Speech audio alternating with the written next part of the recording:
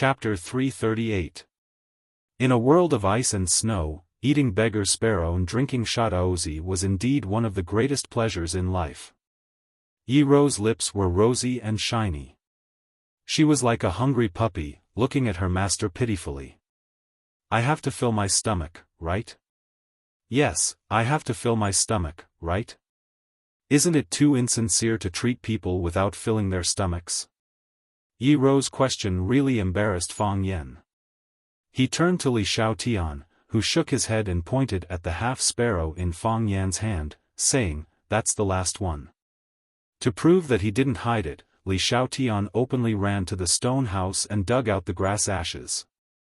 He kicked out the burning firewood and charcoal ashes. It was empty inside, and there were no more lumps of mud. Fang Yan handed the half-sparrow to Yirou. Yirou shook her head. There was only a small part of the sparrow left in Fang Yan's hand, and Fang Yan ate it carelessly. Others tore the meat with their hands, but he bit the meat with his mouth. Who would want to eat such a bird? Fang Yan quickly stuffed the remaining half of the sparrow into his mouth. After wiping his hands with snow, he pulled Li Xiaotian and Zhu Ziden aside for a secret talk. "Brothers, do me a favor," Fang Yan said with a bitter face. "She's not full." "Of course," Li Xiaotian said. "You invited Miss Yi to dinner, and this is what you want? She's rejected by a bird? Isn't that too much?" "That's right. If she accepts my invitation, I'll treat her to the best hotel in Yanjing, the state guest house." Zhu Ziden was also very dissatisfied with Fang Yan's behavior. Yirou was their goddess. How could she be insulted like this? If I were Yirou, I would turn around and leave.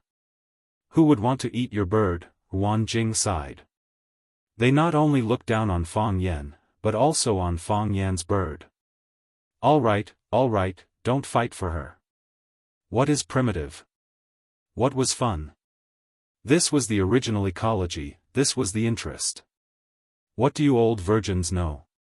Can't you see how much she likes to eat? This proves that my choice is correct. Fang Yan said angrily. When a friend is in trouble, you have to help him. She's not full. You guys have to help her find a way to fill her stomach. What else can we do?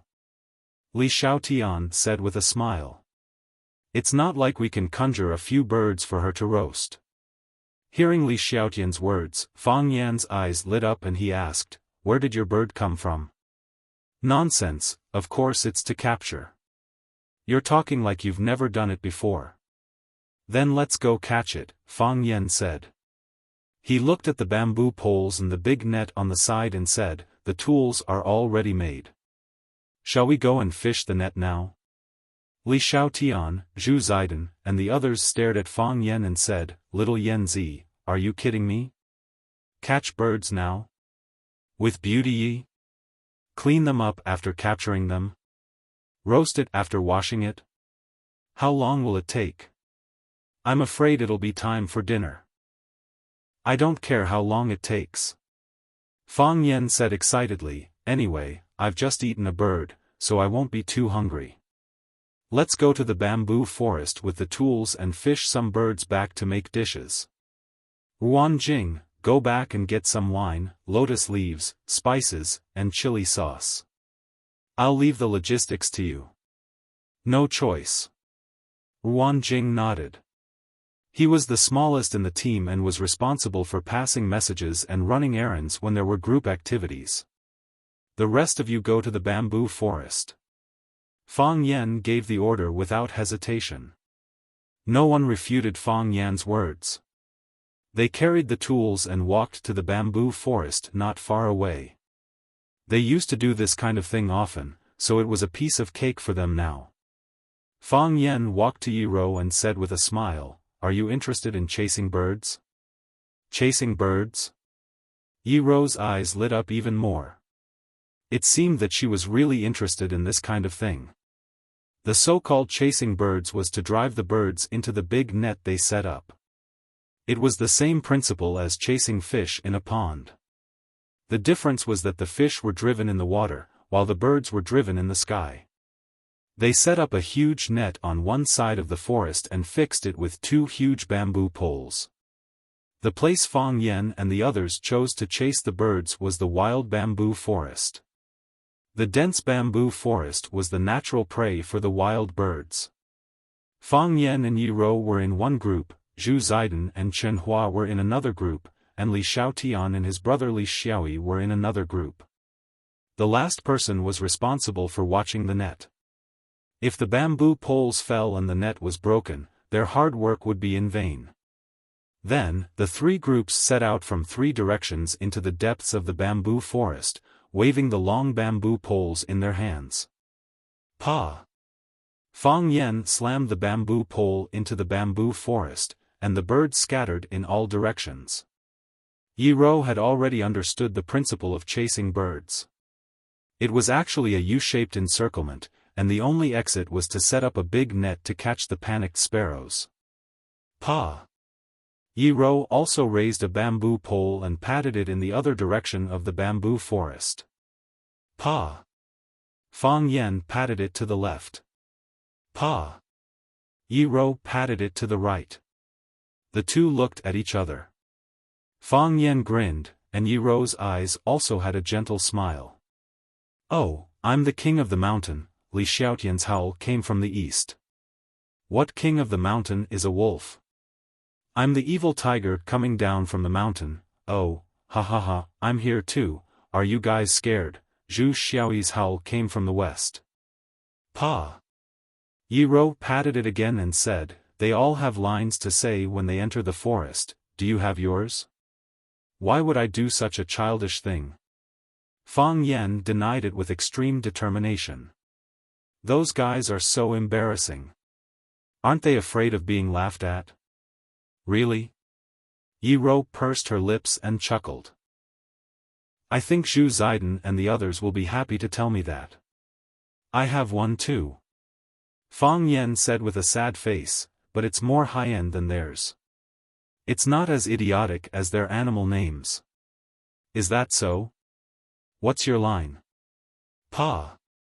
Fang Yen patted it with his pole and shouted, Autobots, start the engines, transform, let's go, boom boom boom. Yi Rou laughed and fell to the ground.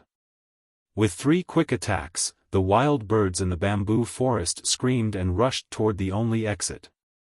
Gua! Then they let out even more panicked screams. Because they suddenly found that their movements were restricted. They crawled into the transparent holes. Their heads went out, but their wings couldn't break through the grid. The harder they struggled, the stiffer their bodies became. Some of them strangled themselves to death. Today's luck was pretty good.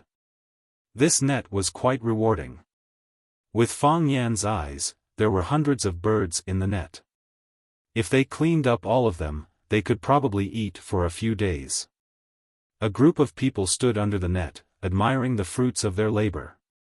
Zhu Zaidan and Li Xiaotian were ecstatic, saying, we're so lucky this net, we only caught a few dozen birds on the previous attempt. That idiot Li Xiaoyi accidentally opened a corner of the net when he retracted his pole, and more than half of them escaped, otherwise, that net would have been enough for us to eat. This net is enough for us to eat for a few days, until Chinese New Year's Eve, Li Xiaotian laughed. Brothers, let's get to work, chirp chirp chirp. The sparrows couldn't do anything else and could only call out urgently. Quack, quack, quack. The cries of the colorful forest birds were also getting more and more miserable. Some of the birds managed to escape, only to find that their parents were trapped in the net.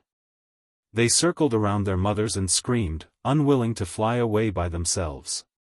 Brothers, retract the net. Li Xiaotian waved his hand and shouted, then ran towards the pole. These birds gathered together with great momentum. If they didn't put down the pole and retract the net in time, they might have gotten a chance to escape. Yi Rou looked at the birds circling around the net, unwilling to leave, with a hint of pity in her eyes. She cultivated her body, her mind, and her Tao. In her eyes, all joy could be magnified infinitely, and all sorrow could also be magnified infinitely. Every cry of these young birds tore a deep hole in her heart. She felt pain. Fang Yan, Yi Rou suddenly shouted. Fang Yan had been standing next to Yi Rou, asking, "What is it? Can you give them to me?" Yi Rou asked. Fang Yan smiled and said, "They were originally meant for you. Just wait until they're done, you don't have to worry about them, although you're a woman, they're better at this than you are. Once they're cooked, you'll be in charge of wiping them out. I mean, give them to me now," Yi Rou said. Fang Yan was a little surprised, since he knew Yi Rou when he was very young. This proud woman had never asked him for anything. Of course, she didn't ask anyone for anything either. But Fang Yan often asked her for something, such as when Yi Rou pressed him to the ground with the dragon spine lock, he would ask Yi Rou to be lenient. Fang Yan's expression also became serious, saying, "Okay. I can give them to you now, you can do whatever you want with them." The pole was still put down, and the net was retracted. Unfortunately, all of the wild birds had been released. Looking at the birds circling in the sky or flying away, Yi Rou's face bloomed with a happy smile. She raised her slender and delicate neck, her soft short hair automatically slanted to the back. Her eyebrows were beautiful and her facial features were delicate and flawless. She was as beautiful as the ice spirit in this snow mountain. She waved her hand and said, "Goodbye. Goodbye." Zhu Zaidan waved her arms and yelled, "Goodbye." Li Xiaotian yelled with his teeth clenched. Although he said goodbye, he showed a ferocious look that said, "Don't run away, let me bite you if you have the guts, goodbye." Fang Yan looked at Yi Rou's beautiful side profile and said quietly in his heart. The violent Yi Rou in his heart was gone. Chapter 339. The sky was gray, and the earth was white. The birds flew away, leaving only a few feathers as a sign of their existence. Since the birds had flown away, there would be no lunch today. Looking at Li Xiaotian and Zhu Zaidan's pitiful expressions, Fang Yan was full of sympathy for them. He said aloud, "I've said it before, this is a very inhumane thing to do. What's so delicious about birds? They're small and skinny. If you want to eat them, we can go to the mountain to hunt pheasants and rabbits, catch a few handfuls of chili, and make a big pot of stew. We can eat as much as we want. There's plenty of meat, and we can eat until we're full. Isn't that great?" Li Xiaotian and Zhu Zaidan were trembling with anger. If it weren't for Yi Rou, they would have thrown the black leather gloves on their hands at Fang Yan and fought with him. They knew they couldn't defeat Yi Rou. When did you ever say that this was an inhumane thing to do? Weren't you the one who said you wanted to hunt birds the most? You were the commander-in-chief of the operation, and we were all your lackeys, okay? What's so delicious about birds? Who was the one who thought they tasted good and dragged us out to hunt birds? You should be careful when you speak." Hearing Fang Yan's words, Yi Rou's eyes lit up again. She said, "Hunt wild rabbits?" Everyone looked at Yi Rou carefully, for fear that she would ask for something else. Li Xiaotian and the others didn't have to answer, but Fang Yan had to. After all, Yi Rou was his guest. He looked at Yi Rou with a smile and said, "Yes. Many pheasants and rabbits come out to play after it snows. The snow is too deep, so they are not as agile as before. Especially the rabbits, whose legs are short, can't jump out of the snow holes once they fall into. We used to go up the mountain to catch them. After catching them, we can make dry-fried chicken or dry-fried rabbit with extra seasonings and chili. We eat them with a mouthful of wine and a piece of meat, sweating profusely. Can we catch them now?" Yi Rou pretended not to see the painful expressions of Li Xiaotian and Zhu Zaidan and asked. Fang Yan looked back at Li Xiaotian, Zhu Zaidan, and the others in a friendly manner, and said, "It should be, okay?" Yi Rou waved her hand and said straightforwardly, "Let's go hunt wild rabbits." Therefore, Li Xiaotian, Zhu Zaidan, and the others looked even more miserable. Li Xiaotian pulled Fang Yan's arm aside and said in a low voice, "Brother, please do us a favor and let us go. You went to pick up girls, and we followed you. Besides, when we catch some wild chickens and hares later, Miss Yi will become soft-hearted and ask us to release all the wild animals. What will we eat then? I've only eaten 2 birds for the whole day. I'm so hungry after being tortured by you guys. You guys have fun, shall we go back first? I want to let you go, but as you can see, this matter is not up to me." Fang Yan smiled helplessly. "But I can promise you that I won't let go of any pheasants or hares that we catch later. If she dares to do such a thing again, I'll slap her." "How dare she?" Li Xiaotian stared at Fang Yan with disdain and said, "You have to be able to beat her first. You were beaten up by her, who would believe you? That was before. Now she's no match for me at all. When I'm in a bad mood, I drag her out and beat her up. She doesn't even dare to fight back. Hurry, tell the brothers to prepare and show this inexperienced girl the strength of our Swallow Fort, Pretty Men Team." Pretty Men Team was the name of the bird hunting team led by Fang Yan. At that time, there was an idol drama called Meteor Garden that was very popular. They got inspiration from this drama, so they chose this name. Originally, they wanted to copy the F4 group and call themselves F11. But as more and more members joined, they couldn't be F11 today and F12 tomorrow. That would be inconvenient for them to spread their fame. They had no choice but to change their name. The first 11 people who joined were pretty men, but those who joined later were not pretty men. It was not good for the unity of the team. "We really can't let them go this time," Li Xiaotian said worriedly. "They had no sense of team honor at all. We definitely won't let them go." "Then let's go," Li Xiaotian said, resigned to his fate. "I hope we didn't work for nothing this time." Ruan Jing, who was sent away by Fang Yan to get the lotus leaf chili sauce, returned. He raised the big bag in his hand excitedly and said, "I've brought everything you wanted."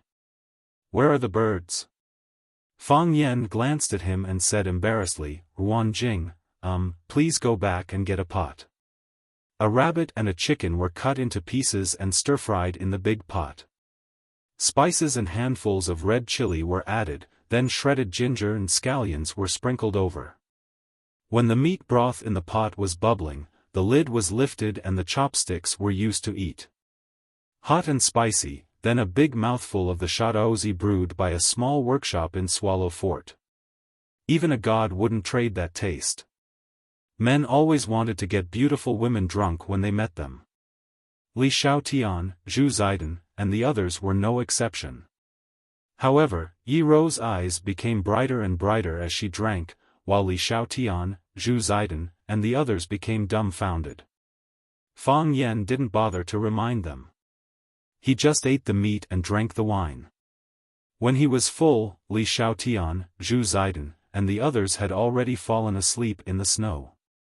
Ruan Jing looked at Yi Rou in surprise as if he had seen a ghost. Sigh, he went back and got a barrel of shadaozi. Now the barrel was empty. Li Xiaotian, Zhu Zaidan, and the others drank 5 liters, while Yi Rou drank 4 to 5 liters. Does this woman have a limit to her alcohol tolerance? Ruan Jing looked at Fang Yan and said, "Why didn't you remind me?" "I did," Fang Yan said, feeling wronged. "Why did you remind me?" "I didn't even dare to drink with her," Fang Yan said. "You won't die if you don't ask for it." Puff, Ruan Jing also threw up on the ground. He didn't know whether it was because he had drunk too much or because of Fang Yan's anger. Originally, he also wanted to beat Yi Rou with Zhu Zaidan and the others, but he stopped when he found the situation was not right. So he ended up half dead. Leaving the drunkards to Ruan Jing, Fang Yan accompanied Yi Rou back to the village. "Did you play like this before?" Yi Rou asked. "Yes." Fang Yan nodded. "There are many games. You only saw the tip of the iceberg today." It seems, you had a good life before. Yi Rou said with emotion. Compared with Fang Yan, there was nothing to say about her childhood. It was okay. Before I met you, Fang Yan realized he said something wrong. He quickly changed the topic and said, "Is the game good today? If you want to eat, we can come over anytime. It tastes good." Yi Rou nodded and said. "Before you met me, what about after you met me?" "Before I met you, my life was very happy. After I met you, my life is very fulfilling," Fang Yan said seriously. Fulfilling is one level higher than being happy. Life can't be silly and happy all the time. Fulfilling makes one's life complete. Do you really think so? Yi Rou glanced at Fang Yan and asked. She didn't believe Fang Yan's nonsense. Of course. Fang Yan nodded very seriously. If I didn't meet you, would I have the heart of Tai Chi? Why don't Li Xiaotian and Zhu Ziden have it? Yi Rou wanted to hit him again. She said in a low voice, "That's because they don't practice Tai Chi, that's why I said they will never have the heart of Tai Chi," Fang Yan said with a smile. If I didn't have the heart of Tai Chi, how could I defeat Qinya military department? How could I become the inspirational role model that every parent chooses to teach their children? How could I become the idol in the eyes of countless boys and girls in Swallow Dock? When Fang Yan was bragging about himself, he met Bai Xiu and Phoenix who were strolling in the snow. Bai Xiu and Phoenix walked over from the opposite bank of the Stone River. Bai Xiu's hair was still loose and he was wearing a white robe. The difference was that he was wearing black cloth shoes today instead of running barefoot in the snow like last time. Phoenix was wearing a purple windbreaker, high-heeled leather boots, and a plush hat on her head. She looked arrogant and charming. It seemed that she had dressed up carefully. It was unknown what Bai Xiu said, but the Phoenix giggled and looked very happy. When their eyes met, the four of them stopped. Phoenix looked at Fang Yan, while Bai Xiu looked at Yi Rou thoughtfully. "Are you guys dating?" Phoenix asked Fang Yan. "Guess?" Fang Yan said. He didn't dare to say yes and didn't want to say no, so he could only use this kind of rhetorical question. After all, he couldn't act like a loser in front of his first love. Phoenix looked Fang Yan up and down, then looked at Yi Rou and said with a smile, "I guess not." "Why not?" "No reason," Phoenix said. "It just feels, it doesn't feel like you guys are a couple." "Huh," Fang Yan sneered. He put his hand around Yi Rou's waist and said, "Do I need to prove anything to you?" In the TV series that Fang Yan watched, this kind of plot often appeared. In order to get revenge on her ex-boyfriend, the female lead would bring a man who was better or more affectionate than her ex-boyfriend to a party. At the party, the ex-boyfriend would snort at the female lead's behavior and say, "Don't use such a cheap trick to deceive me, I won't fall for it. There's no relationship between you two. You brought him here just to make me angry, right?" Then, in a rage, the female lead would rush up to hug and kiss the male lead. Of course, the female lead would usually kiss the male lead in the TV series. Fang Yan felt that he was the female lead who accidentally met his first love. So, he wanted to use another woman to prove that even if you don't want me, there's someone else who wants me. And now, the person who wants me is better, prettier, and more violent than you. Do I need to prove anything to you? Fang Yan said. As he spoke, he put his hand around Yi Rou's waist as he wished. It had to be said that Yi Rou's waist was very thin. Of course, she was thin, so her waist was naturally not fat. The most important thing was that it felt very good. There was no excess fat, and it wouldn't be shriveled into a pile of bones. Oily and smooth, soft and tender, among the women he had touched, she could be ranked in the top 3. Of course, Fang Yan had only touched 3 women in total. Why is my nose bleeding? What's going on? Chapter 340. A smear of bright red sprayed out. It was so unique and dazzling in the snow. When Fang Yen saw that his nose was bleeding, his body also flew up. He flew backward in the air, only then did he realize that he had been hit. Bang!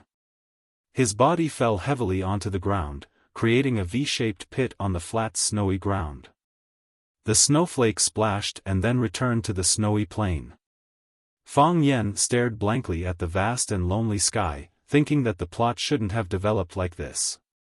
According to the story extension in the TV series, Yi Ro should be slightly surprised and full of expectation at this moment. When he kissed her, her eyes widened and she fell into a state of stupor. Usually, when this scene appeared, the picture would freeze and the story of the episode would end. Start singing and calling out subtitles.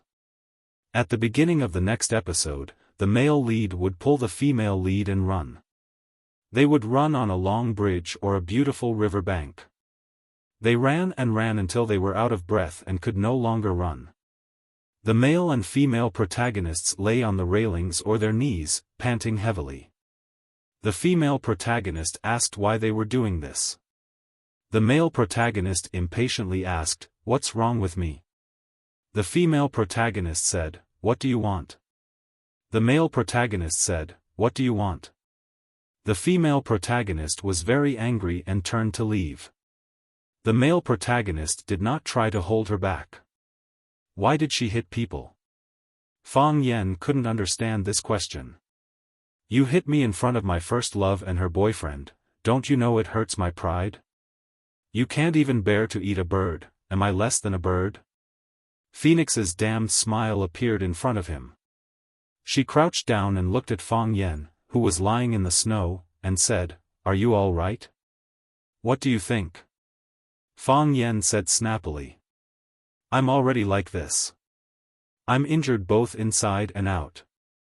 Can I still get better?" "I'm sorry, I shouldn't have asked you that question," the Phoenix said apologetically. The question she was referring to was, "Are you guys on a date?" If she didn't ask, Fang Yen wouldn't have to deliberately prove anything to her.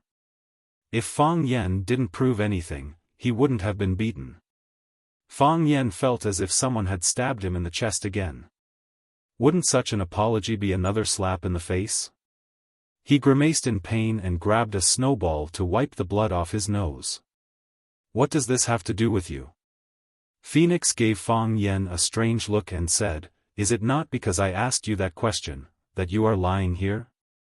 "Of course not." Fang Yen denied. "How could I be beaten just because you asked me a question? Is there such a barbaric and violent person in this world? Then why?" "Because I held her waist." "Aren't you a couple?" "It has nothing to do with whether we are a couple or not. It's just because I held her waist," Fang Yen said stubbornly. "Can't couples hug each other's waist?" "Who says that couples can hug each other's waist?" "I haven't even seen Bai Xiu hug your waist." Fang Yan's thought process was very contradictory, but the logic was very simple. "I was beaten not because we aren't a couple, but because I held her waist." If that's the case, wouldn't it look better? Young people still care a lot about their dignity. So that's how it is. Phoenix squinted her eyes and smiled. She took out a handkerchief from her pocket and handed it to him. "Do you want me to wipe it for you?" "No need," Fang Yen said. "Your boyfriend will be jealous." "Then should I help you up?" "No need," Fang Yen said. "I want to lie here and calm down."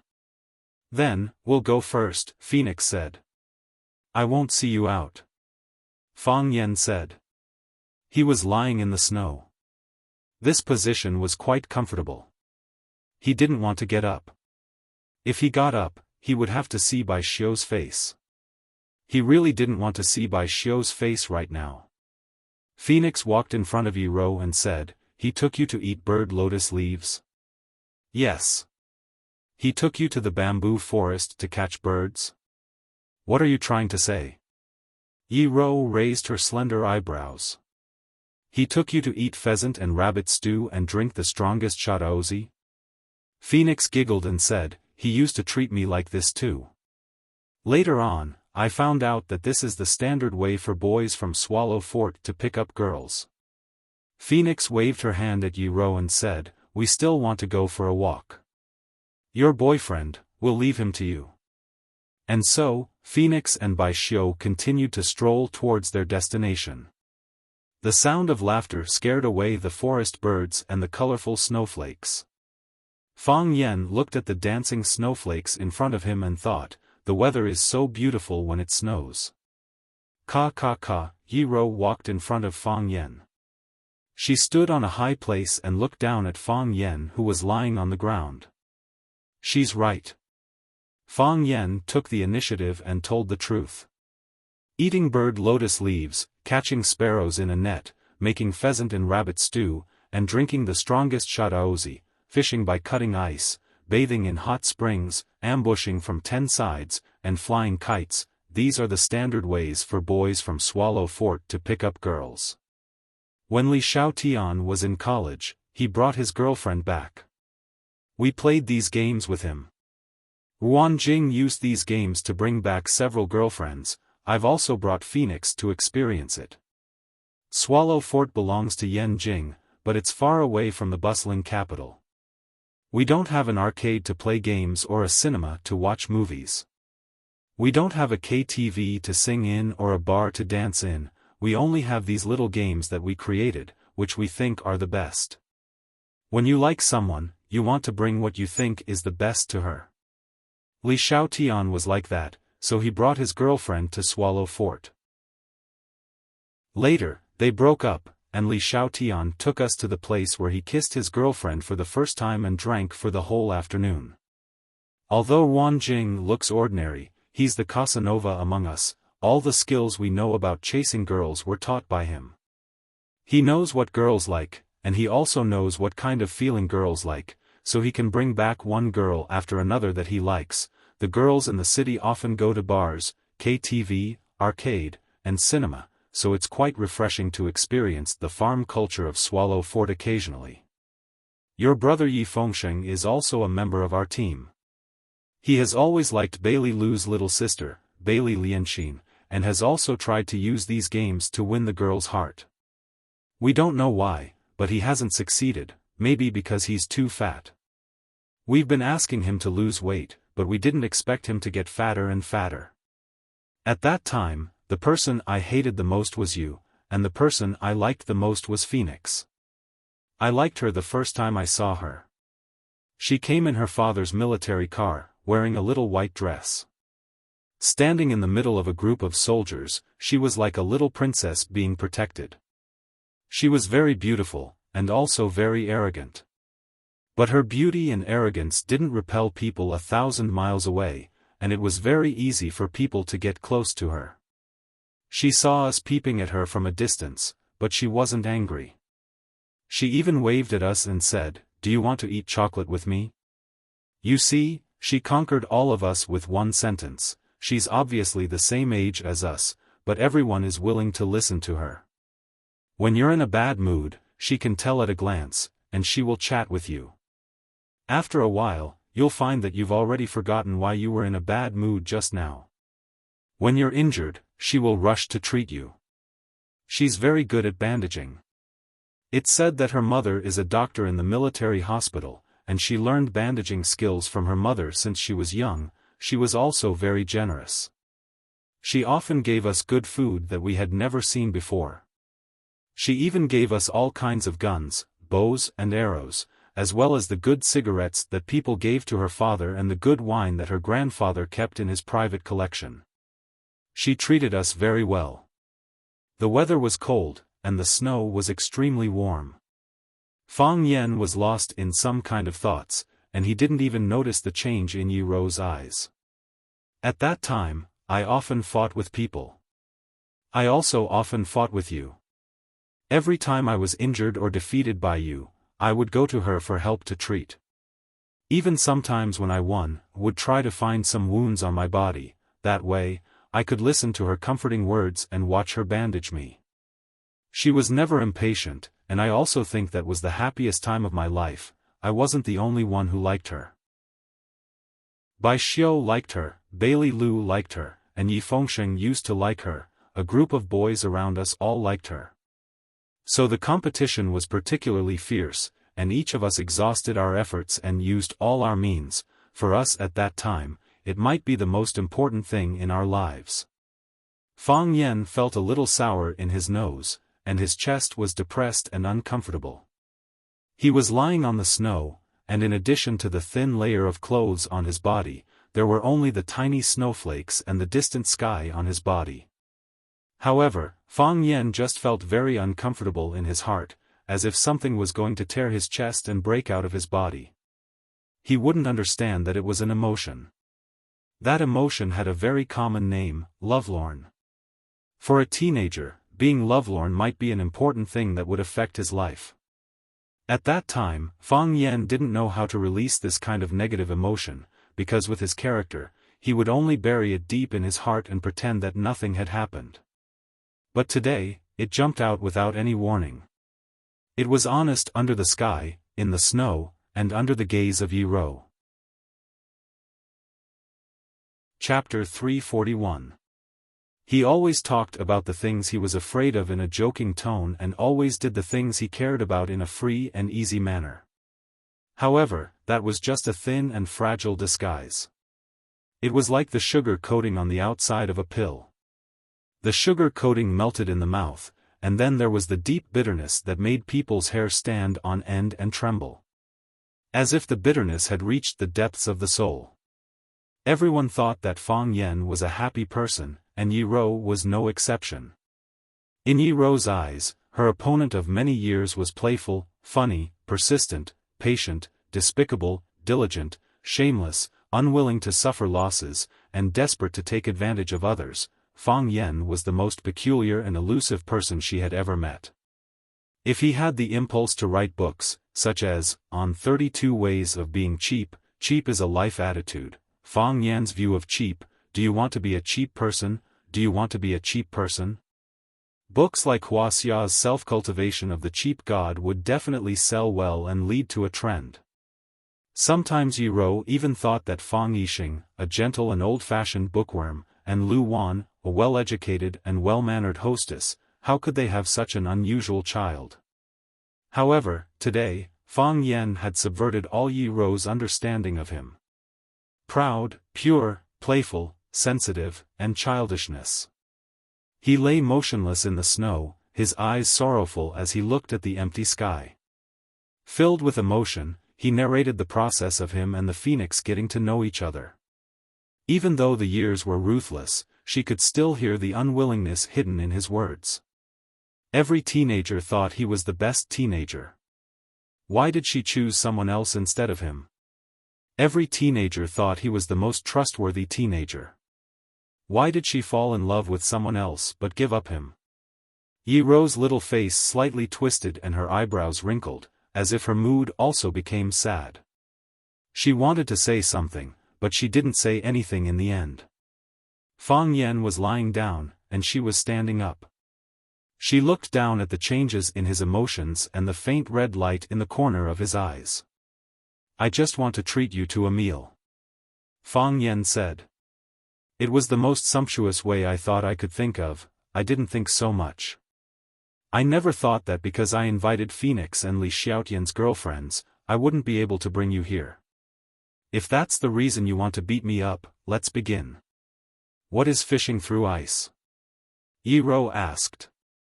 Asking this question made her feel relaxed, and even the annoyance between her eyebrows was relieved. These questions were really suffocating her. What? Fang Yen widened his eyes and stared at Yi Ro. He felt that he couldn't keep up with Yi Ro's thoughts. It was too exciting. And the ambush from all sides, what's that? Bathing in a hot spring, flying a kite, are these more fun than catching birds in the bamboo forest? Yi Ro continued to ask. Yi Ro was very dissatisfied with Fang Yan's silence. She said, can't you bring people to play these games? If you don't want to say it, Yi Fengsheng should know, right? You're not angry at all? Fang Yen asked. Angry? Why should I be angry? Yi Ro asked. What Phoenix said, what does it have to do with me? Yi Rou asked back. But you hit my nose, Fang Yan said. Didn't you hit my nose because you were angry? I hit your nose because I was angry. Yi Rou raised her slender eyebrows out of habit again, and explained very seriously, your nose is bleeding, and my anger is gone. What happened after that? What happened after that? Fang Yan couldn't help grinning. Yes, what happened after that? Phoenix misunderstood that he took Yi Rou to catch birds in the bamboo forest to eat and drink shodatsi with these standard tricks to pick up girls, but she didn't know that Yi Rou didn't have such ideas at all. Yi Rou simply thought it was fun to catch birds in the bamboo forest. She simply thought that the pheasant and hare stew were delicious. She just thought that shodatsi was delicious. Shodatsi, which had been frozen for a while, was even better. The liquid was cold, but the alcohol's clarity made people's bodies burn. The feeling of ice and fire kept hitting the mouth and stomach buds, as well as every inch of muscles and skin, giving people a feeling of madness and tearing that they had never experienced before. That was all. What did it have to do with love between men and women? How could such a proud woman like Yi Rou fall in love with a man like him? As she said, she was angry because Fang Yan touched her waist. She punched Fang Yan, and when she saw Fang Yan's nose was bleeding, her anger disappeared. Just like before, when Fang Yan offended her and she hit Fang Yan, this punch was no different from the punch before. Just because Fang Yan did something wrong, this was Fang Yan's punishment. As for the words spoken by the Phoenix wanted to incite a conflict and emotional rift between the two of them. This was truly a huge joke. Without feelings, how could there be conflict? No love? Where was the crack? Phoenix spent a lot of effort, only to do such a useless thing. It was really ridiculous. Fang Yan laughed loudly, and his mouth was full of laughter. Wind poured in, snow fell, and an emotion more sorrowful than heartbreak also drilled in. They don't love me. Fang Yan climbed out of the snow, patted the snow off his body, and said, ambush on all sides is also a kind of food. Big fish and tofu are stewed in the pot, and then there are pot stickers on the edge of the pot. Generally, one pot can stick 8 pot stickers, so it looks like an ambush on all sides. 8 pieces of dough lying there, if not called ambush on all sides, what else can it be called? Kite in the sky is more fun. Make a big kite, tie it to the kite, and jump down from the back of the mountain. This game is more dangerous, and only the children of our swallow dock can play it. Children from other places can't learn it at all. If they jump down, they will probably die. The most fun is to soak wine in the hot spring. You lie in the hot spring in the middle of the snow, and soak the plum wine in the spring. When you want to drink it, you will find that the temperature of the plum wine is just right, and I heard that this way of drinking is very nutritious. Fang Yan took Yi Rou out from the Yi family, so he naturally had the responsibility to send her back. They talked and laughed as they walked to the Yi family's mansion. Most of the time, it was Fang Yan who talked and explained the various games he mentioned. Yi Rou listened quietly, and from time to time, she asked a very technical question. When they passed by the Pebble River, the children who were skating on the river had disappeared. It seemed that they were tired of this game and went to find a new world that belonged to them. There were simply too many fun things to do in the snowy lands of the north. Yi Fengsheng just came out of the courtyard and saw Fang Yan and Yi Rou, who were talking and laughing. His face was full of shock. He secretly gave a thumbs up to Fang Yan, then looked at Yi Rou and said in an ingratiating manner, "Sis, I heard that you went to hunt birds today?" Yi Rou glanced at Yi Fengsheng and said, "How did you know?" "Hey, how could I not know about the activities of our Pretty Boys team?" "No matter what, I'm the spokesperson of the Pretty Boys team. Wan Jing called me and said that you drank them all by yourself, and also scolded me for not telling them in advance. See, I was just about to go over and teach them a lesson. My sister is giving them face by drinking with them."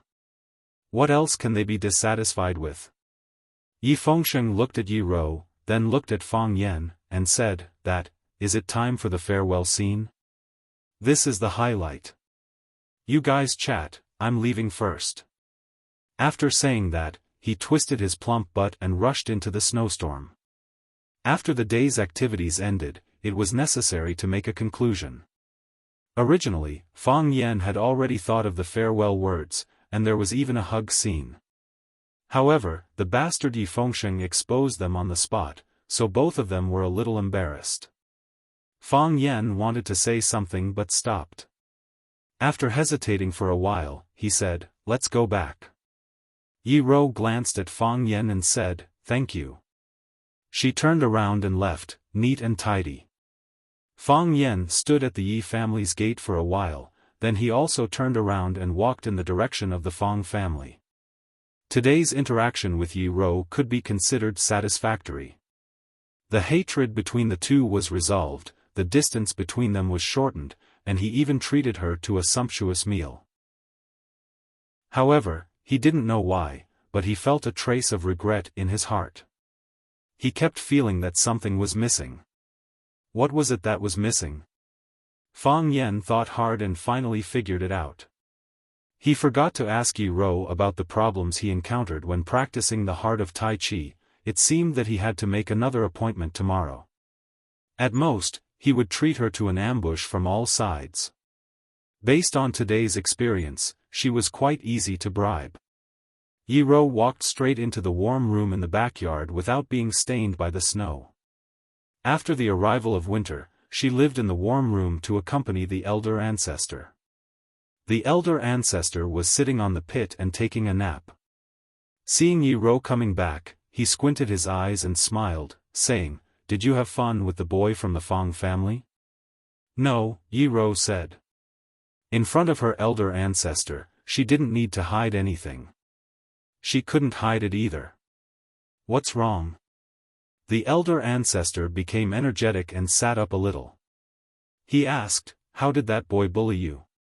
He can't beat you, so he can't bully you even if he wants to. She had lived for too long, and nothing was new. She had to find some fun. It was also a good way to kill time to understand the emotional state of the younger generation. Therefore, the elder ancestor was very active in these things. He is an idiot, Yi Rou said with anger in her eyes. It could be seen that she was really angry. Chapter 342. Old Ancestor also knew that Yi Rou was really angry. Because when she was angry, and when she was not angry, she was not angry. She disliked disguise and hiding the most, so she didn't need to do this kind of boring thing. Seeing that Yi Rou was angry, Old Ancestor felt it was more interesting. She patted the place next to her and said, come on, tell me why that guy is an idiot. Yi Rou hesitated and didn't know whether she should tell the reason why she was angry. Old Ancestor was a little unhappy and said, you have no conscience. How do I usually treat you? Why do you treat me like this? Can't you even listen to my words? Yi Rou had to sit next to Old Ancestor and told some of the things she and Fang Yan experienced when they went out. Old Ancestor laughed and said, this guy is really an idiot, it's appropriate to call him an idiot. What a stupid thing he did. He looks smart, but why doesn't he understand women's mind at all? Old Ancestor also thought that Fang Yan was quite an idiot. Phoenix questioned the relationship between Fang Yan and Yi Rou. Why did he rush to prove it to her? You hugged Yi Rou and said that she was your girlfriend. What did you think of her? What did you think Yi Rou was? She was your capital to show off to your first love? Or a prop to accompany you to act in front of your first love? Either one was not what Yi Rou needed and liked. She was Yi Rou. She was Yi Rou. If you like her, you like her. If you don't like her, you don't like her. Friends were friends, and girlfriends were girlfriends. No disguise, no exaggeration. Frank, white, and clean. Besides, you were so anxious to prove it, you couldn't prove that Yi Ro was your girlfriend, but it only proved that you cared about Phoenix's attitude. You cared about Phoenix's attitude, but you ignored Yi Ro's attitude. How could Yi Ro not be angry? Thinking that Fang Yen dared to treat her as a substitute, Yi Ro couldn't suppress her anger. She wanted to beat the crap out of him. If she didn't feel sorry for him lying in the snow and telling the story of a lovelorn, she thought she would really do that. She hesitated for a long time and wanted to ask, "Do you want to die?" In the end, the question that came out of his mouth was, "What is ice fishing?" which did not require any technical content. She was such a smart woman. How could she not understand what it meant to fish from the ice? The funny thing was that the idiot actually explained to her all the way, and his expression was so serious. The great ancestor held Yi Ro's hand, laughing so hard that she gasped for breath. She said, "Oh, my son, my little girl has never been bullied like this before. That guy, if he dares to come here again, I'll break his legs." What did he do? Fang Mansion. In the living room. Fang Yen said proudly to his mother, "Lu Wan, we had a good chat. We caught birds together, ate, drank, and even took a walk back. I sent her to her doorstep." When Fang Yen and Yi Ro made an appointment to take a walk in the snow, all eyes in Swallow Dock were attracted to them. Everyone knew that the Fang family and the Yi family were not on good terms. The annual martial arts competition between the two families was the best proof. Even better proof was that the little girl of the Yi family, Yi Ro, had never shown mercy to the Fang family's Fang Yen. But this time, when Fang Yen suddenly came back, he suddenly visited the Yi family with gifts and asked Yi Ro out for a walk, which attracted many people's guesses. What kind of show was this? The Yi family naturally paid attention to it. As soon as Fang Yen came back, he was pulled over by his mother for questioning. "Did you kowtow to the great ancestor?" Lu Wan asked with uncertainty. "Yes, I did," Fang Yen said. "The great ancestor is eating cucumbers. It seems that he has good teeth. Miss Yi, why did she agree to go out for a walk with you?" Fang Yen was stunned and thought, "My mother doesn't believe in her son's charm. Isn't it normal for me to ask a little girl out for a walk? What's there to doubt? Maybe it's because we have a good relationship," Fang Yen said. "She's beaten me up for so many years. She treats me differently from others." "That's true." Lu Wan nodded. "You really didn't fight this time?" "I didn't fight." Fang Yen had to repeat this sentence again and said, "I went to the Yi family to thank them." "Why did I fight?" "After today's conversation, my relationship with Yi Ro has improved by leaps and bounds. She is a little different from what I knew before." Fang Yen thought of her sad expression when she saw the flock of birds desperately hitting the net and those young birds refused to leave for a long time. He said, "She is very kind." He touched his nose that was still hurting and added, "Of course, most of the things we know are the same. She is still as brutal and violent as before. For some reason, she likes to beat people." Fang Yixing pretended to walk into the living room by accident. He glanced at Fang Yen and asked, "Did you see the great-uncle Fang?" "Yes," Fang Yen said. The great-uncle Fang his father mentioned was the eldest of the Yi family's 3 tigers, Yi Daowen. The eldest was dedicated to cultivation and his skills were unfathomable. The second eldest, Yi Daoxian, worked in the military and was a very powerful senior official in the General Staff headquarters. The third eldest, Yi Daoling, was mainly engaged in economic research. He was a core figure in the Yanhuang Kingdom's think tank.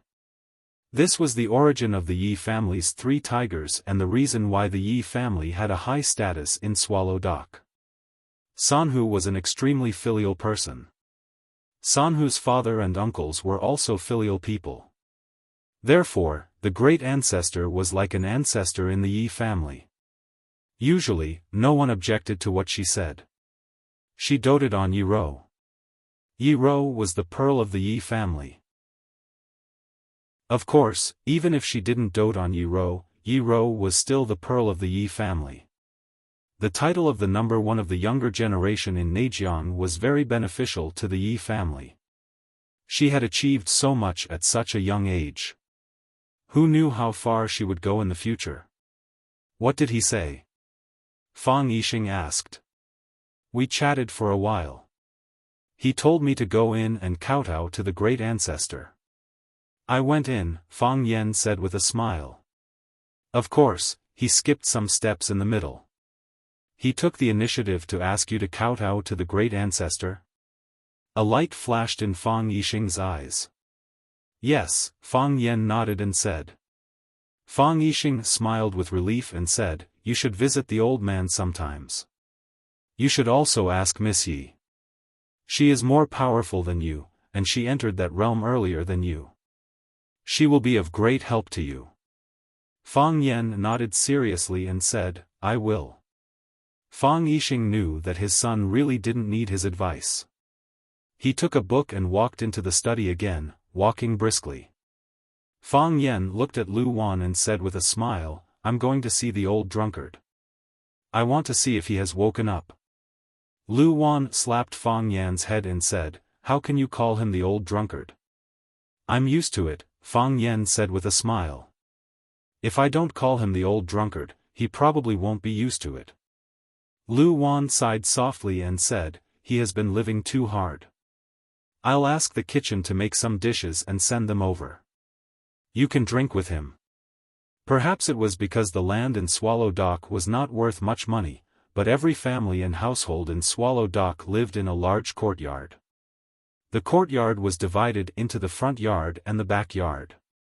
The front yard was small and refined, while the backyard was wide and dense. Some of the backyards were like a maze, with many important or very unimportant people living there. There was an independent small courtyard near the back door of Fang Yan's backyard. That small courtyard was the old drunkard's residence. Before he got close, the smell of wine had already hit his nose. The smell of wine was mixed with the cold air and transmitted into his body through his nostrils. His heart and lungs were filled with the strong smell of shadaozi. The courtyard was filled with big jars, and the jars were filled with shadaozi.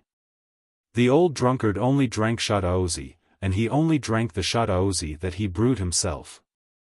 Fang Yan asked him the reason, but he said that he had no money to buy it. Fang Yan didn't believe his nonsense. No matter how poor the Fang family was, they could not afford to buy shadaozi that he drank more than 10 kilograms or dozens of kilograms a day. He must be afraid that the shadaozi outside was formaldehyde mixed with water, which would cause his body to be poisoned. Fang Yan once again realized that the problem of food safety could not be ignored. Even these martial arts masters were afraid of being poisoned.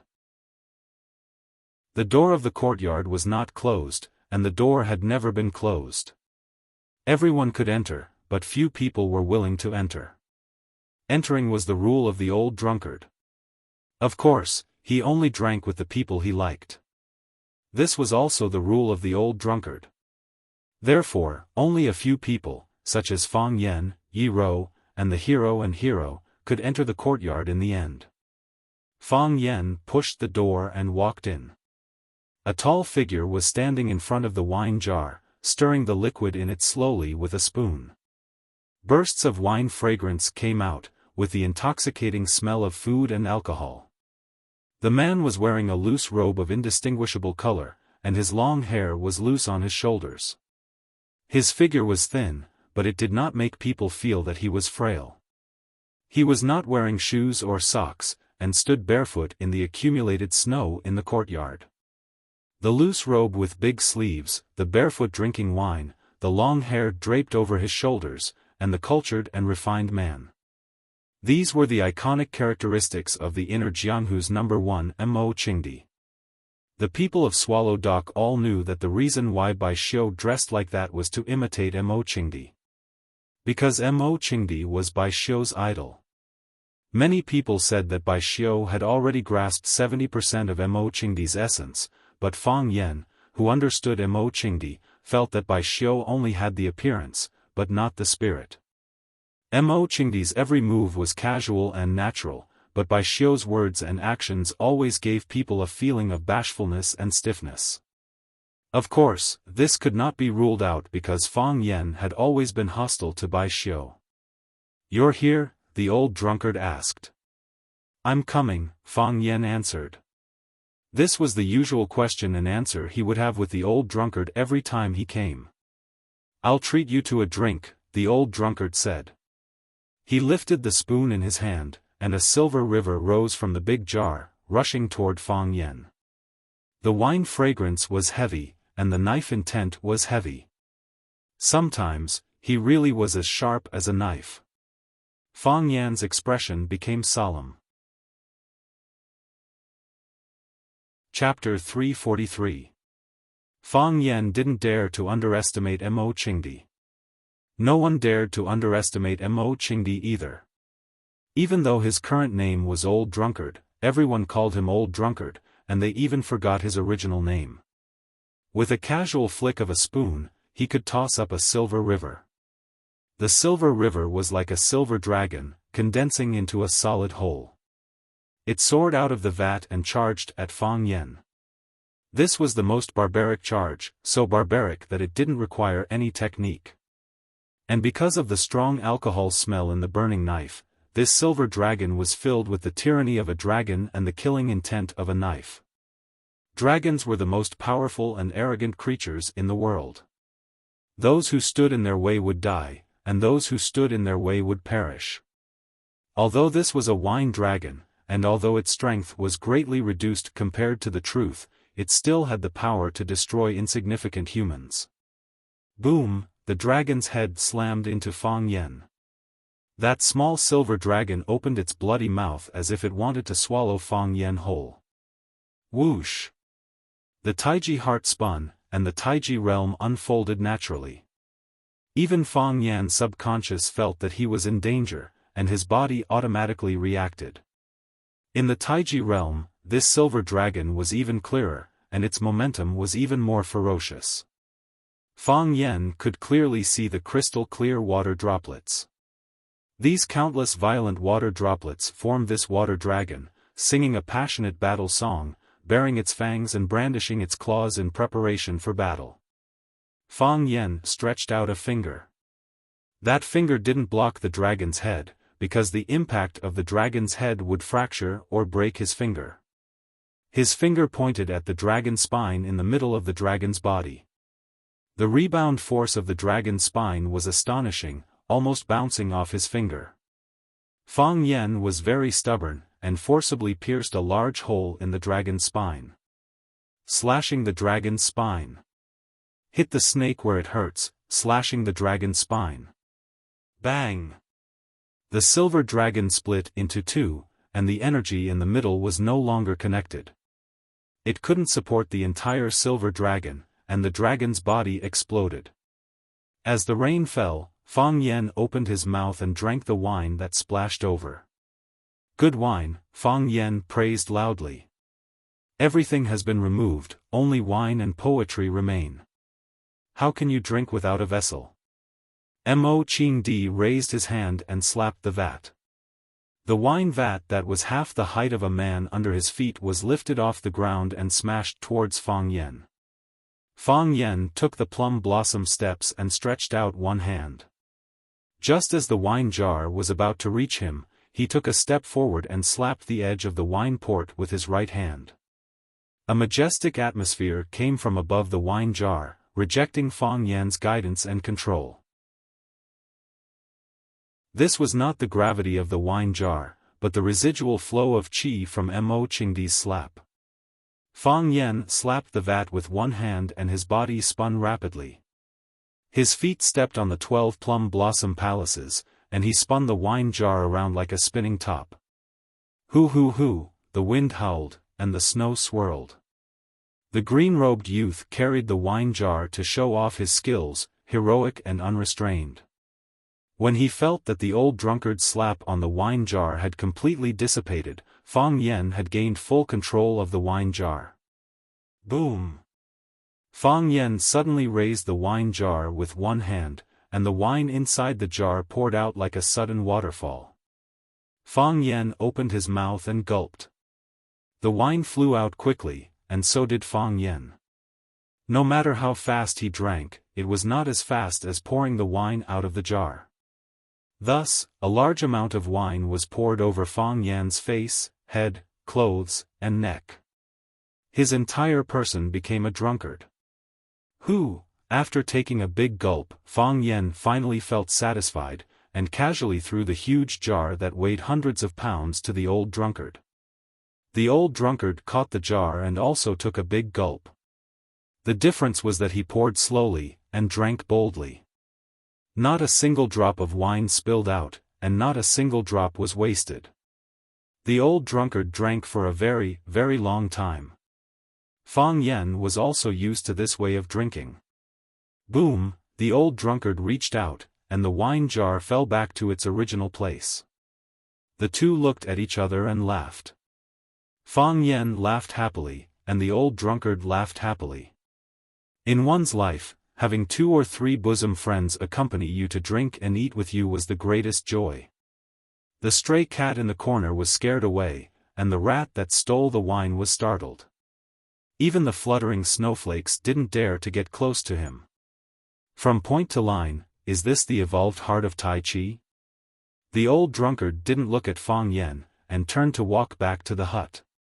He conveniently picked up a wine gourd from a corner, and after drinking a mouthful, he sat down on the deck chair under the eaves. The deck chair was made of bamboo, and because of excessive friction, its original color could no longer be seen. However, the body of the chair was shiny, and it gave off an oily brilliance. "It's not bad, right?" Fang Yen said proudly. Before he had the heart of Tai Chi, mountains were still mountains, and water was still water. In front of him was a green mountain, and that was a green mountain. However, with the heart of Tai Chi, mountains weren't just mountains, but forests, rivers, rugged rocks, flowers blooming, birds chirping, tigers roaring, and dragons roaring. That was the state Fang Yen was in before he ran away, and the old drunkard was very familiar with this.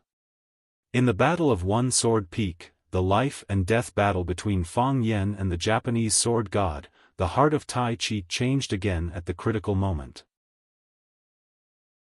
If it was still a mountain, the forests and rivers he saw would become pictographic lines. The rugged rocks were the lines, and the flowers blooming and birds chirping were also the lines. The lines were dynamic, like an electronic map, from the beginning to the end, allowing Fang Yen to clearly see the process of flowers blooming and withering. This was the upgraded heart of Tai Chi. The heart of Tai Chi had already developed to this stage. What was the next change? What would the next step of its upgrade be? Fang Yen didn't know. My heart of Tai Chi has improved, but my drinking capacity hasn't. The old drunkard took another sip of wine and said aloud. He could go without food for 3 days now, but he couldn't go without wine for a day. His heart was trapped in a mental barrier, and his life was unbearable, which made him look very sad. It depends on who I'm competing with, Fang Yen said. Of course I can't compare with you and Yi Ro, but compared with those people outside, I'm also a general who always wins in drinking. It was impossible for the old drunkard to entertain him, so he ran into the house alone, found a 4-legged stool, and put it next to the old drunkard. The two sat under the eaves, drinking, admiring the snow, and talking about Fang Yan's heart of Tai Chi. "You're ahead of us," the old drunkard said softly. If he didn't quickly put his voice into his ears, it was very likely to be blown away by the wind. "My heart of Tai Chi is a wasteland, like a barren land. Not even a blade of grass grows, withered and cracked. The cracks are like mocking smiling faces. Apart from receiving mockery and despair, there is nothing to be gained. What you've experienced is something I've never experienced, and in the Fang family, there are only 2 people who can have the heart of Tai Chi. I don't have any experience to teach you, so you can only rely on yourself to explore. It's very difficult and dangerous. But I'm not worried about you at all. You think I'm talented? Fang Yen said with a smile. I mean, you're really lucky, the old drunkard said. After being beaten for 10 years, you were actually able to comprehend the heart of Tai Chi because of the sudden upgrade of the heart of Tai Chi. Such a humiliating thing like skipping class and running away became the object of praise and praise by countless people after coming back. They said that you've taken a different path. It really makes me blush to hear it. Fang Yen chuckled. No matter how the old drunkard attacked him, he felt that it was a compliment. Their relationship was like that of a teacher and a friend, and there were almost no secrets between them. Luck is also a kind of strength, Fang Yen said with a smile. Even the Japanese sword god was defeated by me. Who dares to say that I'm not strong enough? In the past, every time Yiro saw me, she wanted to beat me up. Today, I directly went to the Yi family to challenge them. Hey, guess what? No one in such a big Yi family dared to come out and fight me. Fang Yen shook his head gently and said, I'm lonely and seeking defeat. It's hard to find an opponent in Swallow Dock. The old drunkard knew what Fang Yen was thinking. He said this deliberately to provoke him. Unfortunately, if this kind of stimulation could make him regain his strength, why would he be so decadent? The heart of Tai Chi not only relied on hard practice, but also enlightenment. 10 years of practice was not as good as one night of enlightenment. This was the saying of Tai Chi. Success came from the heart of Tai Chi, and failure came from the heart of Tai Chi. The old drunkard continued to drink and didn't take Fang Yan's words seriously. He said, you can talk to Yiro about this matter. Maybe she can help you. I was going to talk to her about it today, but I forgot, Fang Yen said. I heard that you asked her to take a walk to see the snow. Yes. I also treated her to a sumptuous lunch and drank your favorite shadaozi, Fang Yen said with a proud face. We've now buried the hatchet, turned enemies into friends, and let go of the hatred with a smile. Buried the hatchet? Turned enemies into friends? The old drunkard glanced at Fang Yen with his drunken eyes and said, the hatred is gone, but the kindness is still there. I understand, Fang Yen said. I didn't know about this until I came back this time. It turns out that my grandfather went to the Yi family to provoke me every year when I competed with Yiro. What he said was too much. Who else would he hit if not you? She patiently beat me for 10 years. I naturally have to remember this 10 years of kindness. It's not patience. The old drunkard said. It's holding back the disgust. It's disgusting for anyone to do the same thing for 10 years. How could it be disgusting to witness the rise of a genius? I think she should be filled with a sense of accomplishment. Every time you're beaten to the point of crying for your mom and dad, crawling under tables and chairs, hugging your opponent's legs and begging for mercy, who would be filled with a sense of accomplishment from conquering such an opponent? I feel like you're insulting me, Fang Yen said. You're right, the old drunkard said. If it wasn't because I have something to ask of you, I would definitely challenge you, Fang Yen said fiercely. Then, he looked at the old drunkard with a fawning expression and said, Senior, can I introduce an old friend to you? Chapter 344. Don't call me senior brother, the old drunkard said unhappily. Senior Mo, get out. Fine, old drunkard, do me a favor. Only you can do me this favor. I'll bring someone to see you. Fang Yen made his request directly. Who?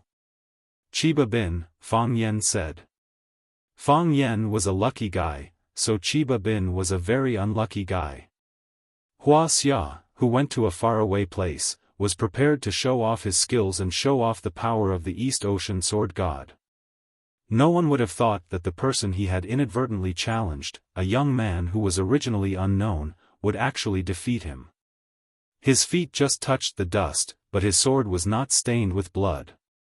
He lost to someone who shouldn't have lost.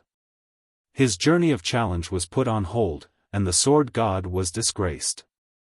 However, during the Battle of One Sword Peak, Fang Yen was still shocked by Chiba Bin's powerful and miraculous swordsmanship. Most importantly, at the moment of sudden danger in the arsenal, he risked his life to save Fang Yen. He used his body to push away Fang Yan's body and helped him avoid the first round of gunfire. His swordsmanship won Fang Yan's respect, and his character won Fang Yan's respect. The East Ocean Sword God deserved his reputation. After the battle, Fang Yen took Fang Yingying and Fang Haohan to visit. Chiba Bin was calm and didn't look down at all. He just made a request to Fang Yen, let him see Mo Qingdi. Fang Yen agreed. It was a request that was hard to refuse. Whether it was from his point of view or from Mo Qingdi's point of view, he could only agree. The old drunkard was silent, his palm gently stroking the wine gourd in his hand. Chiba Bin, his old friend. He wanted to see him. It was like a voice from a long time ago, or a tragic comedy. At that time, Don underestimate enemy was like a shining star, like the blazing sun in the sky. He was the genius martial art practitioner with the most potential in Swallow Dock, and he was also the #1 person on the Longhu leaderboard that received the most attention in the pugilistic world. The 3 dragons and 7 tigers protected Wuxia's peace. At that time, Mo Qingdi was one of the 3 dragons. At that time, Mo Qingdi was the center of attention. At that time, Mo Qingdi had beheaded over 300 people in a fit of rage. At that time, Mo Qingdi had defeated almost no one in Wuxia. At that time, Mo Qingdi felt that there was nothing in this world that could stop him from moving forward. At that time, Mo Qingdi felt that there was nothing in this world that could stop the 3-foot blade in his hand. It was also at that time that Mo Xia went to the East Ocean alone with his sword. He swept through the 36 islands of the East Ocean alone, and finally fought against the Thousand Leaves army on Mount Hachibi. Don't underestimate the enemy is Wuxia's Azure Dragon, and the Ministry of War is the East Ocean's new sword god. The 2 of them battled for a day and a night, but it was hard to determine the victor. Qianye was not convinced and wanted to fight again. Mo Qingdi only replied with one word, childish. At that time, Mo Qingdi could call the East Ocean Sword God childish without any scruples. It was also because of that word that Qianye came to his senses and knew that he had lost. He lost in his mentality and in his artistic conception. From then on, he comprehended the sword day and night and came to the East Wuxia again. He came to see Mo Qingdi. He wanted to repeat the great battle of the past. To put a complete end to the entanglement between them. Fang Yen looked at the old drunkard and said in a deep voice, "In fact, I hope you refuse. It's hard to refuse an old wine and an old friend. He is a proud man and a man worthy of respect." The old drunkard's mind still hadn't come back, and his voice was still floating. "Tell him that I'm waiting for him at Swallow Dock." After getting the old drunkard's affirmative answer, Fang Yen suddenly lost interest in talking. He felt that he was also a man of Wulin, but sometimes he didn't understand the thoughts of Wulin people at all. He stood up, patted the snow on his body, and said, "It's late. Go back to sleep." The old drunkard didn't seem to hear Fang Yan's words. He was still lying lazily on the smooth recliner. He took a sip of wine and looked sad. His thoughts were integrated into the boundless land. That year, it was also snowing in the capital. The 2 dragons fought against the Black Tortoise Gate. The Azure Dragon's meridians were broken and he died in the battle. And his opponent was the Dragon God. With the strong and turbulent burning knife in his mouth, he felt sad and bitter. He was no different from Qianye. They were both the waves in the Yangtze River that pushed the waves in front. Outside the courtyard wall, Fang Yan's tuneless singing came, hot blood surged like the waves in the river, like the waves in the sea, often stirred in my heart just because the shame hasn't been cleared, indignation can't be dispelled, hot blood melted like a flamer, like the rising sun often surged in my heart, get up quickly to get rid of evil for yourself, be loyal to the country, Get up quickly to get rid of evil for yourself and be loyal to the country. Get up quickly to get rid of evil for yourself and be loyal to the country. Get up quickly to get rid of evil for yourself and be loyal to the country. No one knew whether it was intentional or not, but Fang Yen sang the last sentence over and over again. Every time he sang it, it was more passionate and hot-blooded than before. This voice was frozen by the heavy snow and blown away by the strong wind. It went straight to the sky and reached the 9 provinces. The old drunkard's body was curled up on the recliner. His eyes were closed and he didn't move. Once again, he was drunk and passed out. Every day was a new day. Every time he opened his eyes, there would be a surprise. When Fang Yen opened his eyes, he saw Fang Yingying's fat face right in front of him. He resisted the urge to punch him and said angrily, "Can you please brush your teeth the next time you wake up? Don't you know that your tone is very heavy? Junior Marshal Uncle, did you go for a walk with Miss Yi yesterday?"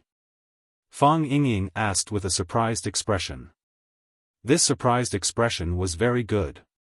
It showed that he was surprised about this matter and also expressed his infinite admiration for Junior Marshal Uncle Fang Yen. Acting was really a technical job. So what? Fang Yen felt that Fang Yingying's face was a little more amiable. Isn't this a very normal thing? You can't say that. Other than Junior Marshal Uncle, who else in Swallow Dock is qualified to go for a walk with Miss Yi? We've been in Swallow Dock for so many years, but we've never heard of Miss Yi going for a walk with a man hand in hand. Fang Yingying said with a proud expression. Yesterday, Fang Haohan and I went to the city to buy some New Year's goods. When we came back today, we heard about this, so we specially came over to congratulate Junior Marshal Uncle. Just for this? You really don't know much. Could you please move your head back a little? Fang Yen pushed Fang Yingying's head away, lifted the quilt, and jumped out of bed. It's not just this. Fang Yingying said with a smile. Jiang Qin called me and said that she couldn't get through to your phone, she's looking for you quite urgently, and wants you to call her back. Jiang Qin? Fang Yen just remembered that he had promised Jiang Qin that he would contact her after the winter break. She and Yuan Lin wouldn't be in a hurry to return to Huacheng after the break. They would wait for him in Yanjing, and he would accompany them for a walk around Yanjing City. Fang Yen looked around for his phone, but found that it was nowhere to be found. I called many times, but it's turned off. Fang Yingying said. Fang Yen thought seriously for a long time, and said, I don't know if it fell in the bamboo forest or in the snow yesterday, or maybe I lost it when I was having a snowball fight with them. Forget it, lend me your phone for a while. Fang Yen took Fang Yingying's phone, and asked, How did Jiang Qin get your phone number? Fang Yingying said embarrassedly, I think she's pretty, so I wanted to acknowledge her as a younger sister. She agreed? No. Why? She said she's your younger sister, and she's worried that people will misunderstand me as her biological brother. Forget it, let's not talk about these sad things. Fang Yingying said very sadly. I'm also very handsome, but why can't I be liked by girls like Junior Marshal Uncle? What's wrong with me? Fang Yen quickly dialed Jiang Qin's number. Jiang Qin picked up very quickly, and shouted with surprise, Mr. Fang, is that you? It's me. Fang Yen felt the joy in her voice, and said with guilt, Jiang Qin, I'm really sorry, I said I'd look for you when I came back, I've been very busy since I came back. I know. I understand. Jiang Qin comforted him.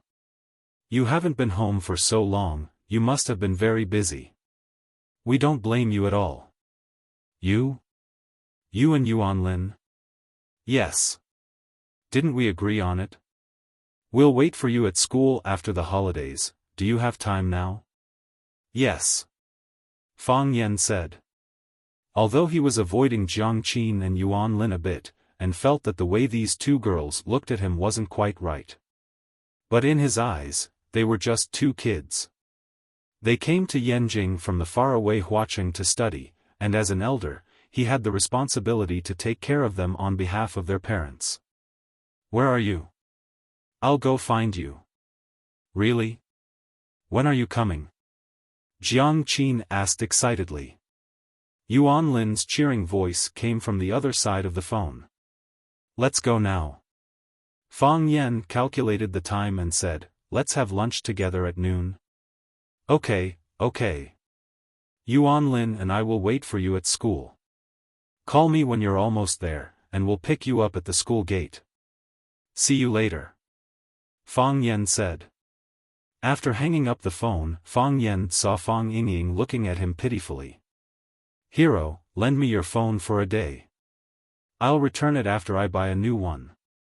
Fang Yen directly put Fang Yingying's phone into his pocket. No problem. Junior Marshal Uncle, you can use it whenever you want, it doesn't matter how long you use it. Junior Marshal Uncle, actually I don't have any plans today. Fang Yingying looked at Fang Yen with a face full of smiles, his meaning was quite obvious. You don't have any plans? Fang Yen thought for a moment and said, then you can sweep the snow at home. Sweep the snow in the front and backyard so it's not inconvenient to walk. Chapter 345. A fence needs 3 stakes, a Prince Charming needs 3 helpers. If you want to be a standard Prince Charming, you always need 2 or 3 ugly melons and bad dates to serve as a foil.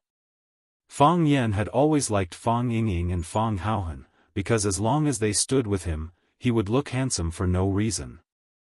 However, today, Fang Yen still didn't bring them out. On one hand, he wanted to be more low-key in front of the 2 little girls, Jiang Qin and Yuan Lin. Another important reason was, who would want to bring 2 talkative people around? If you couldn't help but punch them, others would think that you were a person with violent tendencies. If you didn't beat them up, you would think that you were a masochist. His mood was very contradictory. The weather was getting colder and colder, and the snow was getting heavier. After a while, a layer of ice and snow melted, but it was soon covered by even heavier snow. The previously bustling and solemn Yanjing city had become a world of ice and snow. It always felt like the sky was covered with a layer of gray gauze, but because of the small white fairies, it became a bit of a fantasy and romantic feeling. The snow was too heavy, and people were not willing to go out. There were not many cars on the road, but in the iceberg and sea of snow, all the cars could only crawl slowly in the snow, like frozen snails.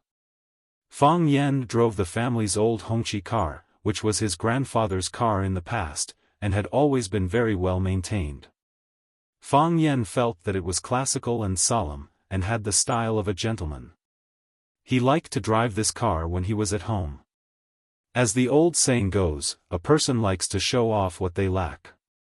Fang Huohuo really wished that he was a gentleman who wore a well-ironed suit, a beautiful bow tie, a small black top hat, and a cane, ready to dance the song, "Know a Woman by Smelling Her Scent," with a beautiful girl at any time. Yes, that was what he thought. Which man didn't want to be such a gentleman? Kacha kacha, the sound of the car tires crushing the stiff snow debris gave people an inexplicable sense of pleasure. Just like a child's favorite game of stepping on those air cushion membranes with small air bubbles, Fang Yen liked this kind of sound with the desire to destroy. The car was moving very slowly, but Fang Yen was not anxious at all. He liked winter and snow. She liked the snow-covered roads, cars, houses, pines, cypresses, and everything else. The things she was used to seeing looked more pleasing to the eye than usual because of the white decoration. When Fang Yen parked the car in front of the music school, he took out his phone and called Jiang Qin. It was a world of ice and snow outside. He did not intend to let them come out too early to be frozen in the snow. As a gentleman, he had to think of the ladies around him at all times. As for the men around her, they could think whatever they wanted. When Jiang Qin received a call from Fang Yen, they were still practicing piano in the music classroom. If it was in the past, they would be more willing to stay in the bed in the dormitory and have a good sleep. It was a world of ice and snow outside, and they were lying on the big bed in the dormitory, reading Bunyong Gulong or Lu Xiaohui's novels, or watching a few rural love stories on the iPad. When they were hungry, they would cook a bag of instant noodles with the induction cooker hidden at the bottom of the wardrobe and crack an egg in it. These days were like the days in heaven. But today, the two of them could not lie down. Thinking that Mr. Fong would be coming soon, the two girls got up early, washed their faces and teeth, ran to the third cafeteria of the restaurant for a sumptuous breakfast, and then began to choose clothes and dress up. Young girls casually wiped their faces with a few handfuls of natural beauty. After a few minutes, the two of them found that there was nothing to do. They could not stay in the dormitory anymore. They wanted to call and ask where Fong Yen was, but they were worried that this would make Mr. Fong think that they were too impatient and did not have a girl's modesty. The two of them discussed it and thought that if they happened to be practicing piano in the classroom when they received a call from Mr. Fong Yen, Mr. Fong would think that they were two diligent and beautiful girls. So, the two of them wrapped themselves in scarves and rushed to the piano room in the wind and snow. So, the phone rang in the piano room premeditatedly. Yuan Lin was playing piano, and Jiang Qin was holding the mobile phone and playing games absent-mindedly. The mobile phone in her hand suddenly rang sharply, which startled Jiang Qin. She was worried that she had ignored Fong Yan's call, so she deliberately set the ringtone to the maximum. Mr. Fong called. Jiang Qin shouted happily. Yuan Lin also ran over happily and said, "That's great, they're finally here." Jiang Qin made a shushing gesture and said, "Quickly sit back and play piano. If you don't play piano, how will Mr. Fong know that we are practicing piano?" "That's true." Yuan Lin quickly ran back to the piano and played the Blue Danube that she had not finished playing just now. When Yuan Lin's piano was in the right state, Jiang Qin then picked up the phone and said with a smile, "Mr. Fong, you are here?" "I'm sorry, I was practicing piano with Yuan Lin in the piano room and did not hear the phone." "Good performance, it seems that you two are very diligent." Fong Yen indeed expressed his approval for their bitter winter practice. "I am now at the gate of your school. Have you finished practicing? Do you want me to wait for you?" "No need. We are going out now," Jiang Qin said while suppressing her joy. "Then see you in a bit," Fong Yen said. "See you in a bit," Jiang Qin said. After hanging up the phone, Yuan Lin had already jumped up from the chair. "How was it? What did Mr. Fong say?" "Mr. Fong is already waiting at the school gate, he wants us to go there now," Jiang Qin said. "Yay!" The two girls jumped up and gave each other a high five, then quickly packed their bags and prepared to go out.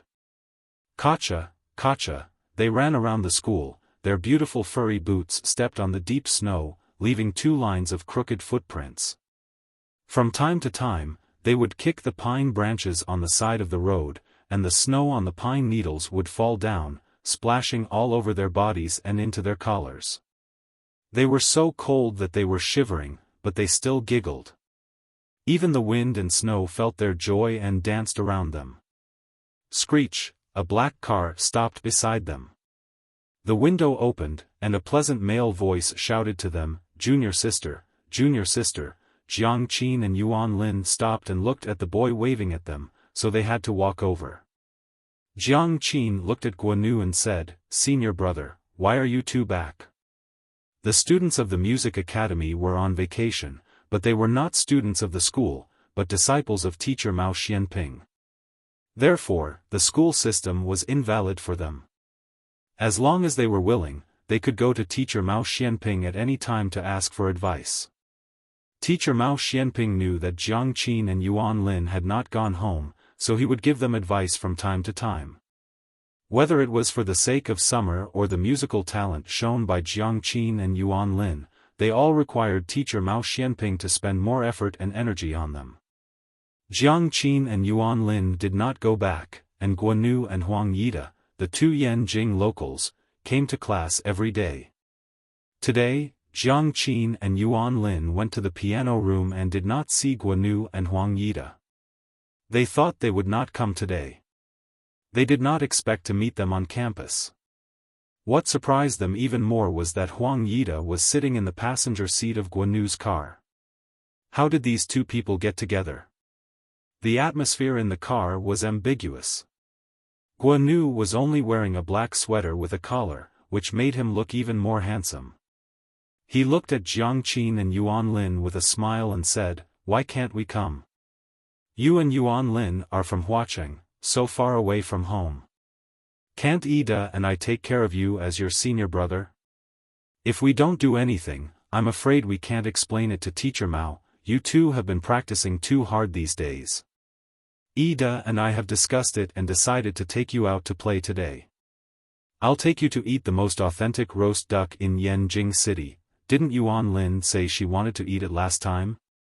After eating and drinking, I'll take you to enjoy Yanjing City in the ice and snow. What do you think?" Seeing Jiang Qin and Yuan Lin's awkward expressions, Huang Yida also advised, "Relax, it's good for our studies. We learn musical instruments. First, we have a sense of music, then we can express that feeling through the instruments. This is relaxing and also looking for inspiration." Jiang Qin said apologetically, "Two senior brothers, thank you for your kindness. But today is really not suitable, we already have an appointment." "An appointment?" Guanu and Huang Yida's expression immediately became serious, and then quickly relaxed. Guanu asked with a smile, "Who did you make an appointment with? I've never heard that you have friends in Yanjing before. Is it senior sister Xiaotian? If it's her, then it's even better. We haven't seen her for a long time, today we can play and learn from her, not sister Xiaotian." Yuan Lin said. "It's our friend, a very good friend." Yuan Lin didn't say that Fang Yan was their teacher. She was worried that Guanu and Huang Yida would misunderstand. They didn't care much, but they didn't want to bring any bad influence to teacher Fang Yan. The incident with Brother Wolf in Huacheng had already left them with lingering fears. Especially Jiang Qin, because after the photos of her dancing with teacher Fang Yan were exposed, it caused many media in Huacheng to criticize Fang Yan. Even her mother was worried that there was some unspeakable secret between her and her teacher, so she chased teacher Fang Yan out of the small courtyard. A very good friend? Huang Yida squinted his eyes and smiled. That's even better. Your friends are also our friends. Since you're in Yanjing City, let us, the hosts, treat you to a meal. Chapter 346. Yuan Lin was Huang Yida's, and Jiang Qin was Guanu's. This was a tacit understanding between the two of them. It was precisely because the two of them liked different people and had the same direction of effort that the relationship between the two of them was getting better and better. It was no longer like before the arrival of Jiang Qin and Yuan Lin, who looked down on each other and secretly fought with each other. They were both the personal disciples of teacher Mao Xianping. With this relationship alone, they had an advantage over others. The most important thing was that Guanu's father was Guo Qingyun, a famous domestic film and television star, and his mother was Li Xiaoying, a folk singer. Huang Yida didn't know where he came from, but he usually didn't put Guanu in his eyes. Obviously, his family background was not simple. They were talented, good-looking, born in a famous family, and had a famous teacher. Wasn't it natural for such a boy to be a little proud? They had confidence in themselves, and they knew that they would eventually be able to win the girl's heart. If a relationship happened between a fellow apprentice and a sister, wouldn't it be a good story? However, Jiang Qin and Yuan Lin were very vigilant. They maintained a respectful but not close friendship with them. The two of them had asked Jiang Qin and Yuan Lin countless times to eat together, go shopping together, and watch a movie together, but they were all rejected. The only time they succeeded was when they went to the concert of the famous Italian band Forest, which was led by teacher Mao Xianping.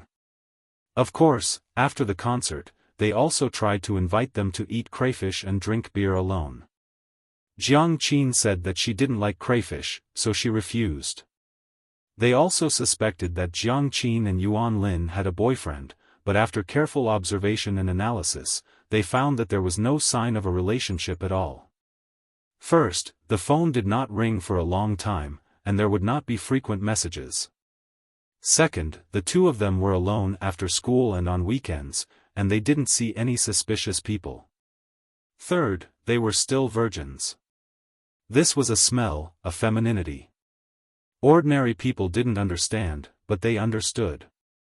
Now that they heard that a good friend was coming, they didn't take the good friend too seriously. If only one of Jiang Qin and Yuan Lin was happy, then either Guanu or Huang Yida would be worried. But they were both so happy at the same time that they were not worried at all. It was impossible for two people to fall in love with the same man, right? The reason why they insisted on treating was not because of jealousy, but simply because they wanted to show their superiority in front of their good friend. Huang Yida looked at Jiang Qin and Yuan Lin and said, "We're all on the same side. Is there any inconvenience?" Jiang Qin was very embarrassed and said, "My friend, he's a bit shy and doesn't know how to talk in front of strangers. We didn't tell him that we're bringing new friends. What if he's unhappy? Senior brother, why don't we meet again next time?" Guanu laughed and said, "First time is new, second time is familiar. How about this, we'll treat the both of you to a meal. After the meal, if he's still not familiar with us, Ida and I will leave first. We definitely won't disturb the reunion between your friends. What do you think? That's not good, is it?" There's nothing wrong." Huang Yida interrupted Jiang Qin's words and said, "We'll listen to senior brother this time. Your friend is here, how can we, as big brothers, not help to entertain him? Don't feel embarrassed, just do it this way. Where is that friend? Let's go and greet him first, then treat him to the best roast duck in Yanjing. Of course, if you have better recommendations, you can tell me. Don't think about saving money for senior brother." Fang Yan sat in the car and listened to music. He didn't pay much attention to a black Mercedes-Benz parked beside him. When he saw Jiang Qin and Yuan Lin get out of the car, he smiled and opened the window. He said with a smile, "The treatment in school is not bad. You even have a luxury car?" Jiang Qin was worried that Fang Yan would be angry. He carefully looked at Fang Yan and said, "Mr. Fang, they are our senior brothers, they said they want to treat you to a meal." Looking at Guanu and Huang Yida who opened the door and got out of the car, Fang Yan waved at them and said to Jiang Qin with a smile, "When did my character become so good?" Guanu walked in front of Fang Yan and looked at the logo on Fang Yan's car, as well as the plain license plate number. His confidence increased a lot again. He said, "I'm Guanu. Jiang Qin and I are both teacher Mao Xuanping students. What's your name?" He could see that Fang Yan was older than him and Huang Yida. Naturally, he was much older than Jiang Qin and Yuan Lin. It seemed that this person was Jiang Qin and Yuan Lin's brother. Fang Yan. Fang Yan reached out and shook hands with Guanu and said, "Jiang Qin said that you want to treat me to a meal. You're too polite. It's what we should do." Guanu said with a smile. "We are Jiang Qin and Yuan Lin's senior brother and junior sister. We were going to take them out to play today and treat them to a big meal. We heard that you're here, so let's go together. It's more lively with more people." Fang Yan didn't care. To be honest, he could see that the two boys were interested in Jiang Qin and Yuan Lin. It was normal for such a thing to happen at this age. As the former teacher of Jiang Qin and Yuan Lin, he could only tell them not to fall in love at such a young age. But if they had their own ideas, Fang Yan couldn't force them. Besides, although he promised to take Jiang Qin and Yuan Lin around Yanjing, in fact, he hadn't been to Yanjing at all. If there were these two attentive boys leading the way, Fang Yen would feel that the burden on his shoulders would be a lot lighter. Fang Yen looked at Jiang Qin and Yuan Lin, and the two girls secretly winked at him. He understood what they meant. "Thank you for your invitation," Fang Yen said. With a kind and gentle smile on his face, he tried to use words that wouldn't hurt other people's self-esteem. "I really appreciate it. But today is not suitable. I'm going to take them home for dinner. The elders in my family have already prepared it at home. Why don't we make an appointment next time?" Jiang Qin and Yuan Lin squinted their eyes and smiled. Guan Nu and Huang Yida's faces showed a touch of anger. When Jiang Qin turned to look at Guan Nu and Huang Yida, the smile on her face had turned into an apologetic one. She said guiltily, "Two senior brothers, I'm really sorry. Why don't we make an appointment next time? There are still many opportunities anyway." Yes. Let's go to Fang's house for dinner. It may not be very convenient." Guan Nu glanced at Huang Yida and knew that he had no intention to speak, so he said aloud, "In that case, forget it. Let's make an appointment next time. Goodbye, senior brother." Jiang Qin waved to Guan Nu and Huang Yida, pulled open the passenger seat next to Fang Yen and sat down. Yuan Lin also wanted to sit in the passenger seat, but it was a step too late. She also waved to Guan Nu and Huang Yida and said, "Senior brother, I'm really sorry today." Then she opened the rear door and sat down. "See you if there's a chance." Fang Yen said goodbye to Guan Nu and Huang Yida and drove his classic car away. When Fang Yen and his party walked away, the smile on Guan Nu's face gradually froze. She turned to look at Huang Yida and asked, "What do you think? Such an obvious refusal and you still can't see it, do you think we are idiots?" Huang Yida said coldly. "Those two bitches are deliberately playing with us. It doesn't matter if they play with us, but if they provoke us to play with them, then they will suffer." Guan Nu was also very dissatisfied with the performance of Jiang Qin and Yuan Lin and said, "What are they so proud of? Beautiful women? There is no lack of beautiful women in this world. What should we do now? First, find out who that person is, and then find out what's going on." "What do you mean?" "Anyway, we have nothing to do today. Let's go out for a walk," Huang Yida said. Guan Nu laughed and said, "That's true. Let's go out for a walk. I really haven't had a good look at Yanjing City after it snowed." Fang Yen was driving while joking with Jiang Qin and Yuan Lin, and said, "Both of them are handsome, don't you like them?" "Humph, who likes them?" Jiang Qin said, curling his lips. "They are all naive little kids. Not mature at all." Yuan Lin also echoed. Fang Yen was amused by their words and said, "Other people are naive little kids, but you two are not naive?" "Of course we are not naive, we are mature," Yuan Lin said. "Mr. Fang, where are you going to take us? Where do you want to go?" Fang Yen asked. "You are from Yanjing, of course we will listen to your arrangements," Yuan Lin said, pouting. Fang Yen thought about it and said, "Let's go eat first." "What do you want to eat?" "We will listen to your arrangements," the two girls said at the same time. "I am most afraid of the words 'listen to my arrangements,'" Fang Yen said helplessly. He really didn't know much about food, and he usually didn't like to eat out. Fang Yen put forward several choices, and finally the two girls agreed to eat Yanjing City's special copper stove hot pot. Each of them had a small copper pot, and then they put meat and vegetables into the pot. Eating hot pot in this kind of weather was also suitable. Fang Yen found a relatively famous hot pot restaurant, then stopped the car and walked into the hot pot restaurant with the two girls. As soon as they entered the restaurant, a black Mercedes-Benz followed them and parked the car in front of the restaurant. Guan Nu and Huang Yida also opened the door and got out of the car, then walked into the hot pot restaurant. They actually followed them all the way here. On the main road in front of the hot pot restaurant, a black Buick off-road vehicle was parked.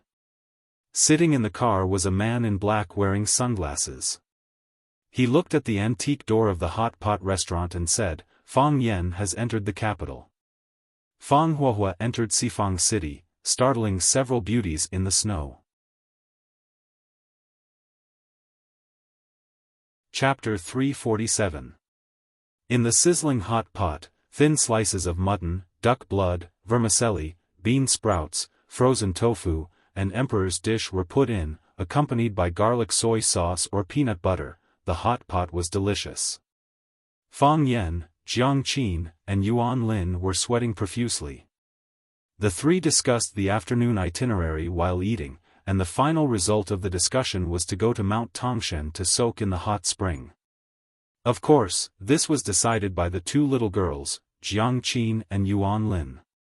Fang Yen originally proposed to go to the zoo or aquarium, so that they could laugh for a long time. What era is it now? You still want to take girls to the zoo? Fang Yen told them very seriously that he only regarded them as children, not as girls. The two girls went crazy together and kicked Fang Yen several times under the table.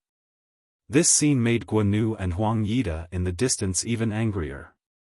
In their eyes, these three people were clearly flirting. Humph, they usually pretend to be saints, but now look at their debauchery, Guanu sneered. It seems that their relationship is not simple. Huang Yida's eyes were also full of sparks, and he said angrily, "Previously, for the sake of the same teacher, we took care of them. Now it seems that our performance is still too gentle. Yes, we should use some different means.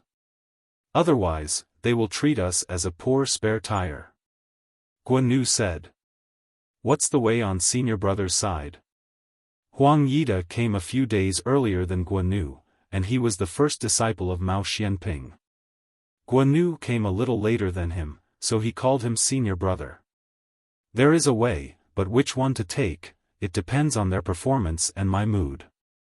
Huang Yida said in a sarcastic tone, "Now it seems that the kid has a lot of means. One dragon and two phoenixes, enjoying the happiness of the world. I have to admire him." "Who said that just now?" "He said that he is shy in front of strangers, and I'm afraid that he can't even speak. Now it seems that he doesn't look like he can't speak in front of strangers at all." The words, "one dragon and two phoenixes," completely infuriated Guanu. He sneered and said, "Then I'll wait to watch a good show. This is Yanjing City, we can't be bullied by a little tramp that popped out of nowhere." "Bully? I've tasted everything, but I don't know what it's like to be bullied. I really want to try it. Maybe that kid has a big background. When we go up to teach him a lesson, he suddenly reveals his identity and gives us a show of strength. Then, we brothers will have kicked an iron plate." At that time, senior brother had a taste of being bullied. "The story is not bad. It's just a story," Huang Yida said confidently. In this four-corner city, his father's position was not very prominent, but it was very important. There were people who were more powerful than his father, but he was definitely not a guy who drove a red flag from decades ago to pick up girls. Guanu had always been curious about Huang Yida's origin. He asked again, "Senior brother, your family, what is it? If there's any money-making business, I'll have to help junior brother out. Our family doesn't do business. We're just servants of the people. We can't compare to your parents, who are big stars." Huang Yida said lightly. Although he said that his parents couldn't compare to Guanu's parents who were stars, there was no "can't compare" attitude on his face at all. The people's servants are good. The public servants are great," Guanu said with a smile. Guanu was still very satisfied with Huang Yida's answer. Although his answer was not too clear, he had already guessed it. The people's servants were full of arrogance and often did not put him in their eyes. Could they be regarded as ordinary people's servants? If they didn't reach that level, they were not qualified to be shameless and arrogant in front of him. After eating and drinking to their heart's content, Fang Yen paid the bill, and the three drove to Mount Tang, which was near Yanjing. After eating and drinking to their heart's content, Fang Yen paid the bill and the three drove to Mount Tang, which was located near Yanjing. Although it was Jiang Qin and Yuan Lin who proposed to soak in the hot spring, Fang Yen also thought it was a good idea.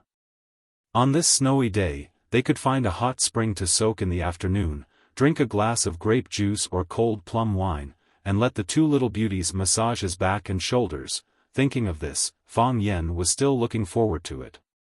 Mount Tang was full of hot springs, but the most famous one was the first-class hot spring. The first-class hot spring had a very long history. It was said that an emperor of the Ming dynasty liked to soak in the hot spring here during the summer. The first-class hot spring was also named by the emperor himself. Later, after many renovations and expansions, the first-class hot spring became the largest and most luxurious hot spring villa in the Mount Tang area. After parking the car in the parking lot of the first-class hot spring, the three walked to the reception hall. A beautiful receptionist wearing a peony cheongsam greeted them with a smile and asked if the three wanted to go to the public area to soak or a private courtyard to soak. Fang Yen thought about it and said, "Then let's get a private courtyard." He simply thought that there was no need to squeeze with a group of people in a big bathhouse. On the one hand, it made him feel that it was not very hygienic, and another important reason was that he did not want to become the object of envy or hostility again because he brought two beautiful girls in the crowd. Besides, he was now well off and had hundreds of millions of cash in his card, so he did not need to care about the extra expenses. Jiang Qin and Yuan Lin looked at Fang Yen with red faces. Obviously, they had some unnecessary misunderstanding about Fang Yen. "Please follow me." The receptionist looked at Fang Yen, and then looked at Jiang Qin and Yuan Lin who came with him. She thought that this man was really lucky. The private courtyard was actually an independent courtyard. There were rooms and a living room in the courtyard where one could wash and rest. There was also a huge hot spring pool. Three sides of the courtyard were surrounded by walls, and one side was covered by a dense bamboo forest. Outside the bamboo forest was Mount Tang. Even standing on the top of Mount Tang, one could not see the scene in the courtyard. There was still snow in the courtyard, and in the middle of the white snow lay a hot spring pool that was steaming. Lying in the pool, a person could reach out and catch a snowflake. This feeling was really wonderful. Jiang Qin reached out and touched the water in the hot spring pool. He said happily, "It's so hot. It must be very comfortable." Yuan Lin also reached out and touched it. She said, "I really want to jump in." "Then let's jump in," Fang Yen said with a smile. The two girls were happy, and he was also in a good mood. "In your dreams." Jiang Qin rolled his eyes at Fang Yen. "Pervert," Yuan Lin echoed. Fang Yen did not know whether to laugh or cry. "Didn't the two of you say you want to jump in?" Jiang Qin said with a sad face, "Mr. Fang, we forgot something very important." "What is it?" "We forgot to bring swimsuits," Jiang Qin said. "Then what should we do?" Fang Yen said awkwardly. "Do you want me to buy it for you?" "There's no need," Jiang Qin said with a red face. "I saw a shop in the lobby just now. We should be able to buy swimsuits there. Yuan Lin and I will go by ourselves." Fang Yen realized that although he had always treated Jiang Qin and Yuan Lin as children, they were actually not children. These small personal items had to be bought by themselves. Fang Yen nodded and said, "Then you guys go." Jiang Qin and Yuan Lin went shopping. Fang Yen tested the water temperature. It was indeed a bit hot. But in this snowy weather, if the temperature was not high enough, it was easy to freeze. Fang Yen thought that he should quickly take off his clothes and jump into the hot spring before the two girls came back. It would save him the embarrassment of changing in front of them. Fang Yen thought of this and did it. He quickly took off his clothes, leaving only a pair of briefs. Then he found a pair of disposable shorts in the room and put them on. This should be the clothes provided by the hotel for the guests to soak in the hot spring. Just as he was about to boil a cup of water to make a pot of tea, he heard the voices of the two girls in the courtyard. He did not bother to boil the tea. He quickly ran to the backyard and jumped into the hot spring. Whoosh, water splashed everywhere. Whoosh, hot air boiled. Fang Yen let out a long sigh of relief. He felt that all the pores on his body had opened up. This feeling was quite wonderful. Hearing the sound of water in the backyard, Jiang Qin and Yuan Lin quickly ran over. Seeing Fang Yen soaking in the hot spring, they said, "Mr. Fang, you soaked in first?" "Yes." Fang Yan's body shrank in the hot spring. Only his head was exposed. He said, "I came in first to help you test the temperature. Then we'll also go and change clothes," said Jiang Qin. "Mr. Fang, don't peek," Yuan Lin said with a chuckle. "What kind of person do you think I am?" Fang Yen said angrily. "You're so young but full of mischief. What's there to see?" Fang Yen leaned his head against the stone wall at the edge of the hot spring and closed his eyes to take a nap. This was indeed a place for people to relax. After an unknown period of time, Jiang Qin's voice was heard. The girl's voice was soft and timid. She said, "Mr. Fang, can you close your eyes first?" "Close my eyes?" Fang Yen thought for a moment. He had already closed his eyes. However, after being reminded by Jiang Qin, he opened his eyes and glanced at the room. He said, "What's wrong? Why do you want me to close my eyes?" "Mr. Fang, don't peek." Yuan Lin's body was hidden behind the curtain. Only her small head was peeking out.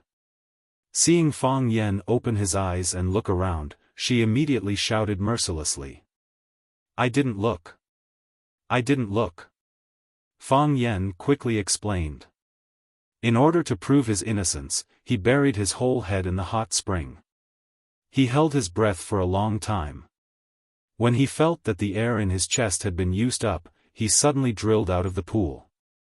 Then, he saw two little mermaids in swimsuits sitting on the other side of the pool and looking at him with a smile. Chapter 348. A girl's mind was more meticulous. Jiang Qin not only bought a swimsuit, but also a bottle of red wine. Yuan Lin took 2 goblets from the wine cabinet and said to Fang Yen, "There are only 2 glasses. Of course, it's for me and honey, you can use the teacup." So Fang Yen held the teacup and drank the red wine. Jiang Qin and Yuan Lin clinked their glasses together and said, "Cheers." They gulped down the red wine in their glasses and giggled. "I'm so happy." Jiang Qin stretched out her body and leaned her beautiful head against the wall of the pool. She said, "How nice it would be to be like this every day." Yuan Lin lay next to Jiang Qin and said, "If it's like this every day, you don't want to learn music? You don't want to play the piano? You don't want to learn the zither?" "I'm just saying," Jiang Qin said with a sigh. "I don't really want to do that. If we slack off all day, Sister Xiaofan will be worried." "Exactly. We go sightseeing all day and soak in the hot spring. Didn't Sister Xiaofan spend so much effort on us for nothing?" Jiang Qin looked at Fang Yen and asked, "Mr. Fang, are you still going to watching next year?" "Yes." Fang Yen nodded. "Why not?" "I've always felt strange." Jiang Qin looked at Fang Yen with a puzzled look and said, "You can obviously do more things. Why do you have to be a teacher?" "Because I'm an ultimate teacher," Fang Yen said. "What else can you do if not be a teacher? You're so good at martial arts. You can be a bodyguard for a big shot. You can also open a martial arts school. There will be many people learning martial arts from you. You're good-looking and know Tai Chi. Even Sister Xia Tian wants to shoot a music video with you. You can enter the film industry, you can do many things.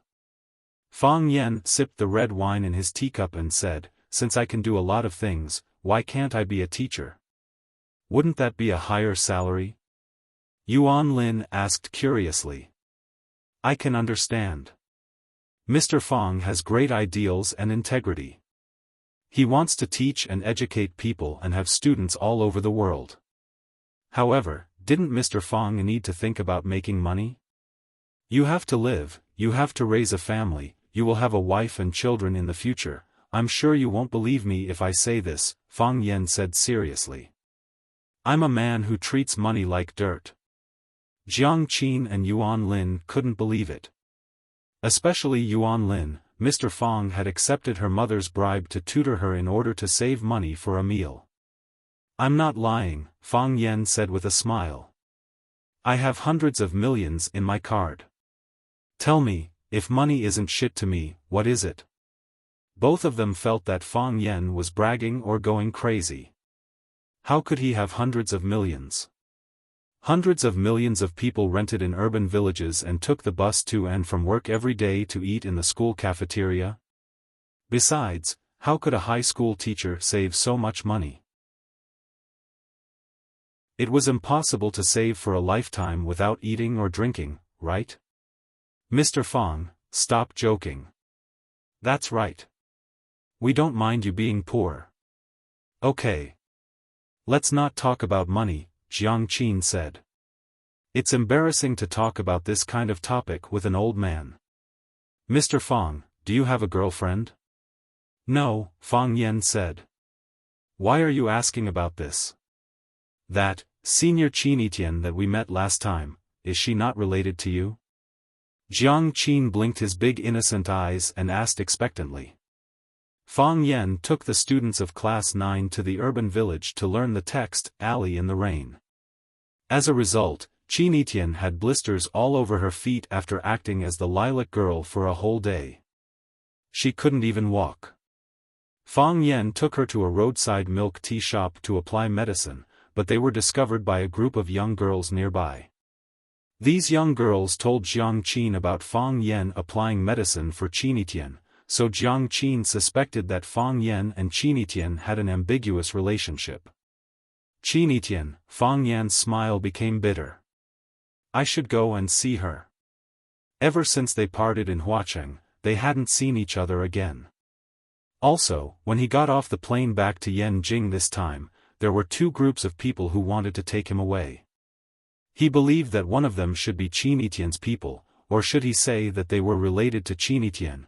There was no inexplicable hatred in this world, but there was inexplicable love. Mr. Fang, what did you say?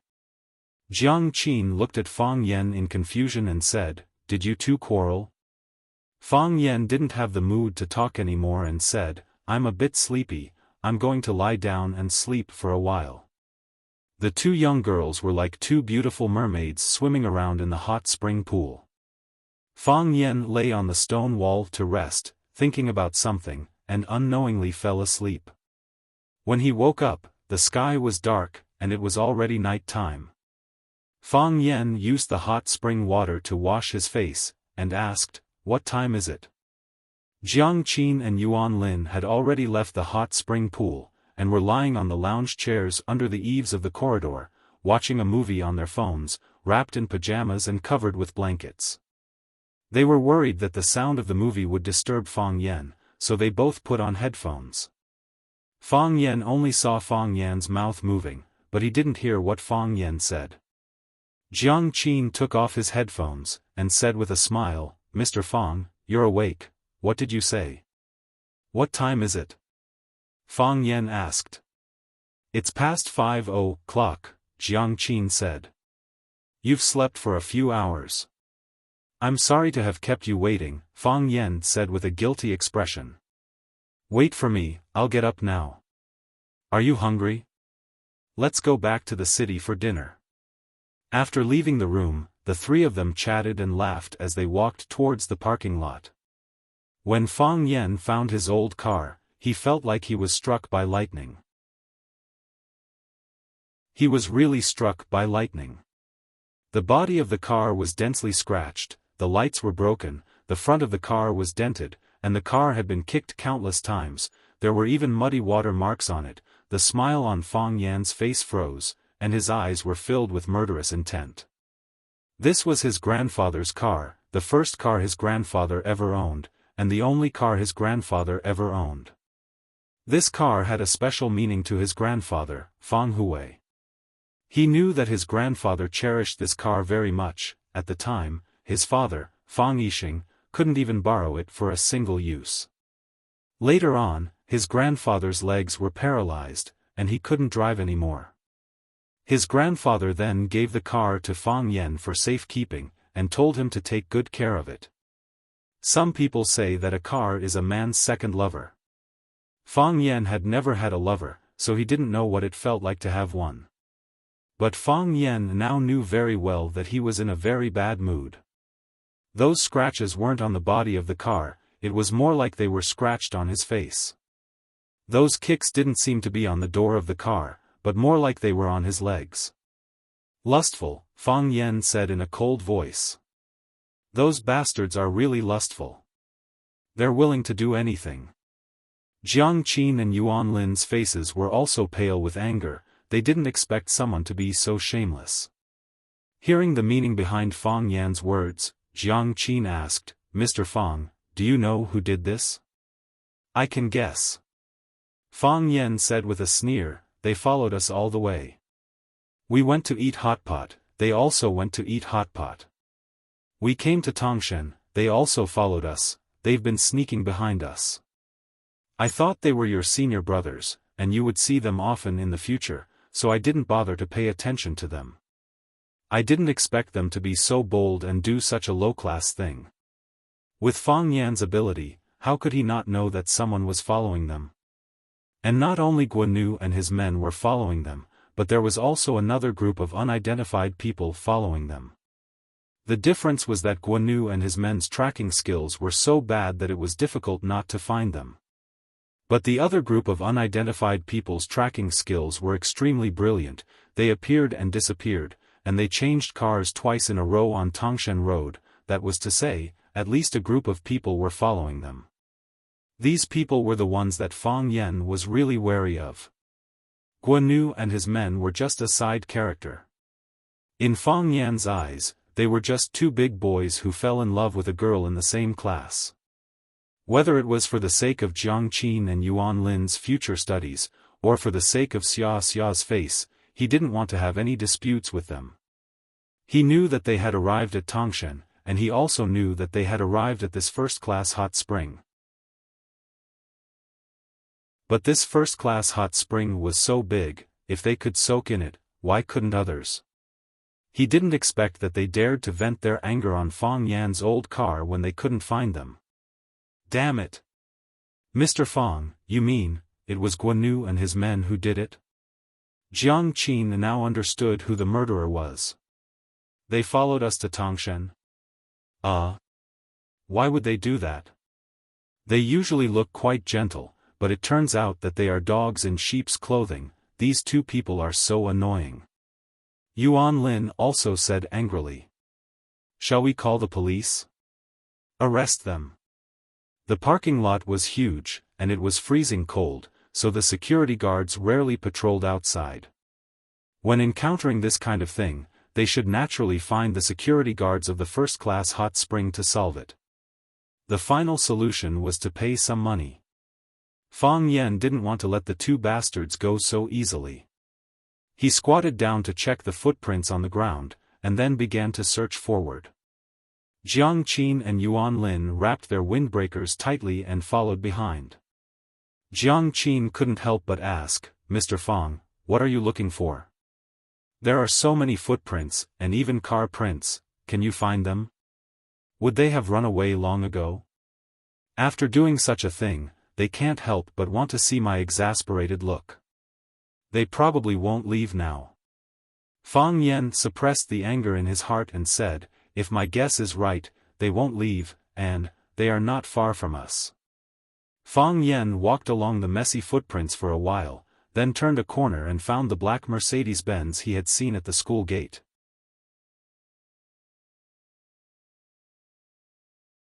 Chapter 349. In the huge white snow field, the Mercedes-Benz looked like an ugly monster that was resting.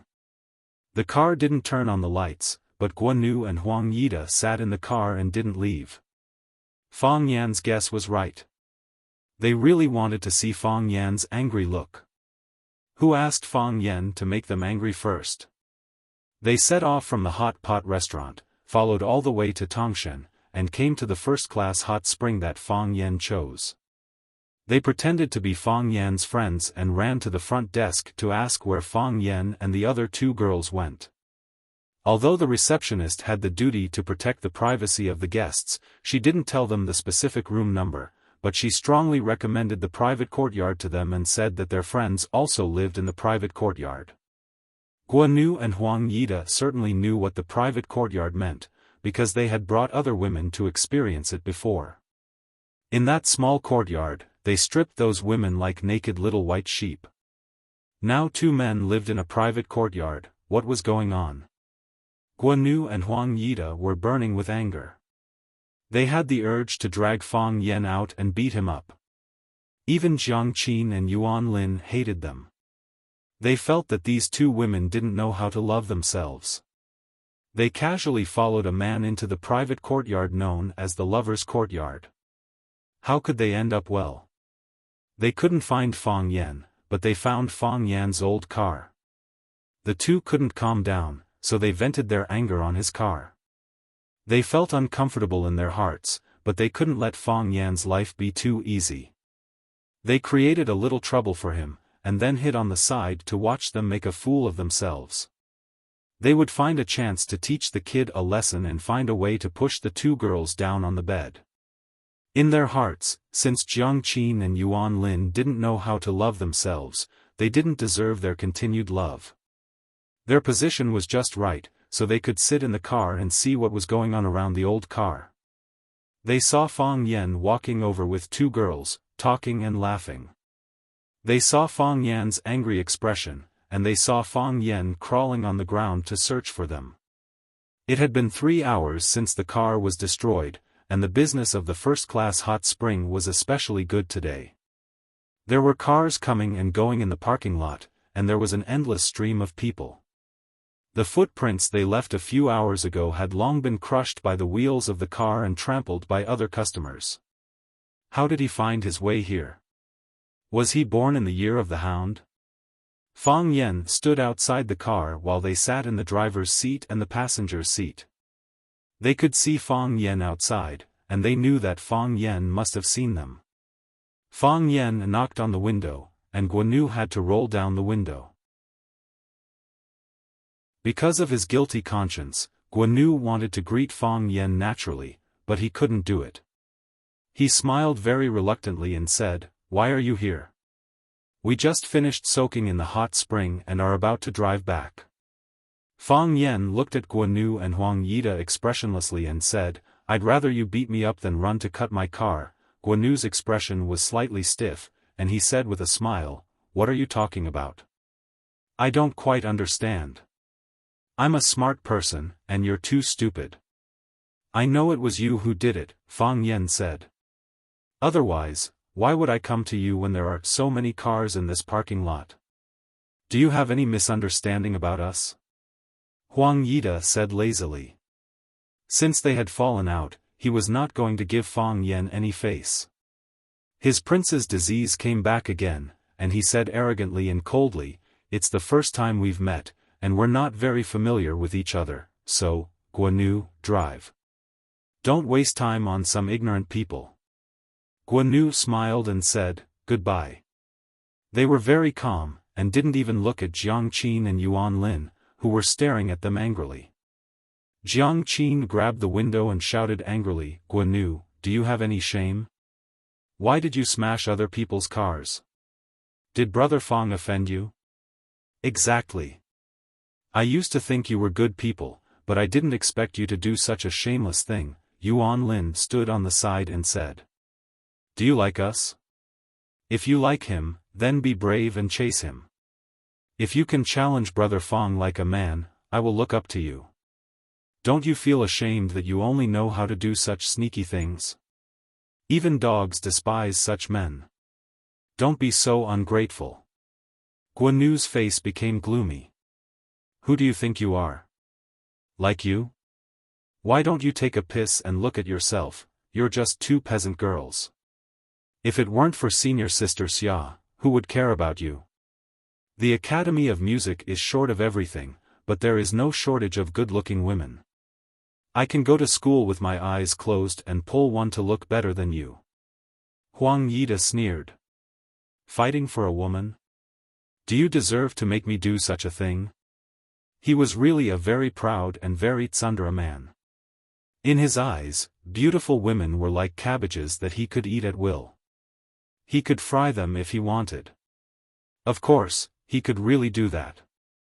After listening to his words, Jiang Qin and Yuan Lin were very angry, and Fang Yan was even more furious. In his heart, although Jiang Qin and Yuan Lin were still children, they were both very beautiful children. More importantly, they were his students and the juniors of his friends.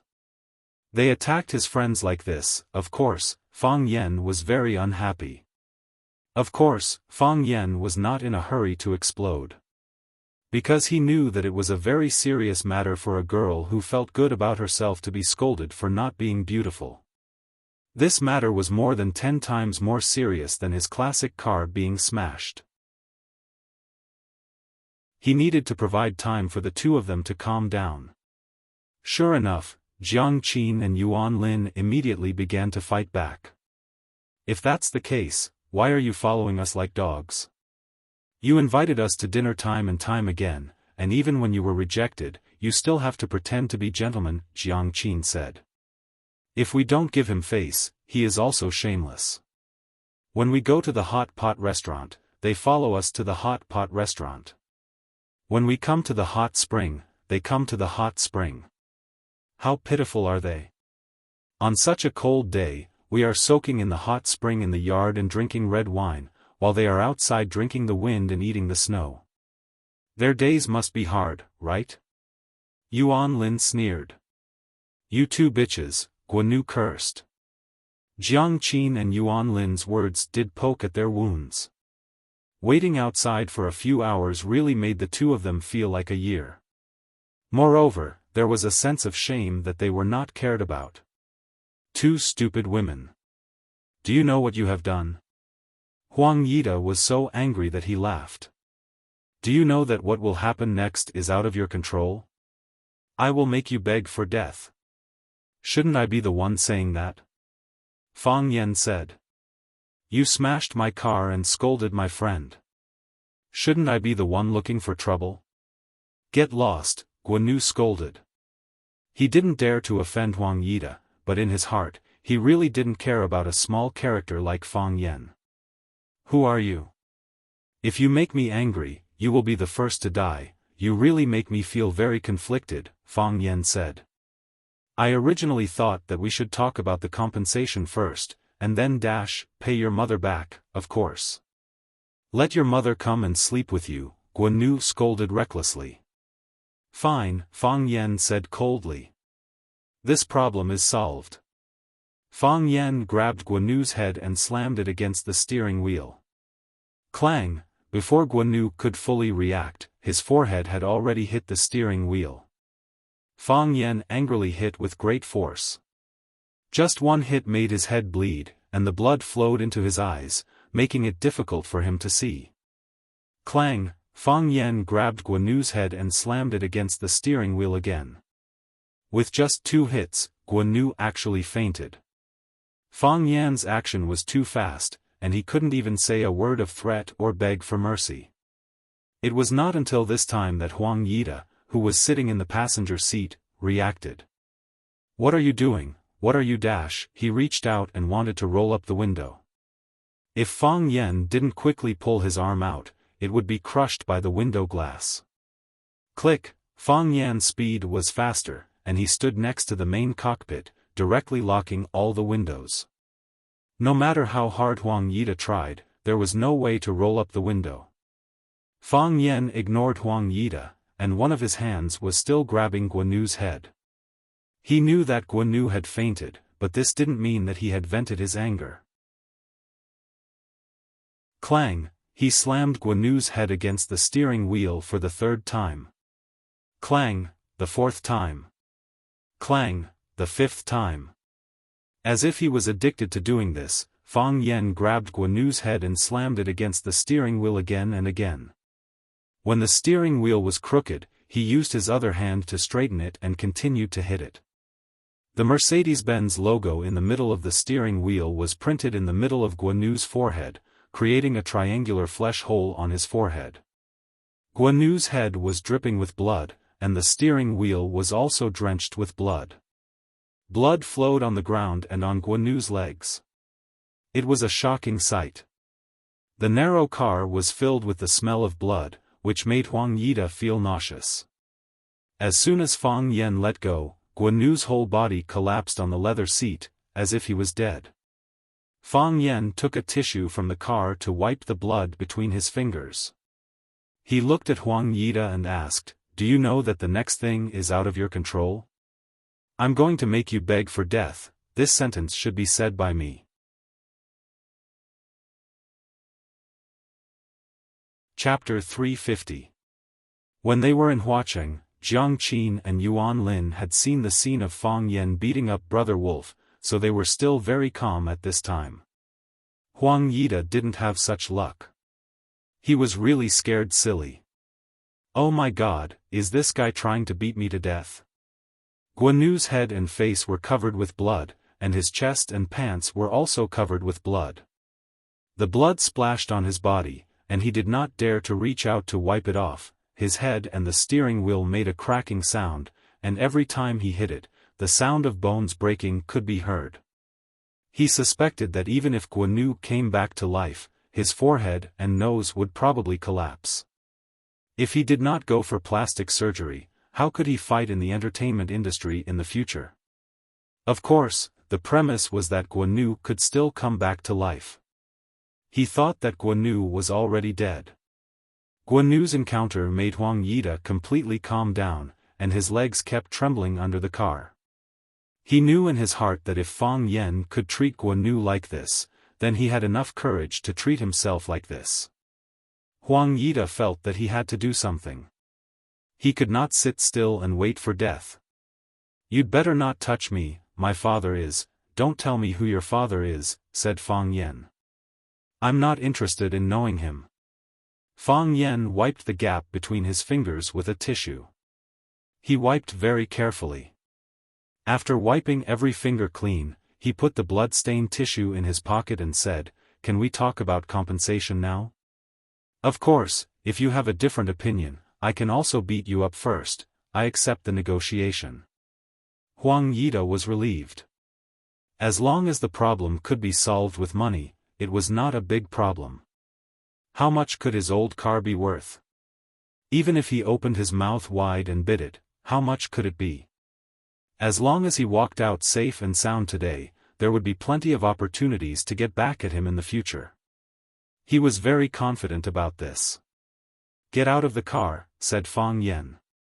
In the past, if Fang Yen had used a commanding tone to order him to get out of the car, he would have rolled his eyes and called him an idiot. But with the visual impact of Guanu being beaten to death in front of him, he did not have any courage to resist.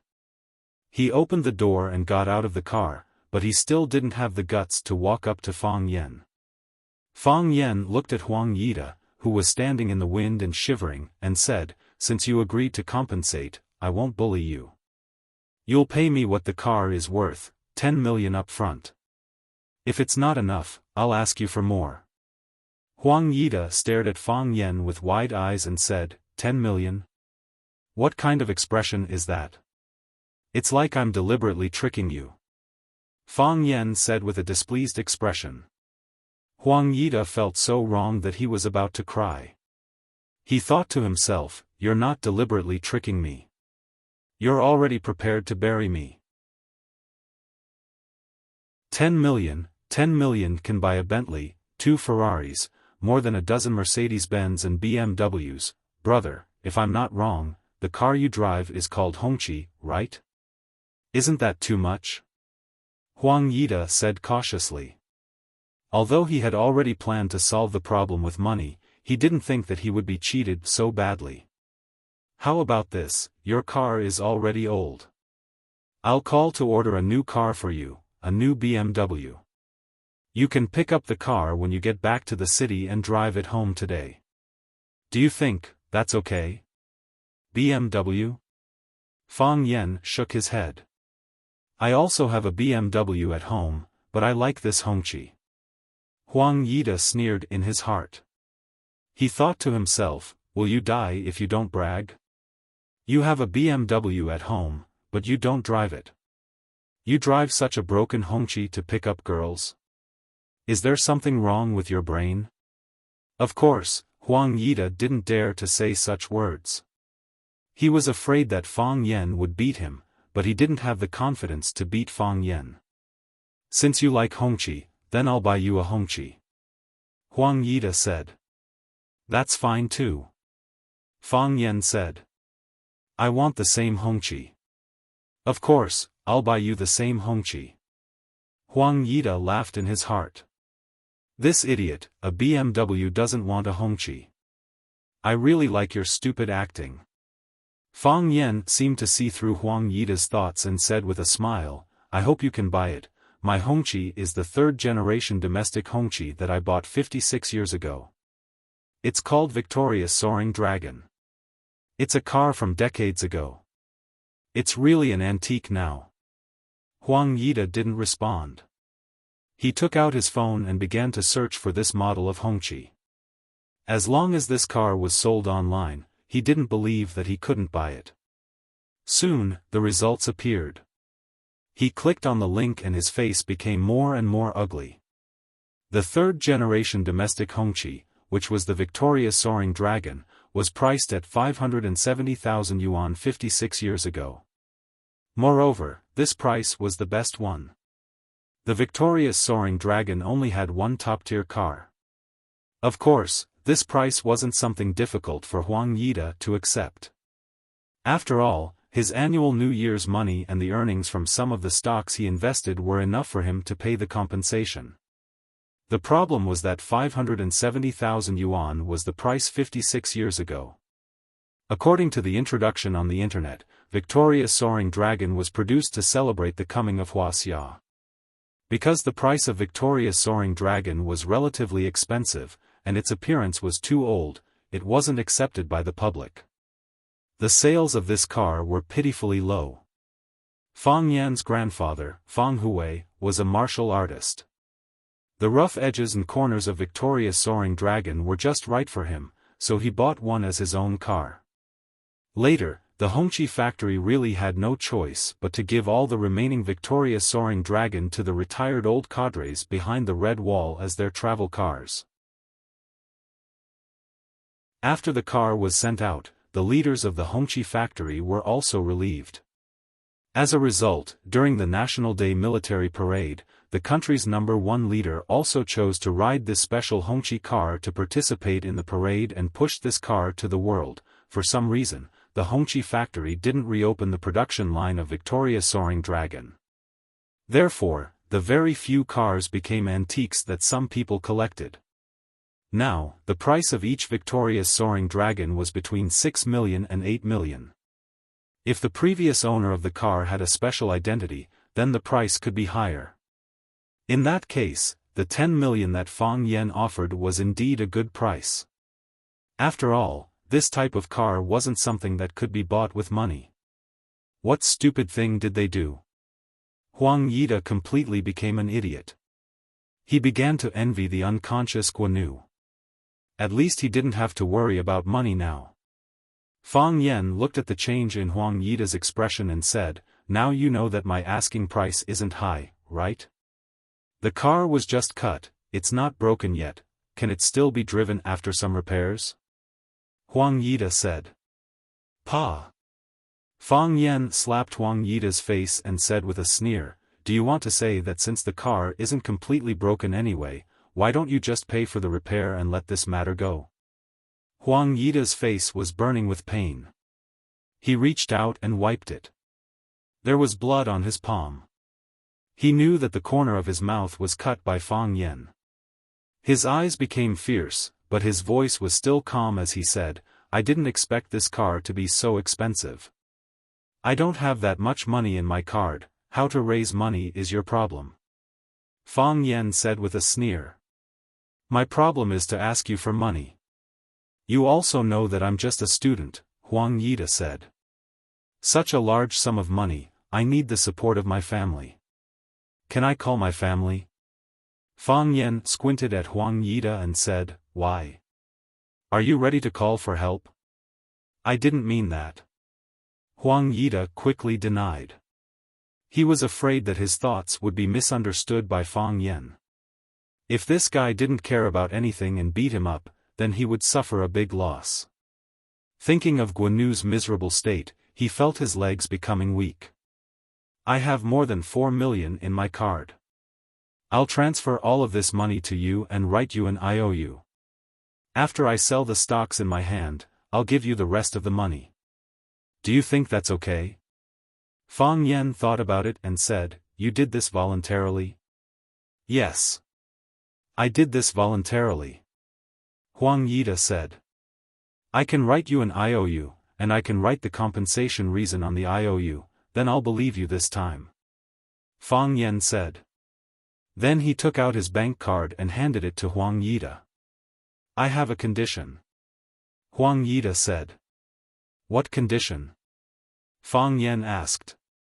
"I accept your compensation condition. You can't hit people, I can't promise you this," Fang Yan said. "What if you scold me after I accept your condition?" "I promise I won't scold you," Huang Yida said seriously. Is he an idiot? Will he scold people at this time? Fang Yan thought about it and said, "Okay. As long as you don't scold me, I won't hit you."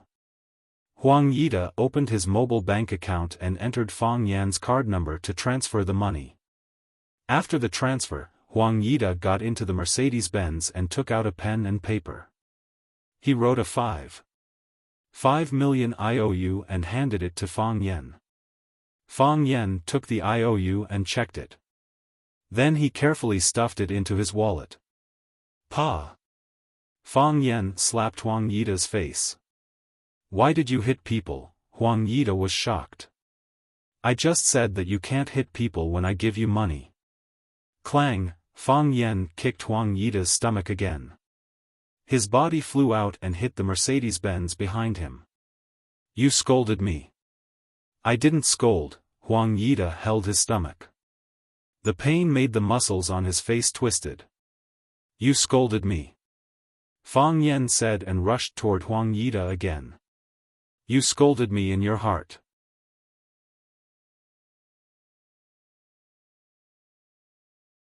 Chapter 351. Bang! Fang Yan punched Huang Yida on the left side of his face. Bang! Fang Yan punched Huang Yida on the right side of his face. "Hey, how dare you stare at me?" Fang Yan punched him in the mouth. "Mr. Fang, stop!" Jiang Qin ran up and pulled Fang Yan's arm to stop him from hitting. "Mr. Fang," Yuan Lin shouted, "Mr. Fang," and rushed up to hold Fang Yan's waist. Yuan Lin's behavior made Jiang Qin very dissatisfied. "You can stop the fight, but why did you hold him?" So, she reached out and held Fang Yan's arm in her warm arms, saying, "Mr. Fang, you can't hit him anymore, or he will die. Are you worried about him?" Fang Yan asked with a smile. "We are worried that you will kill him and have to bear the responsibility," Yuan Lin said. "Then I won't hit him." Fang Yan was very satisfied with the girl's answer. Although he regarded them as children, he also hoped that he was the most handsome uncle in their eyes, or the big brother. Anyway, it's not satisfying. Fang Yan was really not satisfying. He tried very hard to control his strength to avoid accidentally killing him. He thought it would be better to go back and fight with Yi Ro or Bailey Lu. That kind of fight was a real fight. Fang Yen patted Huang Yida's face, motioning him to open his eyes and look at him. Huang Yida's eyes were covered with blood. He just opened his eyes, but he quickly closed them again. Because the blood soaked into his eyes, which made him feel very uncomfortable. Do you dare to curse people casually in the future? Huang Yida had to curse again in his heart. You bastard son of AB*TCH, when did I curse people casually? It's easy to blame someone, right? I'm more wronged than you, Fei. I know you will definitely take revenge, and I don't care whether you will or not.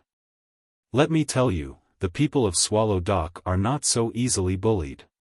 Fang Yen waved his hand and said to Jiang Qin and Yuan Lin, let's go back. Jiang Qin and Yuan Lin looked sympathetically at Huang Yida, who was lying motionless on the front of the Mercedes-Benz, and then happily followed Fang Yen to the smashed classic car. Ouch! It was as if his muscles were being torn apart. He felt like his body was falling apart. Many parts of his body were no longer listening to his brain. He tried his best to get up. Just as he used his elbow to push his body up, his strength was exhausted. Once again, he lay on the roof of the car, gasping for breath. Senior brother. A voice suddenly rang in his ears. Huang Yida was shocked and jumped down from the front of the car.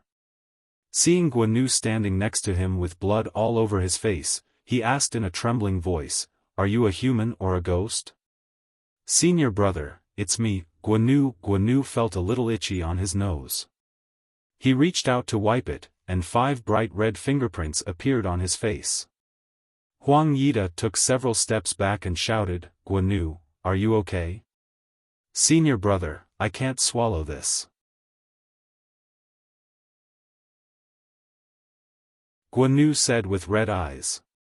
Although his mind was much more mature than children of this age, he was still a teenager after all. Being bullied like this, he felt so wrong that his tears were about to come out. Seeing Guanu's expression, Huang Yida was relieved and said in a hoarse voice, "I can't swallow this either. He took my money, and he has to spit it out for me. Spit it out 10 times, 100 times. He hit my people, and he has to pay it back, 10 times, 100 times. This time, I want his life. Senior brother, should we call the police?" "Call the police? Calling the police is too easy on them. Senior brother, what can you do?" After listening to Huang Yida's words, Guanu regarded him as his backbone and asked eagerly. "He is too strong, and we are not his opponent at all." They had not associated Fang Yen with the legendary martial arts master. How could there be so many martial arts masters in the world? When Fang Yen grabbed Guanu's head, Guanu also tried to resist, but he did not succeed, so Guanu subconsciously felt that Fang Yen was stronger than him. Can strength be used as food? Huang Yida sneered. No matter how good his martial arts is, he is afraid of a machete. If he dares to hit me, I will let his whole family suffer. Swallow Dock. Swallow Dock, what is his name? Fang Yen. Guanu said. It seems to be the name. What kind of place is Swallow Dock? Call and ask, and you will know. Huang Yida said. He searched for a while, but there was no phone in his pocket. Maybe the phone fell to the ground when he was beaten. So he searched on the ground and finally found the phone in the snow. The screen was soaked with snow. Huang Yida wiped the phone on his body, and it could still be used. He checked in the phone book, and finally chose a person called Old San to be his revenge partner this time. The phone was dialed, and it was quickly picked up. A laughing voice came from the phone and said, "Young Master Huang, I haven't found a brother to drink with for a long time. Where have you been recently?" Huang Yida was not joking with Old San. He was not in the mood. He said in a deep voice, "Third brother, your brother was bullied." "What? Bullied? In Yanjing City, who dares to bully my brother?" Old San asked in surprise. "Third brother, I was careless this time. I came to Tongshan with my friends to soak in the hot spring, but we were blocked. Third brother, help me find a place. Swallow Dock. Have you heard of this place? Brother, you were bullied, this is a big deal. Don't mention Swallow House, even if it is Peacock House, I will burn it down. Where are you now? I will pick you up immediately. Then we will directly bring our brothers to Swallow House to avenge you. I don't believe that there are still people who dare to bully my old Sans brother. Today I will listen to third brother's arrangement. Us brothers will kill Buddha and gods will destroy gods. In this cold weather, Huang Yida finally felt a hint of ambiguity. He thought to himself, father really raised a good dog. Huang Yida said gratefully, third brother, I am in the parking lot of Tongshan Top Grade Hot Spring. My friends and I are injured, we may not be able to drive, today we will rely on you, brother. Don't mention it. We are brothers after all, third brother said straightforwardly. Hanging up the phone, Guanu asked with concern, senior brother, what did you say? Huang Yida opened the car door and sat inside, saying, we will rest in the car, someone will come to pick us up in a while.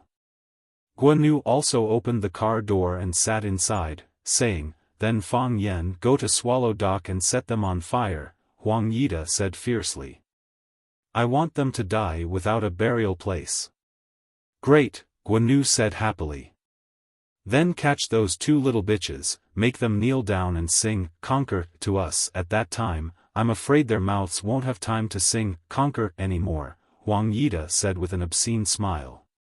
Since they did something wrong, they have to be punished. Since they don't want to accept a toast, then let them drink yellow soup. Stinking bitch, if it wasn't for those two, would we be in this situation? That's right. Guanu thought of the injuries he had suffered, and his hatred also surged. Humph, don't fall into our hands, or else. Huang Yida suddenly thought of a question and asked, when did you wake up? What? Guanu was stunned and said, I just woke up. I hope so, Huang Yida coldly glanced at him and said. If Guanu had woken up long ago and saw that he was being beaten but deliberately pretended to be dead and didn't want to come out to help, there was a big problem with this kid's character. The big tyranny at the front of the motorcade that was responsible for opening the road stopped, the first car stopped, and the 4 cars following behind all stopped. The door was pushed open, and a long-haired man in leather jumped out of the tyranny car. He walked to the stone sign at the entrance of the village, looked at it, and shouted, Swallow Fort, this is Swallow Fort, it's written on the sign. Get off. The bald man in the back seat of the tyranny car shouted into the walkie-talkie, and the cars behind all opened their doors. More than a dozen men in black jumped out with all kinds of weapons in their hands, and gathered towards the stone sign. The bald man grinned, revealing 2 big golden teeth in the middle, and said to Huang Yida sitting next to him with a smile, brother, this is Swallow Fort. A place where even birds don't shit, if it wasn't for the GPS, we wouldn't even know where this place is. Huang Yida looked at the group of men in black standing in the cold wind, and his confidence was unprecedentedly high, saying, third brother, I can't thank you enough, you've seen the grievances I've suffered, this is the most shameful day for me as a brother. Today, it's up to you to make the decision for me. Guanu's mouth was crooked, and he pointed to the village and said, beat them. Beat them until their mothers can't recognize them. Today we'll follow third brother, and watch third brother take your iron-blooded brothers to kill gods and destroy Buddhas. Third brother took out a cigarette from his pocket, lit it, and after spitting out a mouthful of smoke, he said lightly, it's a piece of cake. Third brother opened the door and got off, and Huang Yida and Guanu also got off. In this desolate suburb, the cold wind was even colder. Huang Yida and Guanu were both seriously injured, so the coldness reached their bones. Third brother swept his gaze over his brothers in a dignified manner and shouted, let's end this quickly. Brothers, you haven't eaten yet. When we get back, third brother will treat you to a hot pot, big meat and good wine. Huang Yida also shouted, and said, everyone has a red packet of 10,000 yuan. Ow! The black-robed men shouted excitedly.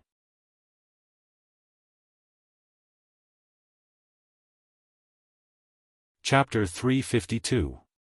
It was getting later and later, the sky was getting darker and darker. The wind and snow that had stopped for half a day started flying again. The goose feather-like snowflakes and ice cubes inlaid a layer of protective film on the stone tablet. Most of the surface of the tablet was covered, only revealing a small area in the corner. Swallow Fort. The three big characters written in cursive script were the guiding light, telling Huang Yida, Guanu, San Yi, and the others that this was the place they were looking for. Perhaps it was because of the long days, or the wind and rain, this stone tablet was mottled and broken, like an ordinary old man that had almost melted into the earth because of his age.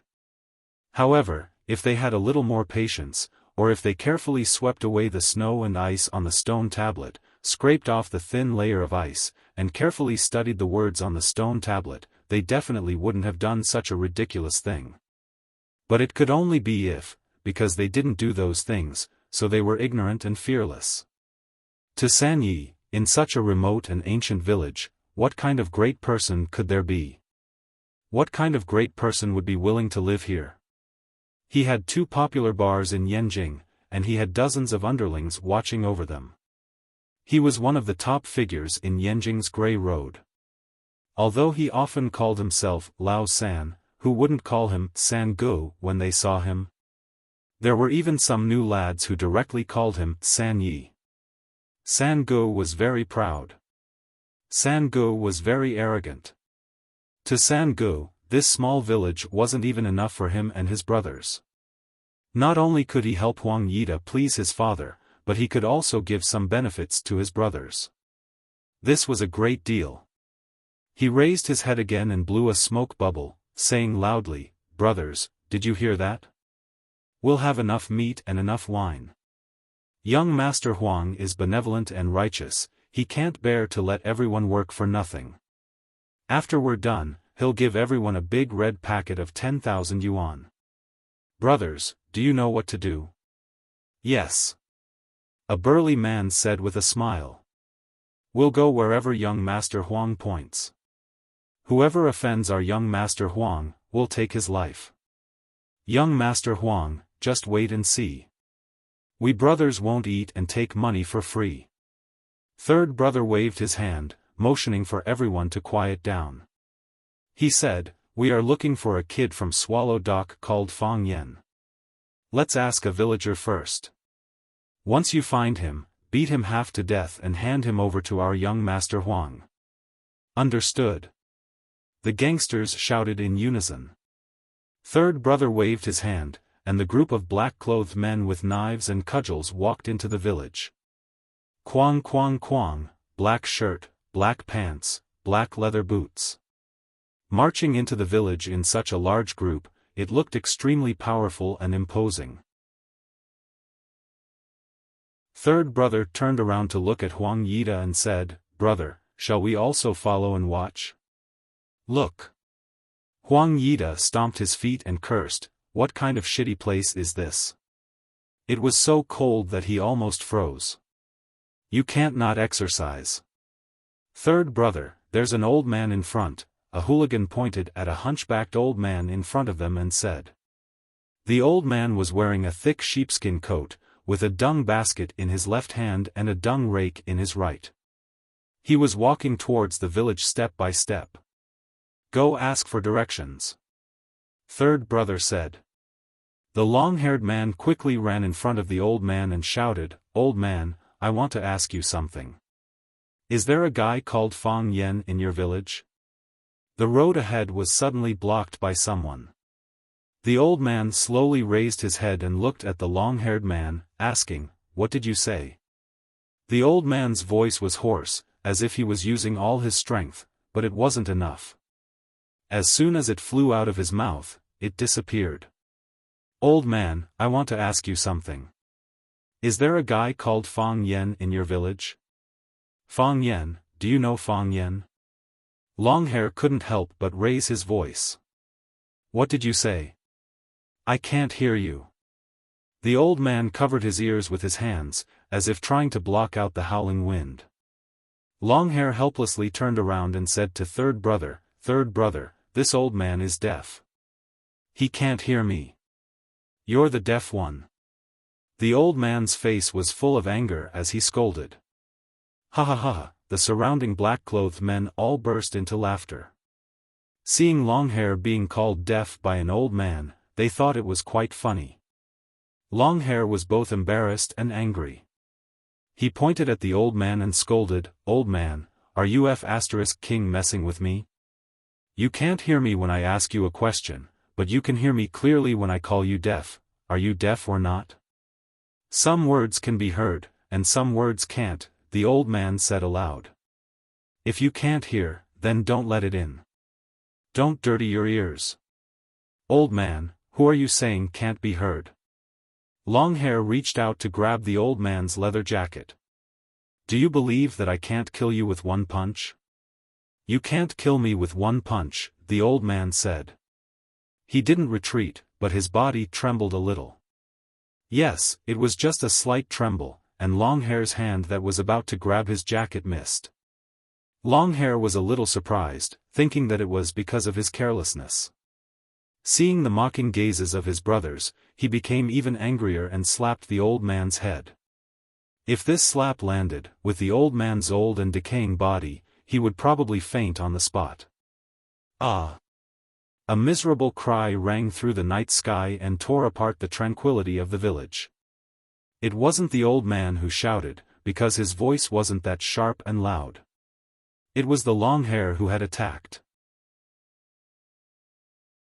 He was the one who slapped the old man's head, but in the end, it was the old man who hit his face with the feces rake in his hand.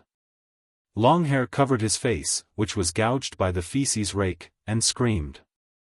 The black-clothed men who had gathered around to watch a joke were all dumbfounded, not knowing what had happened.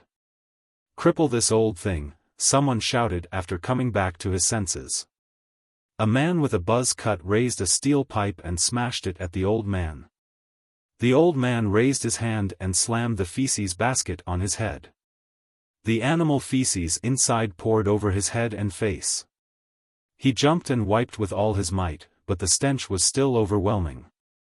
He rolled on the ground, trying to use snow to wipe off the feces on his body. "Someone is bullying great-grandpa." A strong-looking child stood at the entrance of the courtyard peeing and shouted after seeing the scene in front of him. Thus, two women rushed out of the house with a spatula and a rolling pin in their hands.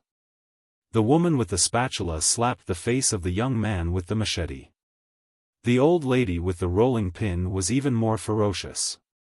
She threw the rolling pin in her hand from afar. The rolling pin flew towards the crowd with a whistling sound. Bang! The two black-clothed men were hit by the rolling pin. The one who was hit in the face screamed and fell to the ground, while the other one who was hit in the head directly fainted. This was the prelude to the battle. Wooden doors opened one after another, and countless men, women, and even children ran out of the houses. "I'll poke your eyes." A beautiful little girl used two dragons' dazzling eyes to poke the black-clothed man's eye socket. "You dare to hit my seventh granduncle, I'll fight you." A hot-tempered young man sent a black-clothed man flying with a punch.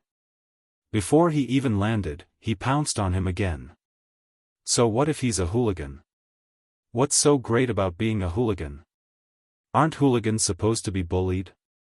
A middle-aged man wearing a white gown threw out a punch with every curse. The black-clothed man was like a human dummy in front of him, and had no chance to fight back. "Big brother," a little boy patted the black-clothed man's knee and shouted with a childish voice. The black-clothed man lowered his head. The little guy stuck out his tongue and said, "I want to play with your bird." The man covered his crotch and let out a tragic cry. There were too many villagers who ran out of Swallow Fort, and the dozen hooligans that third brother brought with him weren't enough. At first, it was a dozen hooligans bullying an old man, then it was a villager from Swallow Fort against a hooligan, and finally it was a few villagers ganging up on a hooligan. There were even some who tried to snatch him away. "Grandma Lee, you're old, this kind of fighting and killing isn't suitable for you, leave these little thieves to me. First wife of the Lin family, you're pregnant with a baby, you need to take care of it, don't touch it, come, leave the one under your hand to me. Don't worry, I'll beat him up however you want, Burguzi, you little boy, get out of my way, your father didn't even get one, what are you doing here?" In the end, the old man who collected dung had nothing to do. He picked up his dung rake and basket from the ground, shoveled the animal dung on the ground into the basket again, grinned and said, "During the war, the army didn't dare to enter Swallow Fort, it's been hundreds of years, and I've never met a hooligan. This old man has lived for so long, but it's the first time I've encountered something like this. Fresh." Huang Yida and Guan Nu were dumbfounded. It shouldn't be like this, the plot shouldn't be like this. They brought hooligans, super thugs who lived on the edge of a knife, took people's money to eliminate disasters. This was just a small village that was hard to find on the map, and there was a huge disparity in strength between the two sides. How did it become like this? They hadn't even seen Fang Yan, and the thugs they brought were all killed. How could they take revenge? How could they get back the check and get justice? Huang Yida was upset and uncomfortable, and Guan Nu had already cried out of grievance. Third brother couldn't believe what had happened in front of him, and he didn't wake up until the butt of the cigarette in his mouth burned his lips. Have we been tricked? Third brother turned to look at Huang Yida and Guan Nu, and asked with an unkind expression. Huang Yida's face was extremely embarrassed, and he nodded and said, "It's very likely that he deliberately told us this place, just to lure us here for revenge. Let's just run," Guan Nu said with a sad face. Unfortunately, they couldn't run away. The villagers who had defeated the bodyguards in black had already surrounded them in the middle.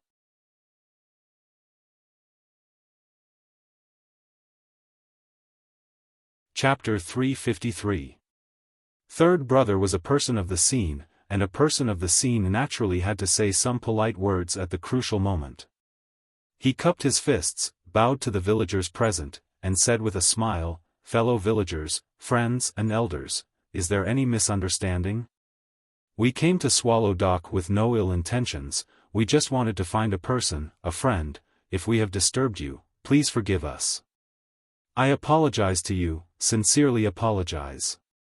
Today we are allowed to pass, and we will definitely give you generous gifts in the future." Third brother was very sad and sorrowful. All these years of smooth sailing made him have higher and higher expectations of himself. He did not allow himself to fail, and he would not allow such a humiliating failure. He wanted a 100% victory, he wanted to become a 100% king of war like third brother. But, who could explain to him what the F***ck was going on? No one responded. The villagers of Swallow Dock looked at third brother with a strange expression, as if they were looking at an idiot. That, I'll say it here today, isn't it almost the new year? Give each family a pig leg and a basket of fine noodles. Third brother decided to bribe them with a large sum of money. Although these villagers were strong and could fight, they had not seen much of the world. Giving them a pig leg and a basket of fine noodles would probably make them smile from ear to ear, right? The villagers of Swallow Dock were indeed smiling from ear to ear, and even chattered in groups of 3 to 5, pointing at third brother and the others. Even if third brother, Huang Yida, and Guan Nu couldn't clearly hear what they were saying, but from their expressions and actions, they could more or less guess something. Look, these 3 idiots. Huang Yida wanted to cut the Gordian knot and solve the problem quickly. He felt that the more they delayed, the more disadvantageous it would be for them. That Fang Yan had tricked them here and hadn't appeared yet, who knew what he would do? Huang Yida whispered to third brother, we need to use a large sum of money, these wicked people are wild. Don't worry, I'll pay for it. Being criticized by Huang Yida like this, third brother's face didn't look good, and he shouted to the villagers, fellow villagers are loyal, I can't be too stingy, 1 pig for each family, 100 yuan for each villager. Every family has one, what do you guys think? You should be satisfied now, right? Fellow countrymen, don't be too greedy. If it doesn't work, then we'll call the police. When the police get here, you'll have nothing left. You can't get it, right? A hooligan called the police and asked the police for protection. This is the first time I've heard of such a thing, an old man said with a laugh. Exactly. Don't you have any shame? These people who live off others are so spineless. Back in those days, my grandfather could wear steel nails and be sandwiched between them without batting an eyelid. He even asked for a cigarette from the torturers. Third brother and the others were scolded by a group of peasants for being unprofessional, which made them blush with shame. They wanted to force their way through the crowd, but when they saw the shovels, rolling pins, shovels used for stir-frying vegetables, broadswords, spears and other sharp weapons in their hands, they could only give up on this idea. We're really looking for someone. Huang Yida forced a smile on his face and said, I'm a student of the Yanjing Academy of Music. We came to Swallow Dock to look for our friend. Who is your friend? Someone asked. Fang Yan, Huang Yida said. So it's the Fang family's kid's friend, don't listen to them. Why bring so many people to see a friend? They have knives and guns, how can they be visiting a friend? No matter who you're looking for, you can't bring weapons into the village. This is the rule. Fang Yan walked over with a bowl of pig's trotter rice in his hand. He stood in the middle of the crowd and said with a smile, I don't know them. They have knives and guns, don't tell me they want to rob our village. Fang Yan, Guanyu stared fiercely at Fang Yan. That's him. He's Fang Yan, Huang Yida whispered to third brother. Brother, don't worry. This brat is on my list. Beat him up every time you see him in the future, third brother said in a low voice. He also remembered the humiliation he had suffered today on Fang Yan. Thank you, third brother, Huang Yida whispered. What do we do now? Admit defeat, third brother said. Third brother walked in front of Fang Yan and took the initiative to extend his hand to Fang Yan. He said, Fang Yan, brother, right? I'm third brother. My friends in the circle call me third brother out of respect. I heard that you and my two brothers had some misunderstanding, so I came over to understand the situation. I didn't expect to be misunderstood by my fellow villagers. Look at this, ha ha ha. Fang Yan didn't have any intention of shaking hands with third brother. He stuffed a fragrant and delicious pig's trotter into his mouth and chewed happily. He said, I had some misunderstanding with your two brothers. One of your brothers, I guess it's Huang Yida, felt wronged and called you for help. You wanted to curry favor with Huang Yida or someone in his family, and then brought a dozen of your brothers to help him take revenge. You didn't expect to be beaten like a pack of dogs after entering Swallow Dock. So now you want to shake hands with me and ask for peace. If there's a chance in the future, you can have your revenge 10 years later? Third brother's face darkened. He said, Brother Fang, this Swallow Dock is good and bad, I've already experienced it. But, this Swallow Dock is just Swallow Dock. Brother Fang will go to Yanjing City one day, at that time, aren't you afraid of something unpleasant happening? Fang Yan stared at third brother with wide eyes. He asked, you guys aren't thinking of beating me up? For example, getting into a car accident while driving, or being poisoned while eating, or, you're walking on the road and someone stabbing you in the back. This world is too dangerous, anything can happen. Third brother said calmly, but the threat was obvious. Do you know the difference between ideals and reality? Fang Yan tried hard not to look at the two dazzling golden teeth in third brother's mouth. That would affect his appetite. The pig trotter rice that he had just thought was delicious became tasteless after seeing third brother's face and teeth. If he wasn't afraid of wasting food, he wouldn't have the appetite to eat it. What do you mean? Third brother looked at Fang Yan and asked. Fang Yan said, "Your ideal is to give me a car accident when I go to Yanjing City, or to be poisoned while eating, or to be stabbed while walking, but the reality is," Fang Yan suddenly threw the big bowl in his hand at third brother's face, letting the well-cooked pig trotter and greasy rice pour over his face. "Your ideal is great, but the reality is that I'm treating you to pig trotter rice." Everyone laughed. The people of Swallow Dock were very satisfied with Fang Yan's way of handling things. For thousands of years, they had never been threatened. This was something in their bones, it was their innate temperament. Huang Yida and Guanu looked at Fang Yan with faces full of shock. Did this guy really not know how to write the word death? Did he know what kind of person third brother was? Did he know that if he did this, he would encounter third brother's relentless revenge? No matter where he was, third brother would find someone to bring him fatal trouble. Thinking like this in his heart, there was an irresistible secret joy. If third brother was forced to act because of Huang Yida's invitation, then later, he might hate Fang Yan's existence even more than Huang Yida. First the rice bowl fell, then the sticky rice slid down third brother's face. Several pig trotters fell off, and 2 radishes fell. But there was a pig trotter that was too tenacious. It firmly stuck to third brother's face, not willing to fall to the ground with its companions. Third brother reached into the pocket of his leather jacket and took out a handkerchief. He used the handkerchief to wipe off the pig trotter, and wiped the rice and juice off his face. When he finished doing all this, he threw the handkerchief in his hand to the ground, and stepped on it with his leather boots. He rubbed it left and right, pressing the handkerchief deep into the soil, as if it had never appeared. Third brother looked at Fang Yan and said, "Killing someone is just a big scar. What you just did, that's much more serious than killing someone." Slap. Fang Yan slapped third brother's face. Slap. Fang Yan slapped third brother's face again. Slap.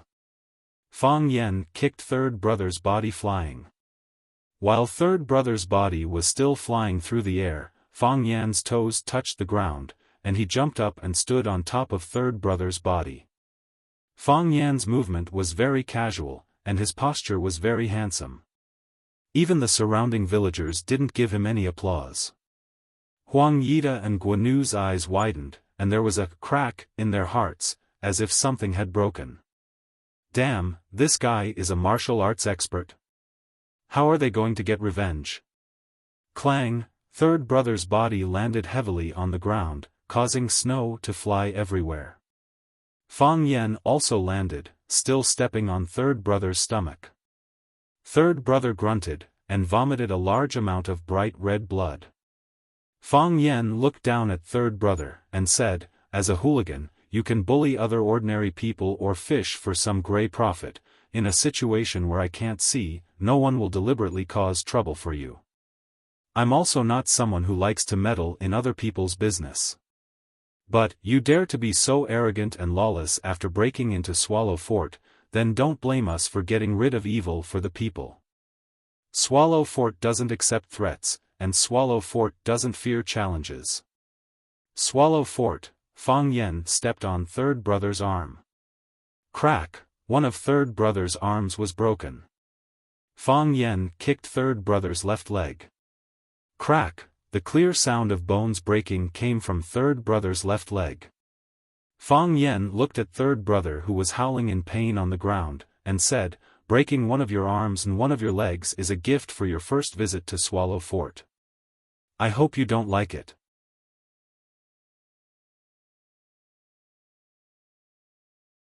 Chapter 354. Some people are pitiful because of the poverty of life, some people are pitiful because of the poverty of IQ. The former can be changed, the latter can't be saved. Fang Yan dealt with the third brother with a gorgeous move, leaving him twisting and howling in the snow. He waved to Huang Yida and Guanu and said, "Come here."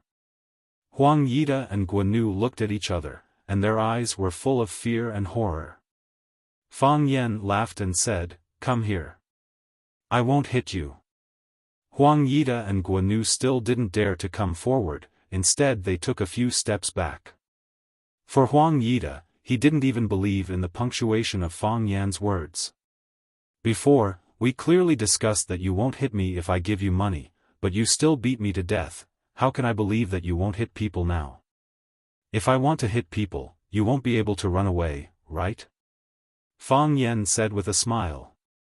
And, have you ever thought that if you're so disobedient, I might get angry? Huang Yida gritted his teeth, puffed out his chest and walked in front of Fang Yan, and said, "What do you want to say?" Clang! Fang Yan kicked Huang Yida's chest. Huang Yida couldn't bear such a force, his body fell to the ground, and then kept rolling forward. It wasn't until he was blocked by a child's mischievous kick that his body stopped. Fang Yan walked in front of Huang Yida and said with a smile, "To tell you the truth, I'm very grateful to you. I hoped you would come, but I didn't expect you to really come, and bring me such a big surprise. The reason why I hit you is because I want you to remember, to let you know, don't always think you're number one in the world, in fact, you're just a fart in the eyes of many, in my eyes too. I'm not afraid of your revenge, but I don't want Jiang Qin and Yuan Lin to be hurt in any way." Fang Yan patted Huang Yida's face and said, "Can you promise me?" "Yes." Huang Yida gritted his teeth and said. The corner of his mouth began to bleed again. The old wounds had not yet healed, but new ones had appeared. He felt that if he stayed with Fang Yan any longer, he would definitely bleed to death. Fang Yan was a dangerous person, the most dangerous person he had ever met. "No, he's a pervert." "Are you sure?" "Yes," Huang Yida said. He was very sincere when he said this because everything that had happened today had really made him afraid. He didn't dare to easily find trouble with Jiang Qin and Yuan Lin. "I won't touch her, I won't. I promise you. I'd rather believe that there are ghosts in the world than believe a man's stupid mouth," Fang Yan said. "What should I do to make you remember it better?" Huang Yida was so scared that his whole body was trembling. He hurriedly said, I promise you, I really won't touch her. If I touch her, I'll die a horrible death. Trust me this once. They are my junior sisters. How could I possibly hurt them?" "It looks like you're really sincere," Fang Yan said with a smile. Then, he dragged Huang Yida's arm and pulled. Huang Yida opened his mouth wide and howled like a pig being slaughtered. "I don't believe in sincerity," Fang Yan said. "But I hope you can feel my sincerity." Fang Yan's way of expressing sincerity was, he forcibly broke Huang Yida's 2 arms and 2 legs. Fang Yan waved at Guan Yu. Guan Yu's body softened and fell to the ground with a plop. Don't hit me, I won't hurt them, I won't," Fang Yan sighed and said, "I didn't plan to hit you. I mean, you can drive, can you?" Fang Yan really didn't plan to hit Guan Yu. Guan Yu and Huang Yida were 2 different kinds of people. Guan Yu was not a good person, but he was afraid. Huang Yida was arrogant and thought that everyone in the world was not as good as a finger of his. Such a person was easy to go to extremes. Therefore, in order to prevent him from going to extremes, Fang Yan first used an extreme solution to him. Guan Yu looked at Fang Yan with a confused face and thought, what does this mean? Take them all away, Fang Yan said. Take them all away. Don't dirty the village. Yes, yes. I'll take him away, Guan Yu got up from the ground. He didn't know why he suddenly had such great strength. He picked up Huang Yida, who was lying on the ground, and ran out of the village. The other men in black also got up from the ground. They supported each other and walked towards the parking place at the entrance of the village. There were also a few slightly injured people who ran over and dragged the immobile third brother away. The convoy rumbled for a while, then turned around and ran away from Swallow Dock towards Yanjing City. This group of people came valiantly, full of confidence and anger, but when they left, they were so miserable and embarrassed. Of course, the pain prevented them from thinking about this problem for the time being. When the convoy went far away, a man wearing a down jacket and a cotton hat came out from behind the stone monument. He looked at the convoy going away, and his face showed a dignified and worried look. When they limped away, Fang Yen cupped his fists to the surrounding villagers and said with a smile, "Uncles and brothers, sisters-in-law and sisters, thank you for your help. I, Fang Yen, will remember this kindness." Che, the villagers scattered, and in the blink of an eye, they dragged their children home. Fang Yen saw that the old man was still standing next to him and looking at him with a smile. He hurriedly walked over, bent down to hold the old man's arm and said, "It's such a cold day, why did you come out to pick up feces? Isn't it much more comfortable to stay at home, roast firewood and drink a cup of yellow wine? I'm old, so I want to come out and see more. I'm just afraid that one day when I close my eyes, I won't be able to see anything anymore. I haven't seen enough of this Swallow Fort yet," the old man said with a laugh. His ears and eyes were sharp, and he was a completely different person from before when he was pretending to be deaf and mute. "Sir, you won't leave so soon. I've already calculated for you, you can live for at least 100 years, Fang Yen said with a smile. "If you think that's too long, I'll give you a discount and let you live for another 80 years. I can't go any less. Any less and Yama won't be willing." The old man laughed aloud and said, "Child, you have a good mouth, but also a bad mouth. Tell me, what are you planning by bringing such a group of people to our Swallow's Fort?" "Sir, you can tell?" Fang Yen asked in surprise. The old man chuckled. The wrinkles on his face were deep, and his eyes were like bottomless black holes, black and sparkling, containing the wisdom and energy to understand the world. "When have you ever done anything that doesn't benefit you? With Fang Yan's proud and arrogant personality, do you really think that these hooligans are worthy of your attention? If you didn't mention our Swallow Fort's name, how could they possibly find us?" By Xiao aside, all the children of Swallow Fort added together wouldn't be as strong-willed as you alone, the old man said.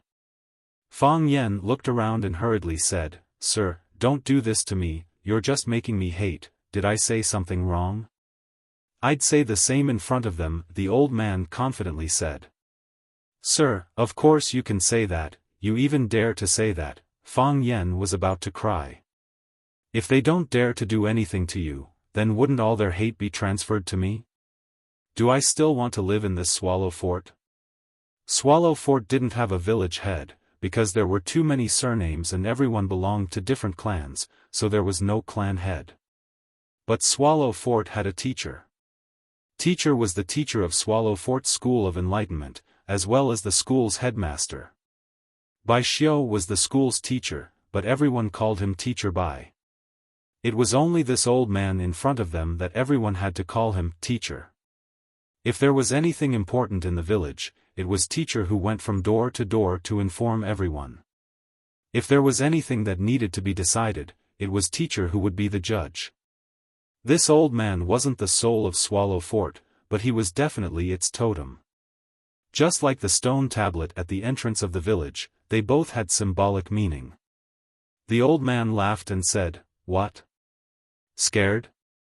"I'm really scared," Fang Yen replied.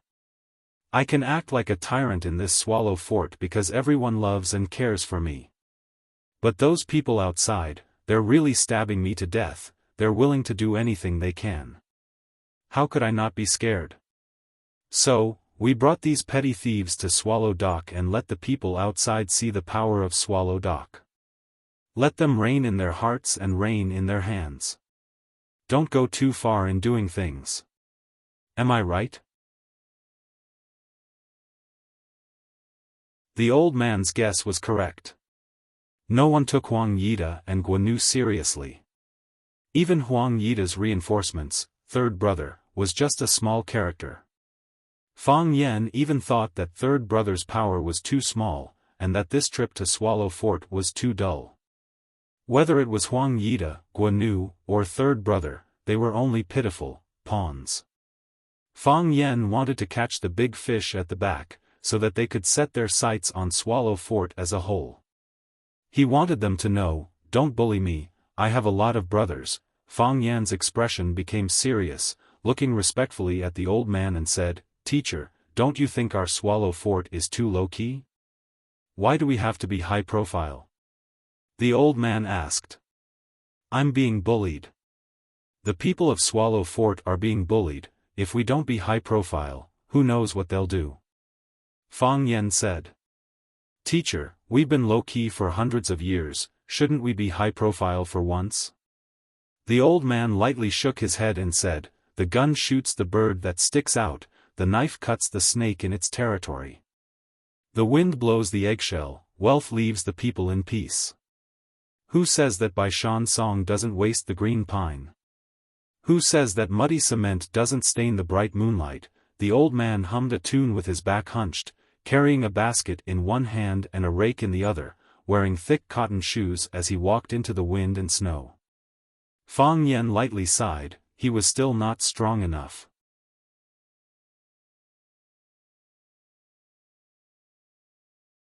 Chapter 355. Beast Hunting Garden. Hundreds of beasts were kept in captivity for people to capture and kill in order to obtain a different kind of excitement and pleasure. Underground boxing, killing strange creatures, these rare and dangerous games were becoming more and more accepted and fascinated in certain circles. Those young masters and daughters of wealthy families had no worries about food or clothing. They could take whatever they wanted in the world.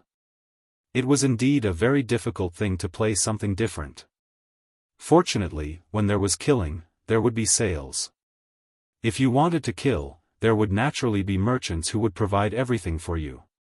Thus, the hidden rare treasure gardens or beast hunting gardens were open to some specific customers in the surrounding areas of Yanjing City.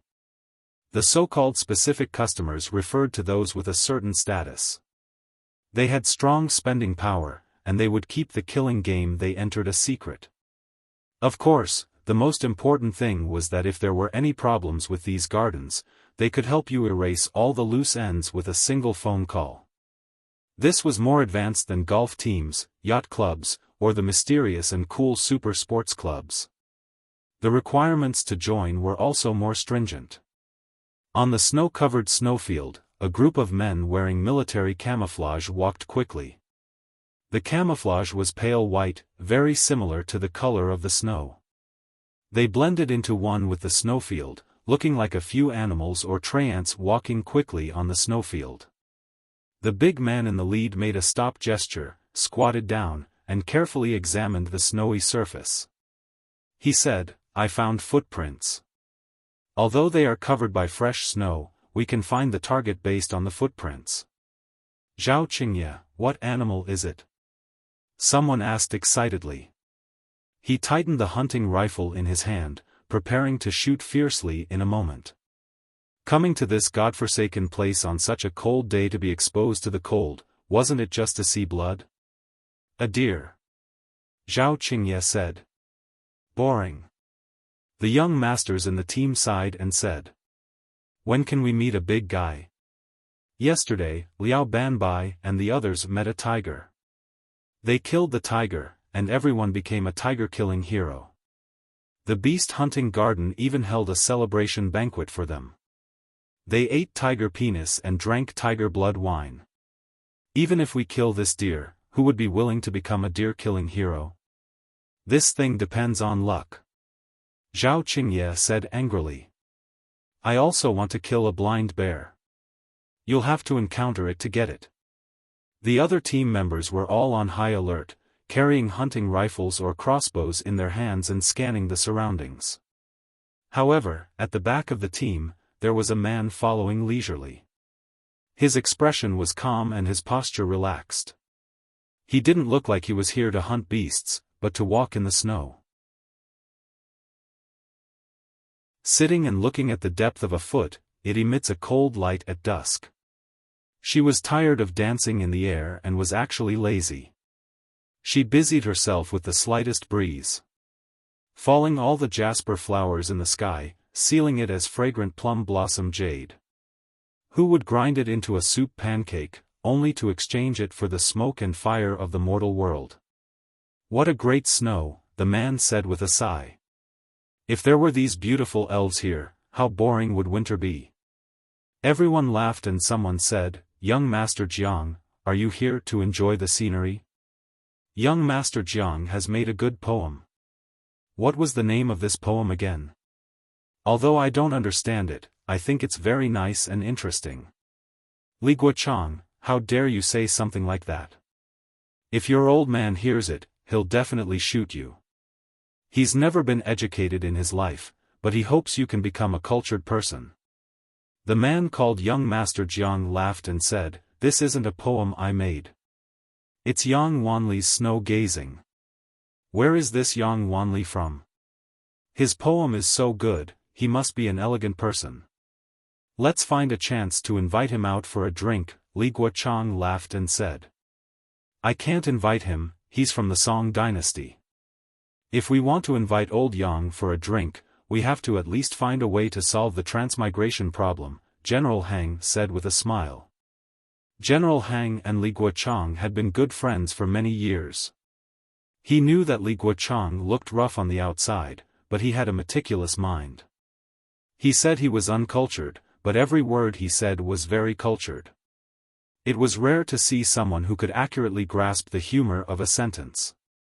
Any social circle and gathering needed it. There's a problem in this world that you, young Master Jiang, can't solve? There really is, General Heng said. I'm not my brother. Children should be like Jiang Junling. Li Guochang laughed as he looked at General Heng and said, having a brother like this, you must be under a lot of pressure as an older brother, right? That's why I don't do anything proper, I just follow you guys to play chicken, walk dogs, pick up girls, and admire the snow all day long. I'm not as good as him in other aspects, but in these aspects, my brother can't compare to me, General Heng said with a face full of arrogance. Giving birth to a son should be like a general's order. His words raised the reputation of the general's order to the top. It also stepped on his older brother, General Heng, into the dust. If children should be like Jiang Junling, then as a man from the general family and Jiang Junling's older brother, what was he? Luckily, General Heng was carefree and didn't have any great ambitions. He played around with women, hunted beasts, and raced in cars. His days were easy and comfortable. If your old man heard this, he'd definitely use a whip to beat you. His temper isn't very good, that's right, General Heng, I heard that your omnipotent brother suffered a big loss in Huacheng. Your girl has been snatched away by someone else? Hey, you guys already know. This kind of thing can't be spread around. Don't wash your dirty linen in public. Even if I knew, I wouldn't tell you guys. General Heng threw the cigarette butt in his hand onto the ground and stepped on it. At this moment, a gust of wind blew, bringing with it scattered snowflakes. General Heng still maintained a moving smile on his face, but his body slightly tensed up. He raised the crossbow in his hand and undid the safety buckle on the side of the box. Keek keek keek, a strange sound like a big saw pulling on a branch sounded. Leopard, Zhao Qingye shouted loudly. It's a leopard. When Zhao Qingye shouted this, a silver-white wild leopard had already approached them under the cover of the snowstorm. It sped up and pounced towards them. Its speed was as fast as lightning, not giving anyone any chance to react. Some people fired randomly, while others were so shocked that they forgot to pull the safety buckle on their crossbows. They desperately pulled the trigger, but none of the arrows were shot out. Ta, ta, ta, with 3 leaps, the leopard had already rushed to the front of the group. Zhao Qingye didn't have time to counterattack. All she could do was quickly roll away. The others were even worse off. Some of the young masters even fell on their butts. In the beast hunting garden, humans could hunt beasts, and beasts could also be hunters. This was the true reason why the beast hunting garden was so popular. What kind of wonderful feeling was it to be placed in such a dangerous environment? General Hang's body suddenly leaped up, and the first arrow left the bowstring. Bang! The huge recoil caused the bowstring to ring, and the short arrow shot forward at high speed. Whoosh! The arrow was shot askew. The wild leopard had already rushed to the middle of the group, pouncing on a young master who was rolling on the ground. It opened its mouth and was about to bite. Everyone knew that as long as they were bitten by this beast, a bloody piece of flesh would be torn off. Bang! Oh! A gunshot rang out. The wild leopard that was about to bite fell to the ground with a miserable cry. Its body twitched violently, and its abdomen once again emitted that rustling sound of a big saw pulling on a tree. But this time, the rustling sound was even more urgent and chaotic. It wasn't as calm and steady as before. A man in a green camouflage suit slowly walked over from behind the forest, expressionlessly looking at the struggling prey lying in the pool of snow. There was no hint of pride on his face. Blood flowed out from the wild leopard's abdomen, dyeing the surrounding snow red and then melting. A blood-red lake appeared at the place where it lay. The wild leopard was soaking in its own snow, looking very pitiful. Jiang Junling, everyone exclaimed. Jiang Junling pushed up his glasses, looked at the guy on the ground whose head was almost bitten off by the leopard, and asked, "Are you okay?" "I'm fine," the young master said with lingering fear. His entire body couldn't stop shaking, and even his pants were soaked in urine. Of course, this was something he wouldn't admit. "We were so close, second young master Jiang. "Thank you." The general token appeared like a hero and instantly resolved the crisis that the team had encountered. He was warmly welcomed by the young masters. "Jiang Junling, why are you here?" "Jiang Junling, good marksmanship. Next time I come to the beast hunting garden, I'll have to ask for your protection. Military commander, long time no see, what have you been busy with?" Jiang Junling smiled and didn't answer their questions. He walked in front of General Xing and gently asked, "Bro, are you okay?" General Xing put his arm around Jiang Junling's shoulder and affectionately replied, "I was busy, but now you're here. Now that you've come, it's all right, you've saved us again, my good brother." "As long as you're fine," Jiang Junling pushed up his glasses and said, "Next time you enter the beast hunting garden, it's best to bring a team of guards. No one knows what will happen in the next second." Bringing a team of guards is boring." General Xing shook his head. "The prey has already been killed by them, the danger has already been blocked, why would we still come in? Staying alive is more important," Jiang Junling said with a serious expression. "Bro, you have to listen to me on this.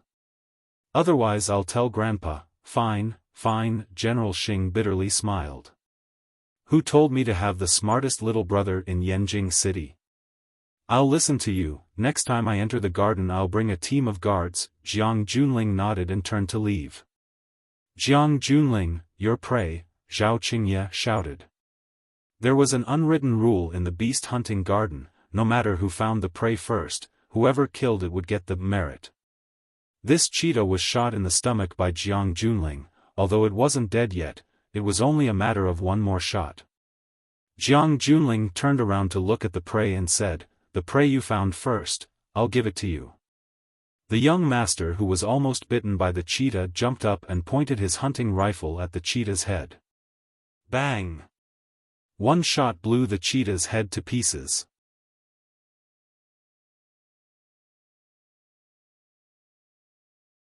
Chapter 356. The general gave the order to leave. With a wave of his sleeve, all that was left was snow. Some people were praising Jiang Junling for his righteousness, some people were circling around the dead leopard, taking pictures and sending them to their moments, some people were blaming Chen Xiaofan for smashing the leopard's head, depriving them of a delicious leopard brain. Li Guochang looked at Jiang Junling's receding figure in the snow and said, "Having a little brother like this really makes it hard to relax." General Xing grinned and said, "He's still my little brother. The title of leopard-slaying hero isn't bad, right?" Not bad. Li Guochang looked at General Xing and asked, why did the arrow miss? Because I was nervous, General Xing said. Even though I don't want to admit it. But I was really nervous at that time. You should be nervous. Li Guochang laughed and said, we killed a leopard, the beast hunting garden will have a celebration feast for us tonight. What a waste of a leopard's head. The Beast Hunting Gardens Transfer Station, a comprehensive service station for beast hunting teams to replenish their food, water, or ammunition. General Xing unloaded his load and walked over, looking at his little brother Jiang Junling who was sitting by the window and admiring the snowy plains. He smiled and said, what's wrong? Even the smartest person has a problem that he can't solve. Fang Yan, Jiang Junling said. It's that kid again. What kind of problem did he give you this time? The use of the word again proved that the two brothers had talked about Fang Yan quite a lot. He didn't give me a problem. Jiang Junling pushed up his glasses and smiled warmly, saying, he was demonstrating to me. Demonstrating to you?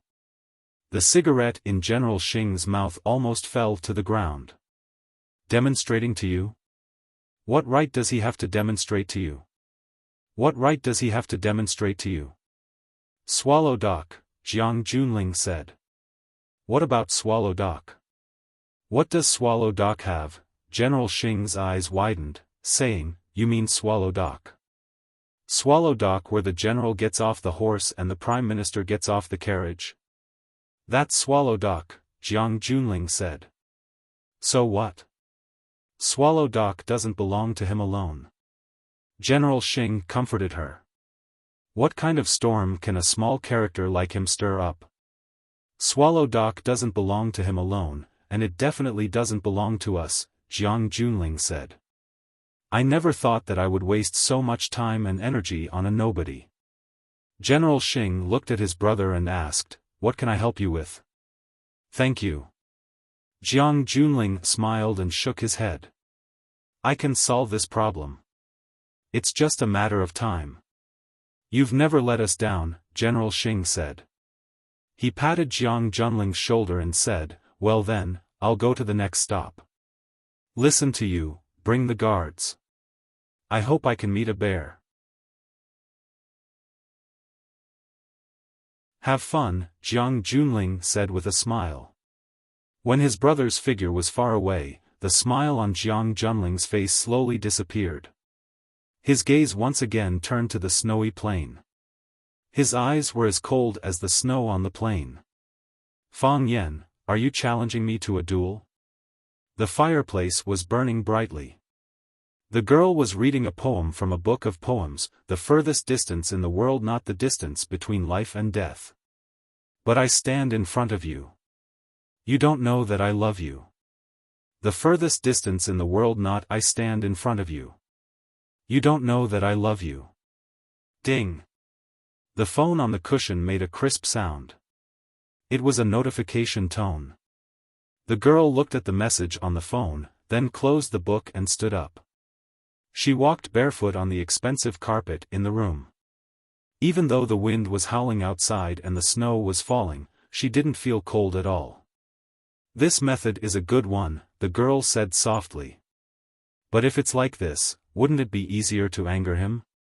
He's a prideful person. The girl walked around the room a few times and understood a lot of things. Then she sat in front of the fireplace and read the poem again. The furthest distance in the world, not I stand in front of you. You don't know that I love you. But I love you to the point of obsession. But I can't say that I love you. I've caught one too, I've caught one too, Jiang Qin shouted happily, jumping on the ice like a child. Fang Yan quickly stopped her, saying, don't jump, don't jump. Be careful that you don't step on the ice. Hearing Fang Yan's threat, Jiang Qin didn't dare to jump anymore. But the smile on her face was still bright. She raised the small white fish on the fishing rod and said, let's eat this fish for lunch today. Who can eat this fish? Yuan Lin said with a smile. It's not even enough for you. We can make it into fish soup. Everyone can drink one bowl, Jiang Qin said. Plus, it's still early for lunch, maybe I can catch a lot more? I'll definitely catch more than you, Yuan Lin said. Today, I will definitely win. Jiang Qin didn't want to be outdone. Fang Yan invited Jiang Qin and Yuan Lin to be his guests. Of course, it was not an invitation, but the two girls took the initiative to visit Fang Yan's parents, who were their aunt and uncle. They made such a friendly suggestion, how could Fang Yan refuse? He had to bring them back. The two girls were cute and sweet. Fang Yan's mother, Lu Wan, liked them very much. She wanted to keep them as her own daughters. Fang Yan knew that his mother had always wanted another daughter, but she couldn't get her wish. Originally, Jiang Qin and Yuan Lin said they would stay at Fang Yan's house for a day. Now it had been 3 days, but Lu Wan still didn't want to let them go. She kept asking Fang Yan to take the two girls out to play. Sometimes, Fang Yan couldn't be lazy even if he wanted to. Lu Wan picked up the feather duster and was about to beat him. She had never been so strict with Fang Yan before. Therefore, Fang Yan used the skills that he used to play, such as catching birds in the bamboo forest, ambushing from all sides, and fishing by drilling ice on them again, making the two girls so happy that they forgot about home and home. It seemed like they were going to stay here in the future. In the past 2 days, Jiang Qin and Yuan Lin had been holding a fishing competition. Yuan Lin won the first 2 times, so Jiang Qin was not convinced. Today, she was the first one to fish, so she naturally wanted to show off. Snap! Yi Ro shook her wrist, and another herring, which was more than a foot long, was pulled up by her. The herring struggled desperately with its tail fin, making a beautiful and desperate arc. Yi Ro shook her wrist again, and the herring was off the hook and fell on the ice. Fang Yan quickly ran to catch the herring and put it into the small bucket. There was already half a bucket of fish in the small bucket, which was enough for them to eat for several days. Of course, Yi Ro was not allowed to participate in the fishing competition between Jiang Qin and Yuan Lin. The reason they gave was that Sister Ro is too awesome. This was also the reason why Yi Ro was always unpopular. You were only a little better than others, but people thought that they had a chance to surpass you and were willing to play with you. You were always much better than others, and people wanted to die when they saw you. Who would want to play with you? Because Jiang Qin and Yuan Lin came, Fang Yan used the two girls as an excuse to invite Yi Ro out to entertain them. Because they were girls and he really didn't understand these things, Yi Ro actually believed Fang Yan's nonsense and really accepted Fang Yan's invitation. Therefore, these days, Fang Yan, Yi Ro, Jiang Qin, and Yuan Lin hung out together. Would Jiang Qin and Yuan Lin be willing to entertain them with Yi Ro? Besides, Fang Yan didn't know how to entertain them, but Fang Yingying and Fang Haohan knew.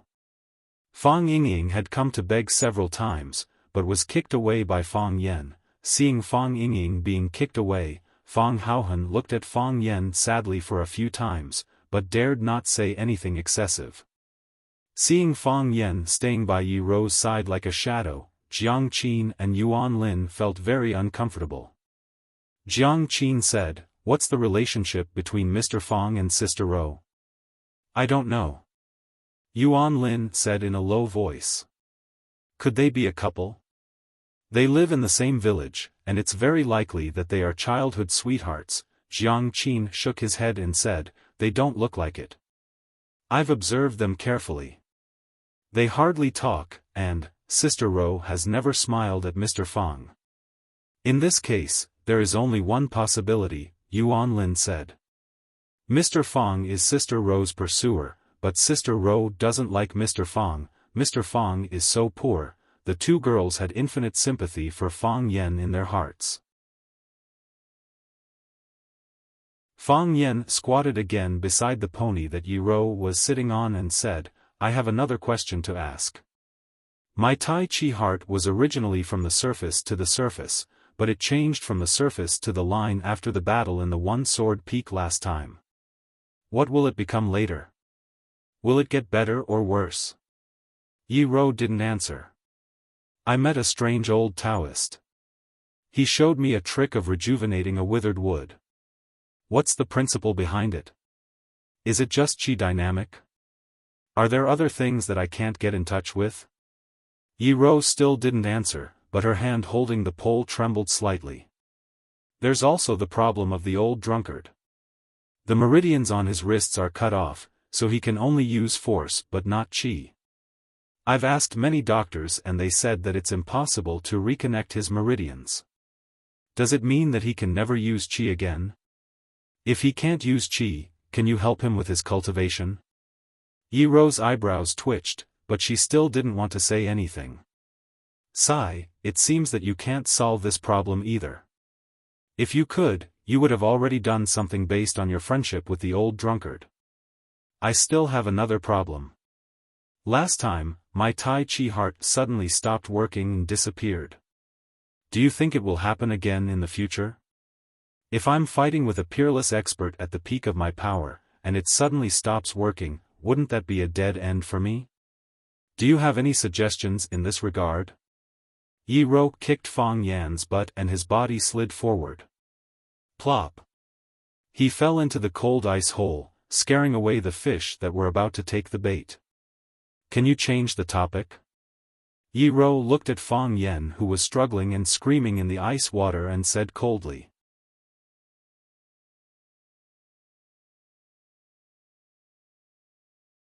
Chapter 357. In the cold winter, the water was like a knife. The knife cut the flesh, the cold air froze the flesh, and attacked the internal organs. If an ordinary person fell into an ice cave in such a cold winter, he would be seriously ill. Of course, for people from Swallow Fort, even if he was a kid, it was just a small punishment or torture. For people like Fang Yan, who had the heart of Tai Chi to protect himself, not to mention being bathed in ice water, even if he was stabbed by an ice knife, who the hell dared to stab him? Fang Yan rolled around in the icy water. He reached out and grabbed the ice block, trying to get up. Unexpectedly, as soon as he exerted his strength, he heard a crisp cracking sound. The ice block in his hand broke and fell into the river. Yi Rou, you bitch, why did you hit me for no reason? Fang Yan cursed angrily in the water. What did I do to you? I just asked you a few questions, didn't I? Even if the questions were difficult and you couldn't answer them, you can't push me into an ice cave. I've taught so many students, and I've never physically punished them when they couldn't answer the questions. With your temperament, you will never be able to become a noble and great teacher. Idiot. Yi Rou looked up at the sky and said coldly. She didn't like cursing people. She liked to solve everything with her hands. Because she found that cursing people couldn't solve any problem. After cursing, she had to solve the problem with her hands. In this case, why didn't she just skip the useless process? However, there was a kind of person that you would feel sorry for if you didn't curse him. For example, Fang Yan. Since the first day he came back and visited the Yi family, he said that he had something to say to you.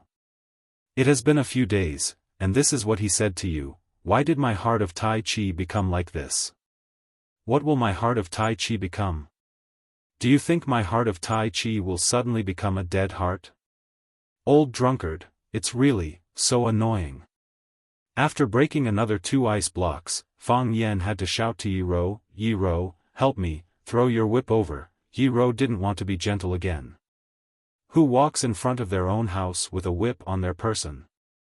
Of course, Yi Rou didn't leave him in the lurch. She threw the hook at Fang Yan. Fang Yan grabbed the fishing line and wrapped it around his arm twice. With a shake of her hand, Yi Rou lifted Fang Yan out of the water. Fang Yan untied the fishing line on his arm and looked at Jiang Qin and Yuan Lin calmly and casually to prove to them that he was fine and that he was just joking with Yi Rou. He said, "Do I look like a mermaid?" Jiang Qin stared at Fang Yan for a while and said to Yuan Lin, "I told you, they can't, indeed." Yuan Lin nodded. Who would be so mean to their boyfriend? Fortunately, it's not, Jiang Qin said. Fortunately, it's not, Yuan Lin also said. Fang Yan knew that his disguise had failed and he had no prestige in front of these two girls. A gust of wind came and his body couldn't help shivering. He opened his mouth and wanted to say something but shivered again.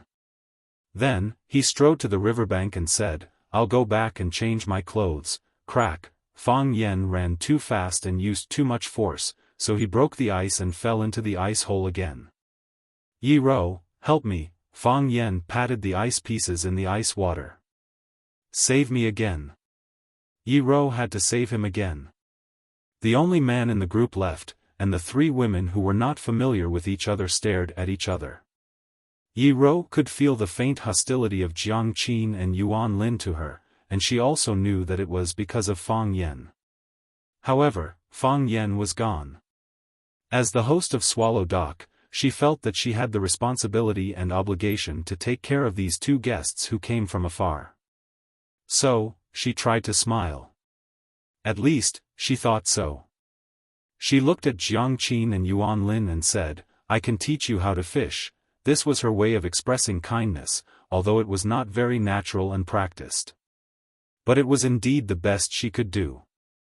Her short hair was flying in the cold wind, and her red sportswear made her look like a red elf in this world of ice and snow. When she spoke, she looked at the eyes of Jiang Qin and Yuan Lin very seriously. Her eyelashes were curved and her lips were slightly pursed, which made her look stubborn and cute. Yes, Yi Rou was really a stubborn and cute little girl. Jiang Qin and Yuan Lin looked at each other, and Jiang Qin immediately accepted Yi Rou's kindness. He said with a smile, "Okay. Thank you, Sister Rou." Yuan Lin immediately stuck to Yi Rou, holding her arm and said, "Sister Rou, can you teach us how to hunt rabbits?" Yi Rou was so accurate that Jiang Qin and Yuan Lin's eyes almost fell out. The two of them were really envious. They felt that if they learned this unique skill, would they still be short of rabbit meat in the future? Yi Rou was not used to this kind of contact with people.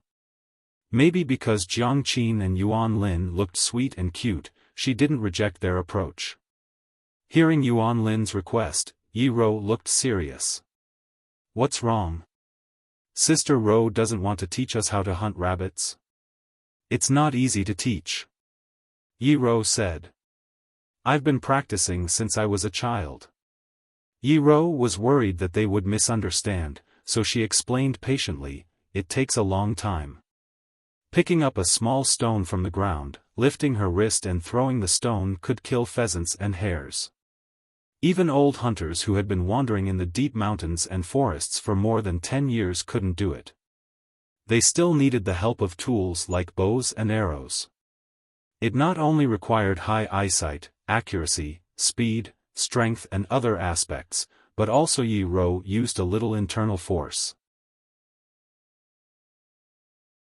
She really didn't have the confidence to make Jiang Qin and Yuan Lin so powerful in 2 or 3 days.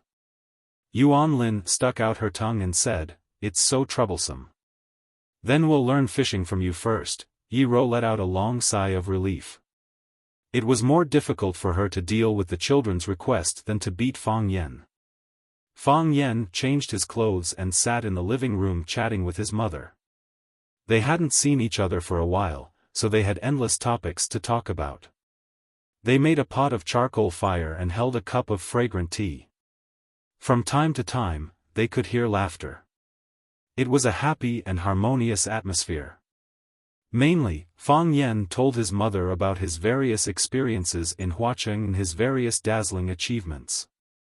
Although Lu Wan knew that everything her son said should be discounted by 15% and squeezed hard to make it more believable, she still listened with great interest. Her son was her pride and her continuation in this world. It wasn't until the sky turned dark that Jiang Qin and Yuan Lin came back, huffing and puffing. "Mr. Fang, come help." They carried a small bucket together, which was actually filled with a bucket of live fish. There were too many fish in the water and the road was too slippery. They didn't have enough strength, so it was quite difficult for them to walk. Fang Yan hurried over to greet them. He was surprised to see the bucket full of big fish and said, "You two caught so many?" "Of course," Jiang Qin said proudly. Seeing Fang Yan looking at her with a playful look, Jiang Qin's little face suddenly turned pink. She said, "We caught a lot, and Sister Ruru gave all the fish she caught to us. So we have this much." "No wonder," Fang Yan said. Yi Ruru gave all the fish she caught to these two girls, so it was not strange at all to have such a bucket of fish. "Sister Ruru taught us fishing today," Yuan Lin said as if she was showing off. She said, "Sister Ruru," very smoothly and naturally. Compared with Sister Ruru before, she was more enthusiastic and intimate. It was not a simple perfunctory. It seemed that they got along well this afternoon. "Sister Ruru is very careful. She knew that we couldn't carry the bucket, so she helped us to carry it to the side of the pond. Then she let us carry it in by ourselves," Jiang Qin said. In just a moment, she was also conquered by Yi Ruru's charm. "That's what I said," Fang Yan said with a smile. There was a long distance from the Shihizi River to the Fang's house. This bucket of fish was so heavy. How could Jiang Qin and Yuan Lin carry it back? It must be Yi Ruru's help. "Where's Yi Ruru?" Fang Yan asked. Jiang Qin rolled her eyes and said, "How can you call her by her name directly? We all call her Sister Ruru, you can call her Ruru." "I call her Ruru." Fang Yan was really angry with these two traitors. He said, "Who pushed me into the river just now? Why didn't you two speak up for me at that time? Now I call her Yi Ruru, and you two can't stand it anymore." "At that time, we also wanted to speak up for you," Jiang Qin said aggrievedly. "But we saw that you couldn't beat her. What if she got angry and threw us into the river too?" Yuan Lin said shamefully. "Our bodies are not as good as yours. If we fall into the water, we will definitely get sick." "Who asked you to fall into the water?" Lu Wan came out of the inner room and took Jiang Qin's and Yuan Lin's cold little hands. She said with heartache, "Fang Yan, you bastard. Where did he take you to play on such a cold day? Look at how cold your hands are. Come back and have a cup of ginger tea to warm up your body. I know you are weak, so I asked someone to make it in advance." Fang Yan really wanted to cry but had no tears. "Mom, you have to touch your conscience. Who forced me to take these two little kids out to play?" Fang Yan walked to the door of the yard and had a look. Yi Ruru had already disappeared. All that was left was the dusky sky and the fluttering snow. Lu Wan came over and looked outside the door. She said thoughtfully, "Maybe the toad really ate the swan meat." "Mom, don't say that." Fang Yan looked at Lu Wan seriously and said, "Yi Ruru is not a toad."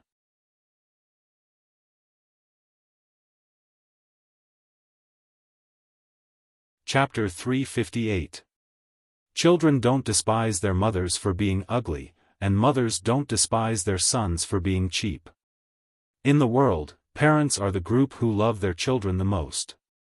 It was because his love was too deep that he always put himself in their shoes to think about problems. If their son is right, then he is right. If their son is wrong, then he must have a reason to be wrong. Their only son, Fang Yan, has been beaten by Yi Rou for years. He is often beaten black and blue and can't get out of bed for 30 or 50 years. Lu Wan must be dissatisfied with Yi Rou. That's understandable. Fang Yan didn't want his mother to have a deep prejudice against Yi Rou. He thought it was just a beautiful misunderstanding, so he tried to resolve it seriously. "Although she often beats me, it's for my own good. Mom, think about it. If Yi Rou didn't beat me every year, how could I have made progress so fast?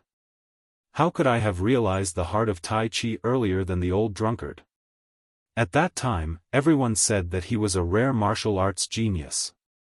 Although Yi Gentle was a little barbaric and liked to beat people, she wasn't a bad person. It's okay to say that Yi Ro is a toad in front of me, but you can't say it to others. That will affect the relationship between the Fang and the Yi.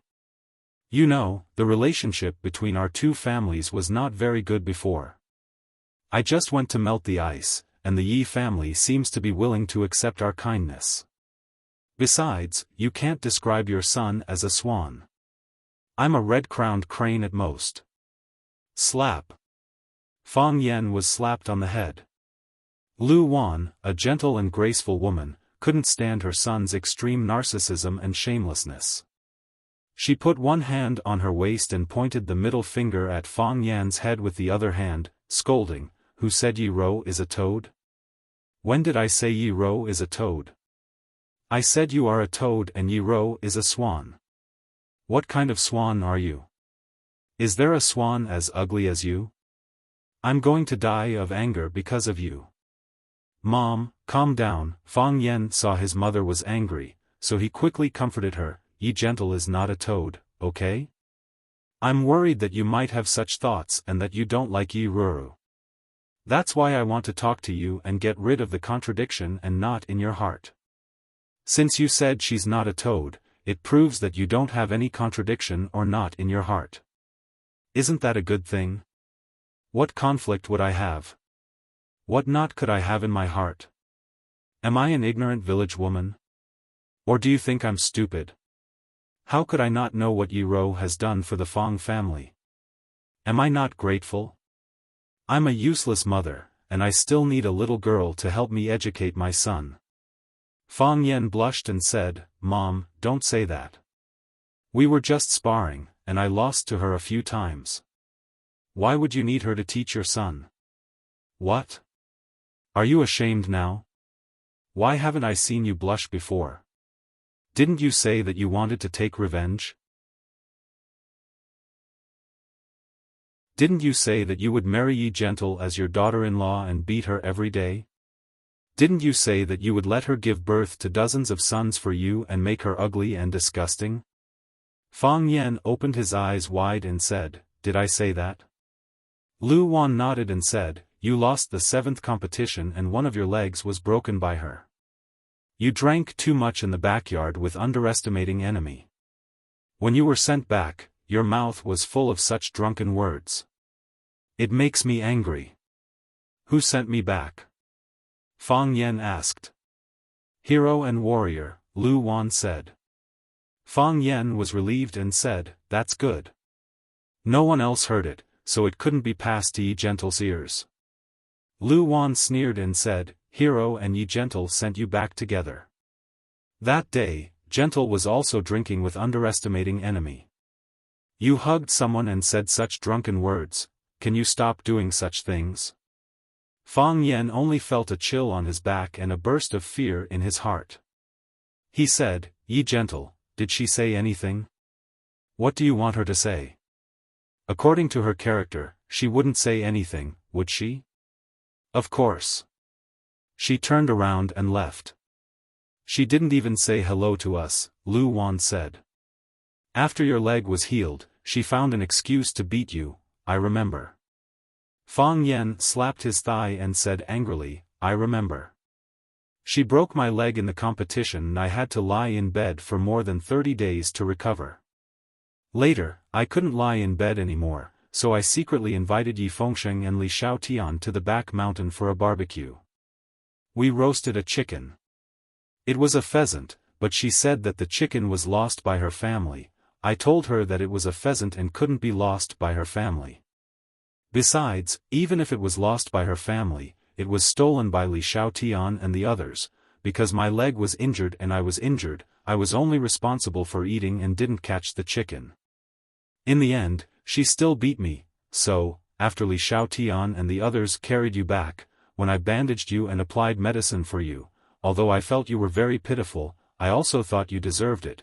Can you say that about a girl? A girl is willing to give birth to a child for you, which is a great blessing and luck. Is there any grievance that can't be solved? Can you take revenge on others in this way? Fang Yan's forehead was covered with sweat. Mom, what's wrong with you today? Word said when you are drunk, can they be counted? Dusk came, and the snow was swirling. At the door of the small courtyard, the mother and son faced the boundless wilderness outside, saying intimate words that only they knew. Crack! Fang Yan was hit on the head again. Lu Wan pulled Fang Yan's ear and said, Word said when you are drunk are not counted. You men like to say irresponsible words when you are drunk and do things that you don't want to be responsible for. I can take what you said as drunk words, but what do you want Yi Wenwan to think? Yi Wenwan is an innocent girl, but hearing you say that, beating you is a light punishment. She didn't beat you to death because she left a root for our Fang family. What else are you not satisfied with? Mom, whose side are you on? Fang Yan said angrily. Anyway, I am your son. How can you speak for Yi Wenwan? She beat me like that and broke my leg. I was just complaining when I was drunk. That's not allowed, is it? Do we still talk about the law in our family? It's not against the law to complain, but it is against the law to beat people. Only your grandfather can deal with you with your temper. Lu Wan couldn't argue with Fang Yan, so she said with a sneer. Grandpa, Fang Yan had a feeling of danger again. It was like when he heard that he scolded Yi Wenwan in front of her after he was drunk, not scolded, but made up his mind to marry her and make her give birth to a son for him.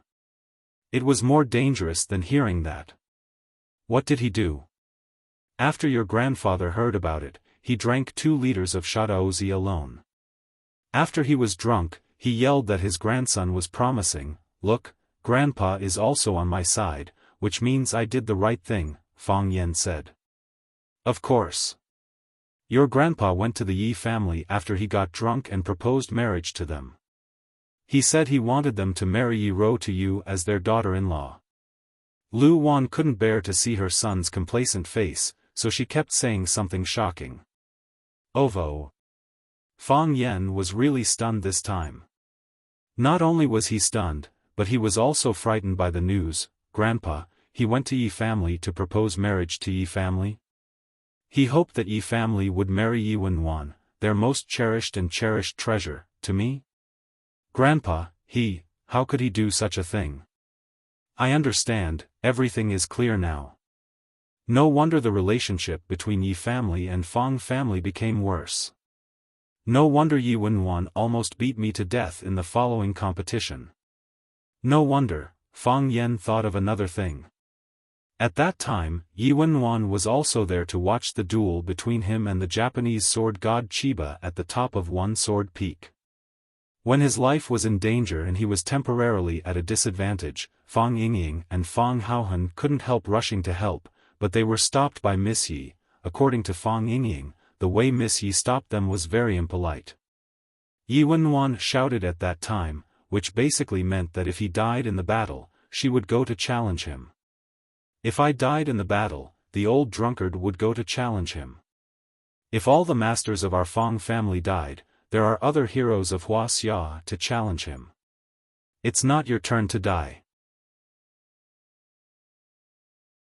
After the duel, Fang Yingying and Fang Haohan retold the scene to Fang Yan and thought about it with Fang Yan. Fang Yan thought about it by himself, while the 2 idiots squatted beside him and pretended that they were also working hard.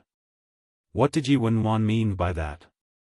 What did she mean by all the masters of our Fang family died? She used the word we, which meant that she also regarded herself as a member of the Fang family?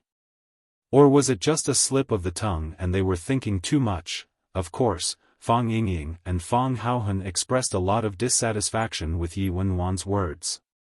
What made them most angry was that she said, "It's not your turn to die."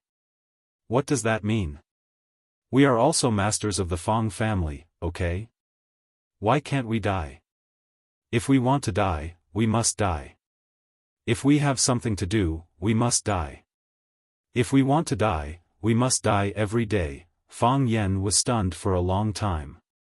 Looking at his mother's delicate and dignified face, he said, what did the Yi family say?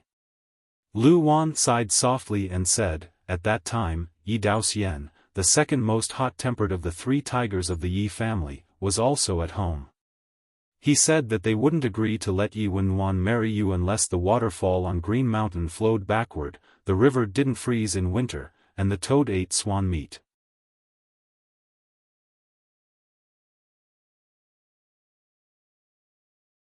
Chapter 359.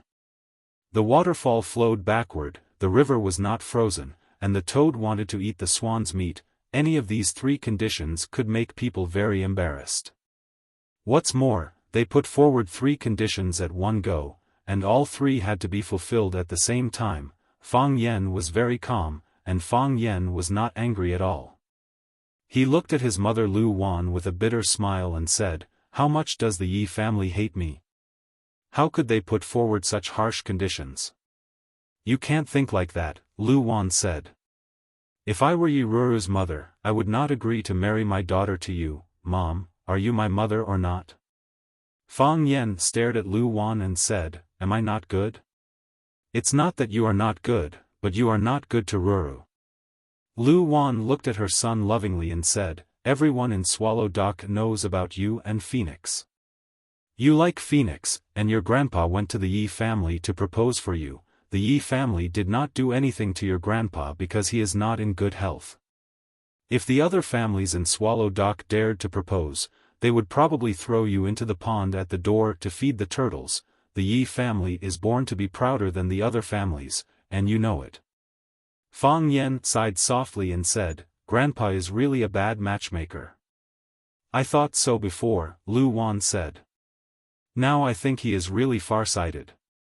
When he went to the Yi family to challenge for you, everyone thought he was asking for humiliation, but what happened? Who benefited in the end? It's you and the Fang family." "I'm going to talk to Grandpa," Fang Yen said. Lu Wan smiled and patted off the snow on Fang Yan's body, saying, "Go ahead. Your grandpa is not in good health. He can go out to play chess with others when the weather is good, but when the weather is cold, he can only stay in the room alone, which makes him very uncomfortable. You are not often at home now, and you underestimate the enemy. Usually, there is no one to talk to him." "I understand," Fang Yen said. "I'll bring a bottle of plum wine for him." Lu Wan closed the door and said, "Your grandfather's health is not good. He can't drink too much." Fang Hui gulped down the plum wine in the cup, wiped the wine stains on his mouth, and said, "Why can't I go to the Yi family to propose marriage? What's wrong with my grandson? Don't tell me he's not good enough for their daughter. Do you really think I'm worthy?" Fang Yen asked with a smile. "Of course," Fang Hui said without hesitation. "Although you were a little funny in the past, you're a man. As you grow older, you'll gain more knowledge. As you grow older, you'll become more and more capable. Look at you, when you were a teenager, you were always sneaking around and fighting with people. Have you done those things in the past few years?" Fang Yen regretted coming to chat with his grandfather to relieve his boredom. She had relieved the old man's boredom, but she herself was getting more and more depressed. Logically speaking, we old fellows shouldn't get involved in the affairs of the younger generation. Fang Hui stared at the wine pot in Fang Yan's hand, handed over his empty cup, and said, "Pour me another cup." "You're not my father. You're my grandfather," Fang Yen said grumpily. "This is the last cup. When I came here, my mother told me not to let you drink too much. I'm used to it. When I was young, I always called myself your father, and I accidentally became your grandfather." Fang Hui held the plum wine and smiled honestly. Then he stared at him and shouted, "What do women know? If you don't drink to your heart's content, is it drinking? Don't use your mother's words to shut me up. Although my legs are paralyzed, you don't dare to fight back if I want to beat you." Fang Yen thought what he said was very reasonable, and he was speechless. Who dared to beat his grandfather? The daughter of the Yi family is good. Fang Hui laughed. It's a blessing for you to marry the daughter of the Yi family, as well as the Fang family's blessing. You want to ride on the Yi family's coattails? Fang Yan sneered. I won't do such a spineless thing. Then you have to be able to ride on the Yi family's coattails. Who can ride on the Yi family's coattails? Fang Hui glanced at Fang Yan and said, Kid, I'm talking to you very seriously today. You can't let that kid of the Yi family down. What a good kid. Grandpa, you make it sound like the daughter of the Yi family won't marry anyone but your grandson. The waterfall flows backwards, the river doesn't freeze, and the toad eats swan meat. Which one of them can we do? That was before. Fang Hui said disdainfully. When the weather is better tomorrow, I'll go to the Yi family to propose for you. I don't believe that they dare to be dissatisfied with my grandson now. We'll change what they don't like, and one day they'll be satisfied. Fang Yan really wanted to cry, but no tears came out. He had only heard of people who cheated their fathers and cheated their sons, but he had never seen someone who cheated their grandson like this. The Spring Festival was approaching, and it would be New Year's Eve in a few days. Jiang Qin and Yuan Lin had to go home for the festival no matter how reluctant they were. They didn't dare to not go home to reunite with their families on the New Year's Eve. Fang Yan booked plane tickets for Jiang Qin and Yuan Lin to return to Huaqing in advance. He first sent the two girls back to school to pack their luggage, and then dragged them to the airport. Fang Yan was still driving the old car with a red flag. The scratches on the car had been repainted, and the damaged parts had been repaired. Although it looked more beautiful than before, Fang Yan still felt a little uncomfortable in his heart. He still liked the natural color that had been preserved by the frost of time and the baptism of wind and snow. Because Fang Yan felt uncomfortable in his heart, he thought about the repair money he got from Huang Yida a few times. Thinking that he still owed him a few million yuan, his depressed mood was relieved a lot. Jiang Qin and Yuan Lin were really depressed. Jiang Qin sighed and said, Mr. Fang, I really don't want to go back. Me too. Yuan Lin echoed. Swallow Dock is still fun. Grandpa is very good to us, and always tells us funny stories. And Sister Wenro, she taught us a lot of things, and every time she catches a fish, she will give it to us. She also doesn't want us to go back. We have to go back. Fang Yan said with a smile. Jiang Qin, your mother knows that you are here, and has already called me a few times, asking me when you will go back.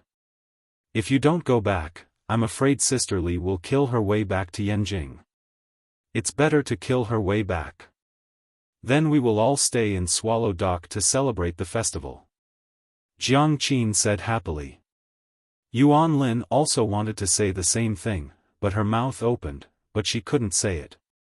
Her family was different from Jiang Qin's, and she didn't have the confidence to persuade everyone in her family to come to Swallow Dock for the festival. It's okay, the gate of Swallow Dock will be open to you at any time. Fang Yan comforted. He thought, these two little kids finally went back. In the future, no one would force him to wander around the village with the two kids, go skating in the Stone River on a cold day, catch birds in the bamboo forest, and hunt pheasants and rabbits in the woods at the back of the mountain. He could have a good sleep for a few days. That's great.